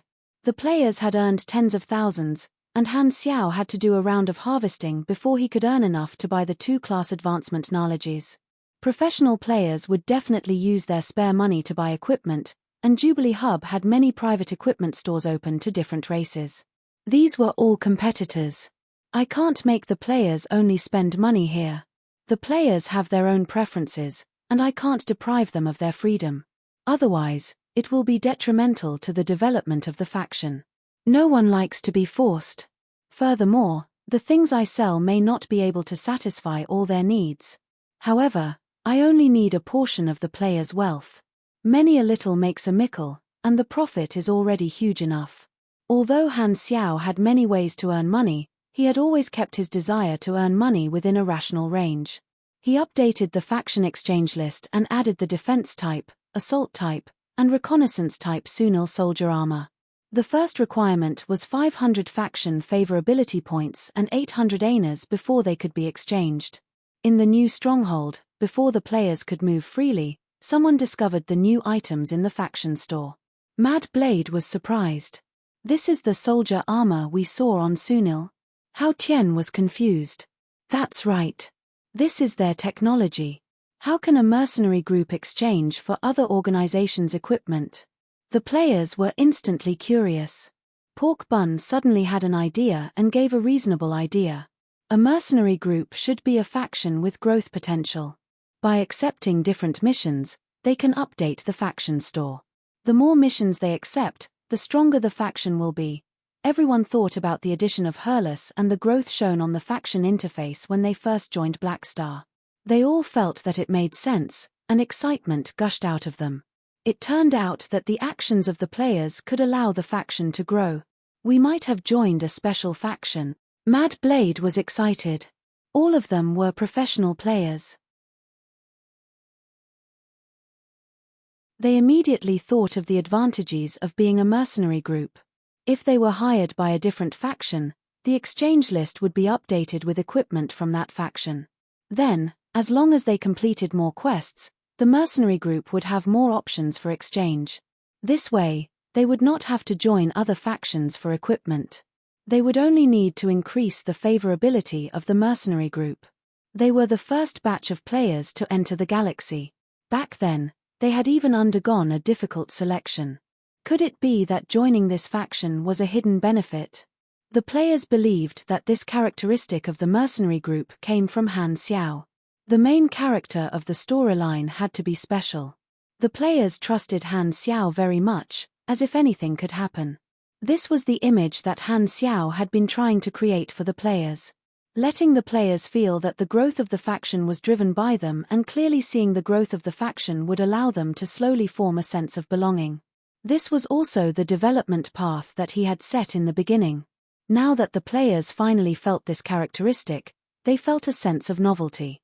His strategy had achieved the desired effect. At this time, the players had money in their pockets. A few of them immediately bought the soldier armor. Han Xiao did not have the real thing, so he had to order one. The other players were more pragmatic and planned to observe the real thing after it was done. When Sunil was fighting, every player had their eyes on the soldier armor. Unfortunately, they did not have the means to buy it. Second Prince had even almost wanted to steal one. We've been fighting for more than a month. Let's all rest for a while. Han Xiao dismissed everyone, left the stronghold, and rented a machinery modification room. He first spent a few million EXP to raise the level of the armor blueprint to level 6 before starting to build it. He still had a lot of materials left from the Blue Star. Only a small portion of the Sunil soldier armor needed to be bought from the galaxy, and the cost of one set was only about 50 annas. The mercenary group did not have any missions for the time being, so the players could finally walk around Jubilee Hub. Of course, they would not only spend their money in one place. There were many shops in the hub, and there was a wide variety of products to choose from. During this period of rest, everyone saw the equipment of different civilizations and bought quite a lot of equipment, such as more powerful guns and small support machines. At the same time, they discovered that some machinery shops were also selling soldier armor. This was very common in the galaxy. Although the appearance of these armors was very different from Sunil's, the technology behind them was more basic. However, the prices in the shops were much more expensive than the ones in the mercenary group. The cheapest one cost 3,200 annas, which was 3 times more expensive. However, the players started to worry. You get what you pay for. Han Xiao's armor was so cheap, so would its attributes be bad? Everyone secretly memorized the attributes of the armor in the shops and planned to compare them when the products of the mercenary group were out. Although Black Star's equipment was more expensive, when professional players had money, they would only look at the quality and not the price. Hurlus went to the mercenary hall alone to register and join the Black Star mercenary. He opened the mercenary group resume. Black Star mercenary credibility points, 154 group size, 53 level, 52 grade B, 1 missions completed, 1, low-level daily missions are not included, active area, Garten Star System resume, Sunil Defender Battle, Collapse Expand, Founder, Black Star. Han Xiao creation date, year 688, October 2 summary. a small mercenary group with a certain level of combat ability. There is one Grade B supermember. A mercenary group that has only been established for a month. Black Star didn't lie to me. Hurlus saw that there was only one Grade B in the group and knew that he was the strongest in the group. He could not help but feel a sense of responsibility. For the future of the race, he had to protect Han Xiao. He hoped that this captain would not choose missions that were too dangerous. On the other side, Han Xiao, who was making armor in the workshop, received a notification from the interface. Faction reward limit, 135700 leader level V80, plus 64,000 officer, Hurlus, B, plus 20,000 to 53 group size, plus 20,000 to 7 renown, plus 14,000 legendary point, leader, 3, plus 15% allies or enemies. Nun Sunil's friendliness was in the category of individuals and had not risen to the level of faction allies. Han Xiao was energized. The faction had obtained its first officer and taken the first step. The reward limit had increased by 20,000. Recruiting officers was indeed a good way to increase the reward limit quickly. 2 days later, Han Xiao made 6 sets of soldier armor. The players could not wait to try them on and instantly felt the convenience. Individual armor was a topic that most civilizations would definitely research when they reached a certain level. The original intention was to allow individuals to obtain a stronger physique and adapt to different environments. When the players put on the individual armor for the first time, it was like opening the door to a new world. In the stronghold, a few players who had bought the armor excitedly operated the armor. The new control feeling made them very happy, and the other players surrounded them and touched them curiously. How does it feel? It looks heavy, but it's actually very convenient to move around. There's a power structure inside. Rainy Kim frowned and coldly said, a bunch of metal lumps. They look so ugly. All the male players glared at her and for the first time, they had a common enemy. What do you know? Mechanical armor is a man's romance.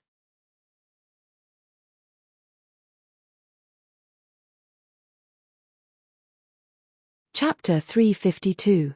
After playing with the armor for a while, the players finally remembered the difference in attributes between the Sunil enlistee armor and the ones from the shop. The same quality, 1/3 of the price, this was the conscience of the industry. Everyone was overjoyed, and the remaining people no longer watched. They were willing to fork out the money and transfer it to Han Xiao's account one by one. More than 50 people, more than 40,000 aners. That's about enough to buy 2 pieces of knowledge, Han Xiao chuckled. This was not the end yet. Then, he opened a new business in the faction store interface equipment strengthening. Han Xiao had held back when he was making the armor, and the armor he made could be called the basic version. This was to leave room for improvement so that he could carry out the strengthening business. Repairing and strengthening were long-term income. Han Xiao had many mechanical strengthening skills, and he had the prerequisites to carry out the strengthening business. How could Han Xiao miss out on such a profitable business? Not only that, he also had to control his strength during the strengthening process. He would not go all out on the first strengthening, leaving room for improvement so that the players would continue to spend money. Han Technician could not be blamed for being greedy. He was doing his job by splitting one item into a few batches to maximize his profits. At the same time, the players who did not know the truth were still willing to do so. Han Xiao used the cheap and high-quality equipment to compete with the other shops. He would first let the players buy the equipment into a trap before launching a follow-up business, turning a one-time sale into long-term profit. After all, he had occasionally played single-player games in his previous life and was inspired to sell them separately. Han Xiao sighed. Thinking back, he was an honest person when he was young. His young and pure heart was tainted by society. It was not the man's fault for turning bad but the world's fault. Over the next few days, Han Xiao rushed to make all the armor. Every player changed their appearance and put on the enlistee armor. It was like the mercenary group had a set of uniforms. Although the players were all supers, the enlistee armor also provided some convenience. As a firm supporter of Han Technician, Mad Blade was the first to spend money to strengthen the armor. After strengthening, the armor's attributes increased by about 10%, and the price of strengthening the same piece of equipment kept increasing. The first enhancement of the soldier's armor only cost 60 aners, the second enhancement cost 100 aners, and the third enhancement cost 150 aners. Every time it was enhanced 3 times, the price would increase exponentially. The fourth enhancement cost 300 aners, and so on.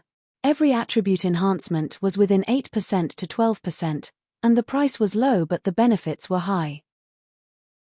Mad Blade set the example, and the others felt that it was reliable and followed suit. After the Sunil missions, the players all had more than 10,000 aners in their pockets, and they would not feel comfortable if they did not squander them. Han Xiao had left too much space for the armor to be strengthened. They had to strengthen it at least 7 times before they could reach the peak of their abilities. The strengthening business had brought him a total of 23,000 aners, which meant that more than 50 players had strengthened it more than 3 times on average. After selling the armor for more than 40,000 aners and adding another 23,000 aners for the subsequent enhancements, Han Xiao now had more than 76,000 aners in his account, which was more than enough to buy knowledge. While he was happily selling, Herles was very troubled. He found Han Xiao and asked with surprise, "How do you know about our soldier armor technology?" Building Sunil's armor himself would definitely cause Herles to be suspicious. Han Xiao laughed and said, "I derived your blueprints when I was repairing the battlefield. Isn't it awesome?" Herles' face twitched. He had secretly learned Sunil's technology and even had a Sunil praise him for being awesome. Even his battleship slicing blade could not cut through such thick skin. However, Sunil was already in such a state, so there was no need to pursue this. Herles still had to work together with Han Xiao, so he did not care about this anymore. Furthermore, this was not considered very valuable technology. Most civilizations had basic soldier armor, and they just had different styles. Jubilee Hub, Regional Exchange. Han Xiao had earned enough money, so he immediately came to buy class advancement knowledges. The class advancement requirement that he had been stuck on for so long was about to be completed, so he was a little excited. There were only 8 mechanic class advancement knowledges in the Colton star cluster. Han Xiao scanned through them and chose 2 mechanic class advancement knowledges. Heavy mechanical modification, 25 point. Advanced electromagnetism, 37 point. Learning. Learning successful. You have learned, heavy mechanical modification. Learning. Learning successful. You have learned, advanced electromagnetism. Class advancement requirements, level 80, 400 INT, 5 mechanic class advancement knowledges. Class advancement successful. Detected that the level 80 promotion mission has been completed. Class advancement successful. END bonus increased. 1 END equals 40 health equals 50 stamina. You have received a new class, Data Mechanic V1. Plus 100 energy, plus 3 DEX, plus 2 END, plus 4 INT. You have received 5 free attribute points. You have received 1 potential point. You have learned the skill, Blueprint Improvement. You have learned the skill, High Concentration Refining. You have learned the skill, Magnetic Vision, Data Flow. You have learned the talent, Machinery Analytical Comprehension. The energy factor in his body cheered and jumped.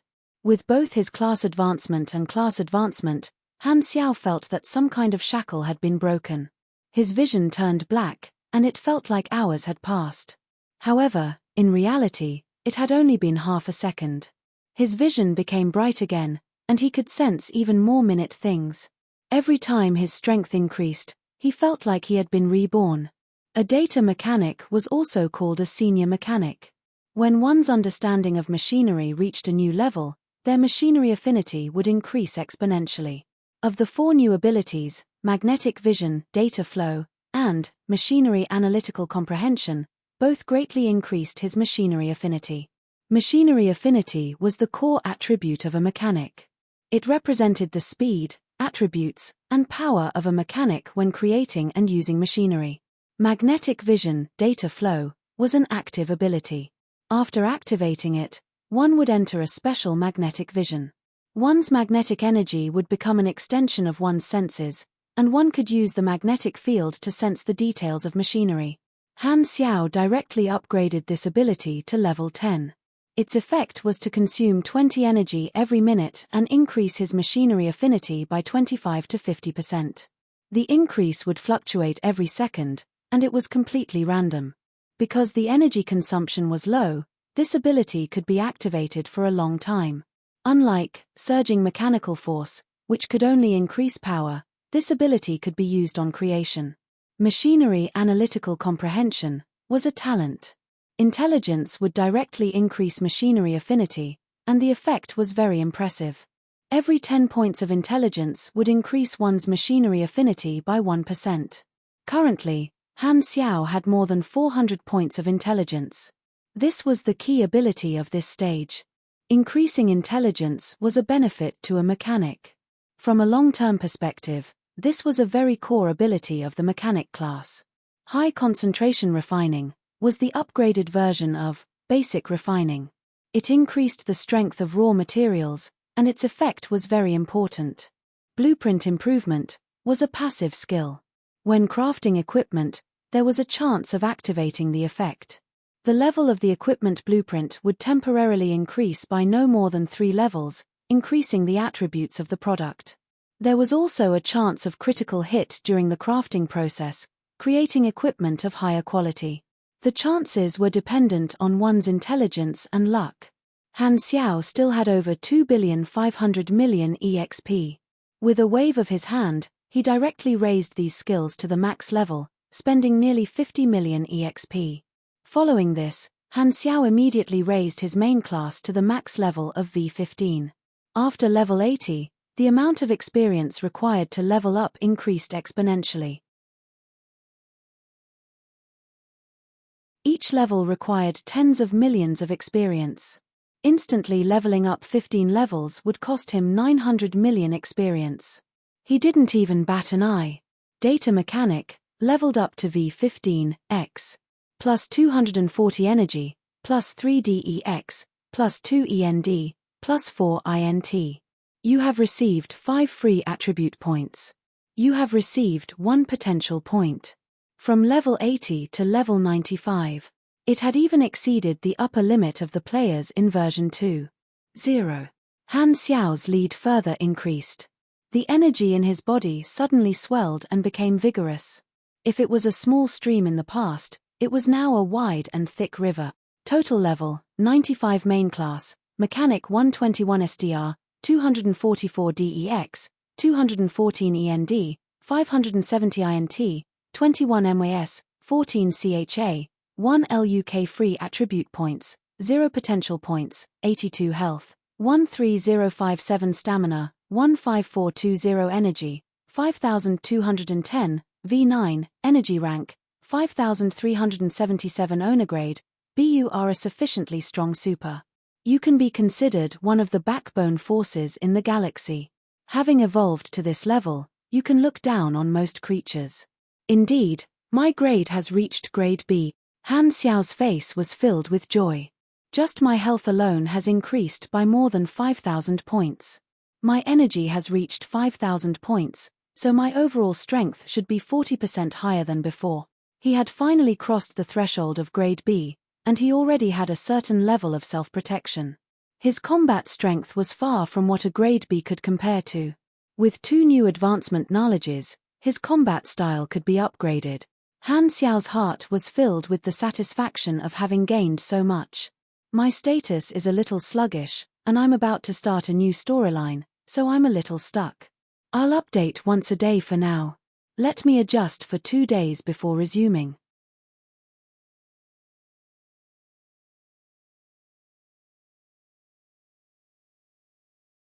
Chapter 353.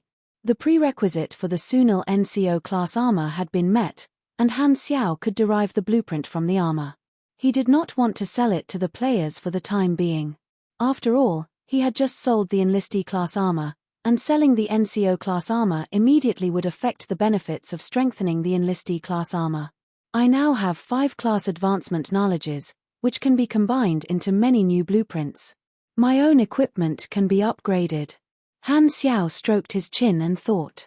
He currently had 4 combat modes: the core system, amphiptyr mechanical suit, the close-range compounded magnetic chain split blades plus thermoelectrical incisor gauntlet, the mid-range sonic sphere, and the long-range wrath of Garrett and sniper kiting. These 4 modes formed the foundation of a comprehensive combat system.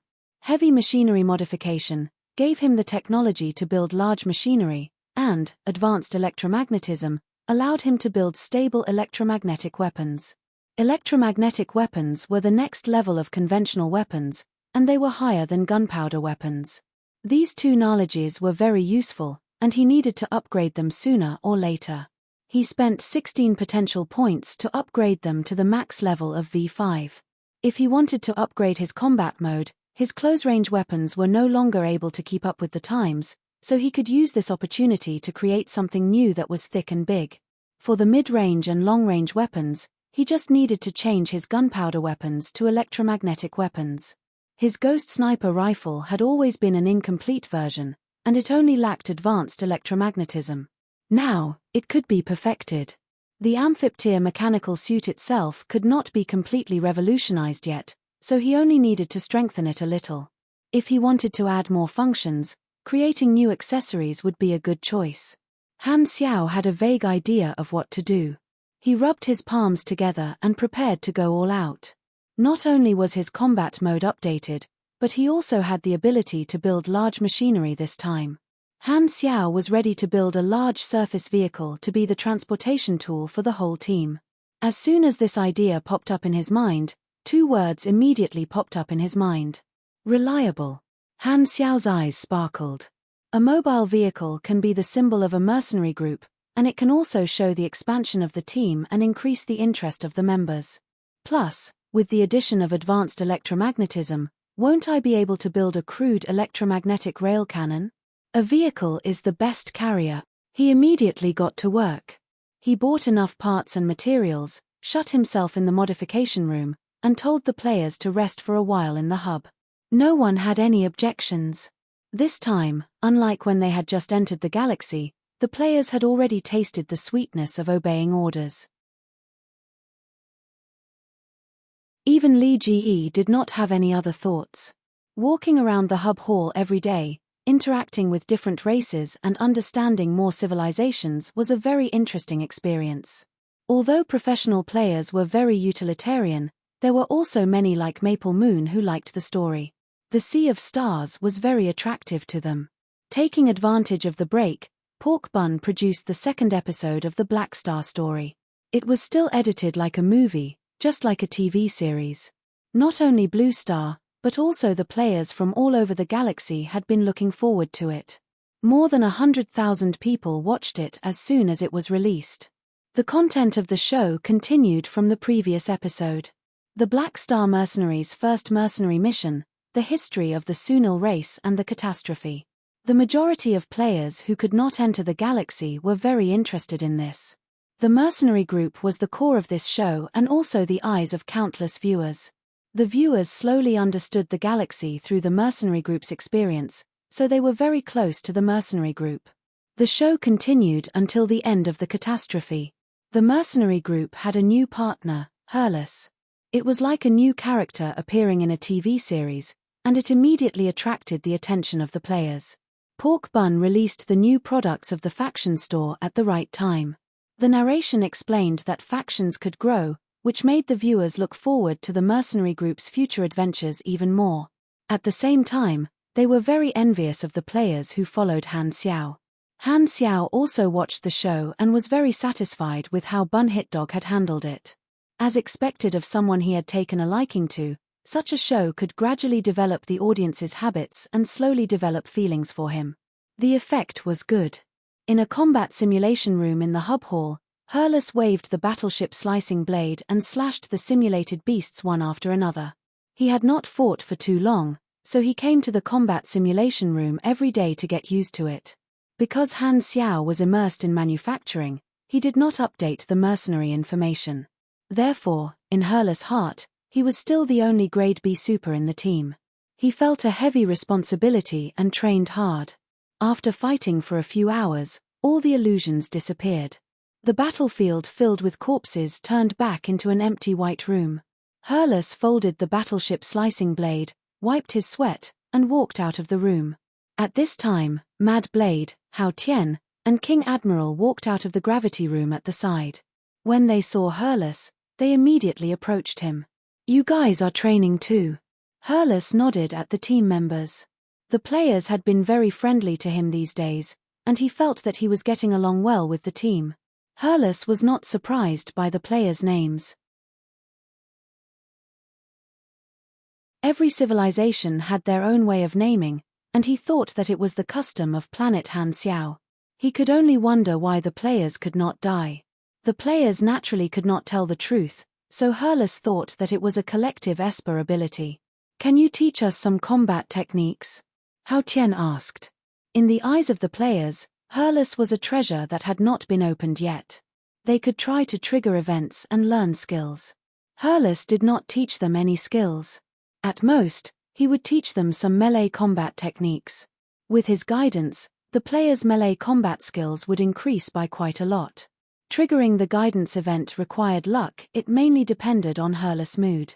However, the benefits were free, so players would ask about it from time to time. Since they were in the same team, Herlus did not mind.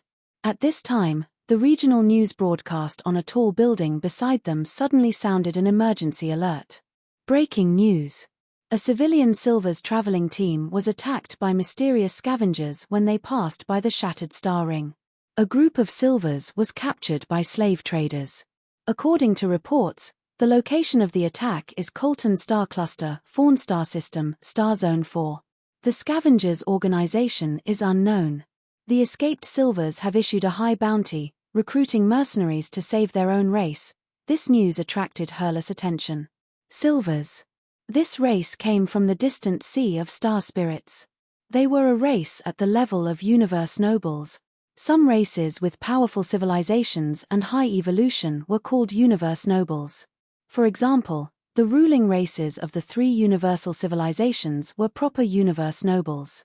The Silvers did not reach the height of the three universal civilizations, but they were an advanced civilization that had existed for a long time and enjoyed a special status in the universe.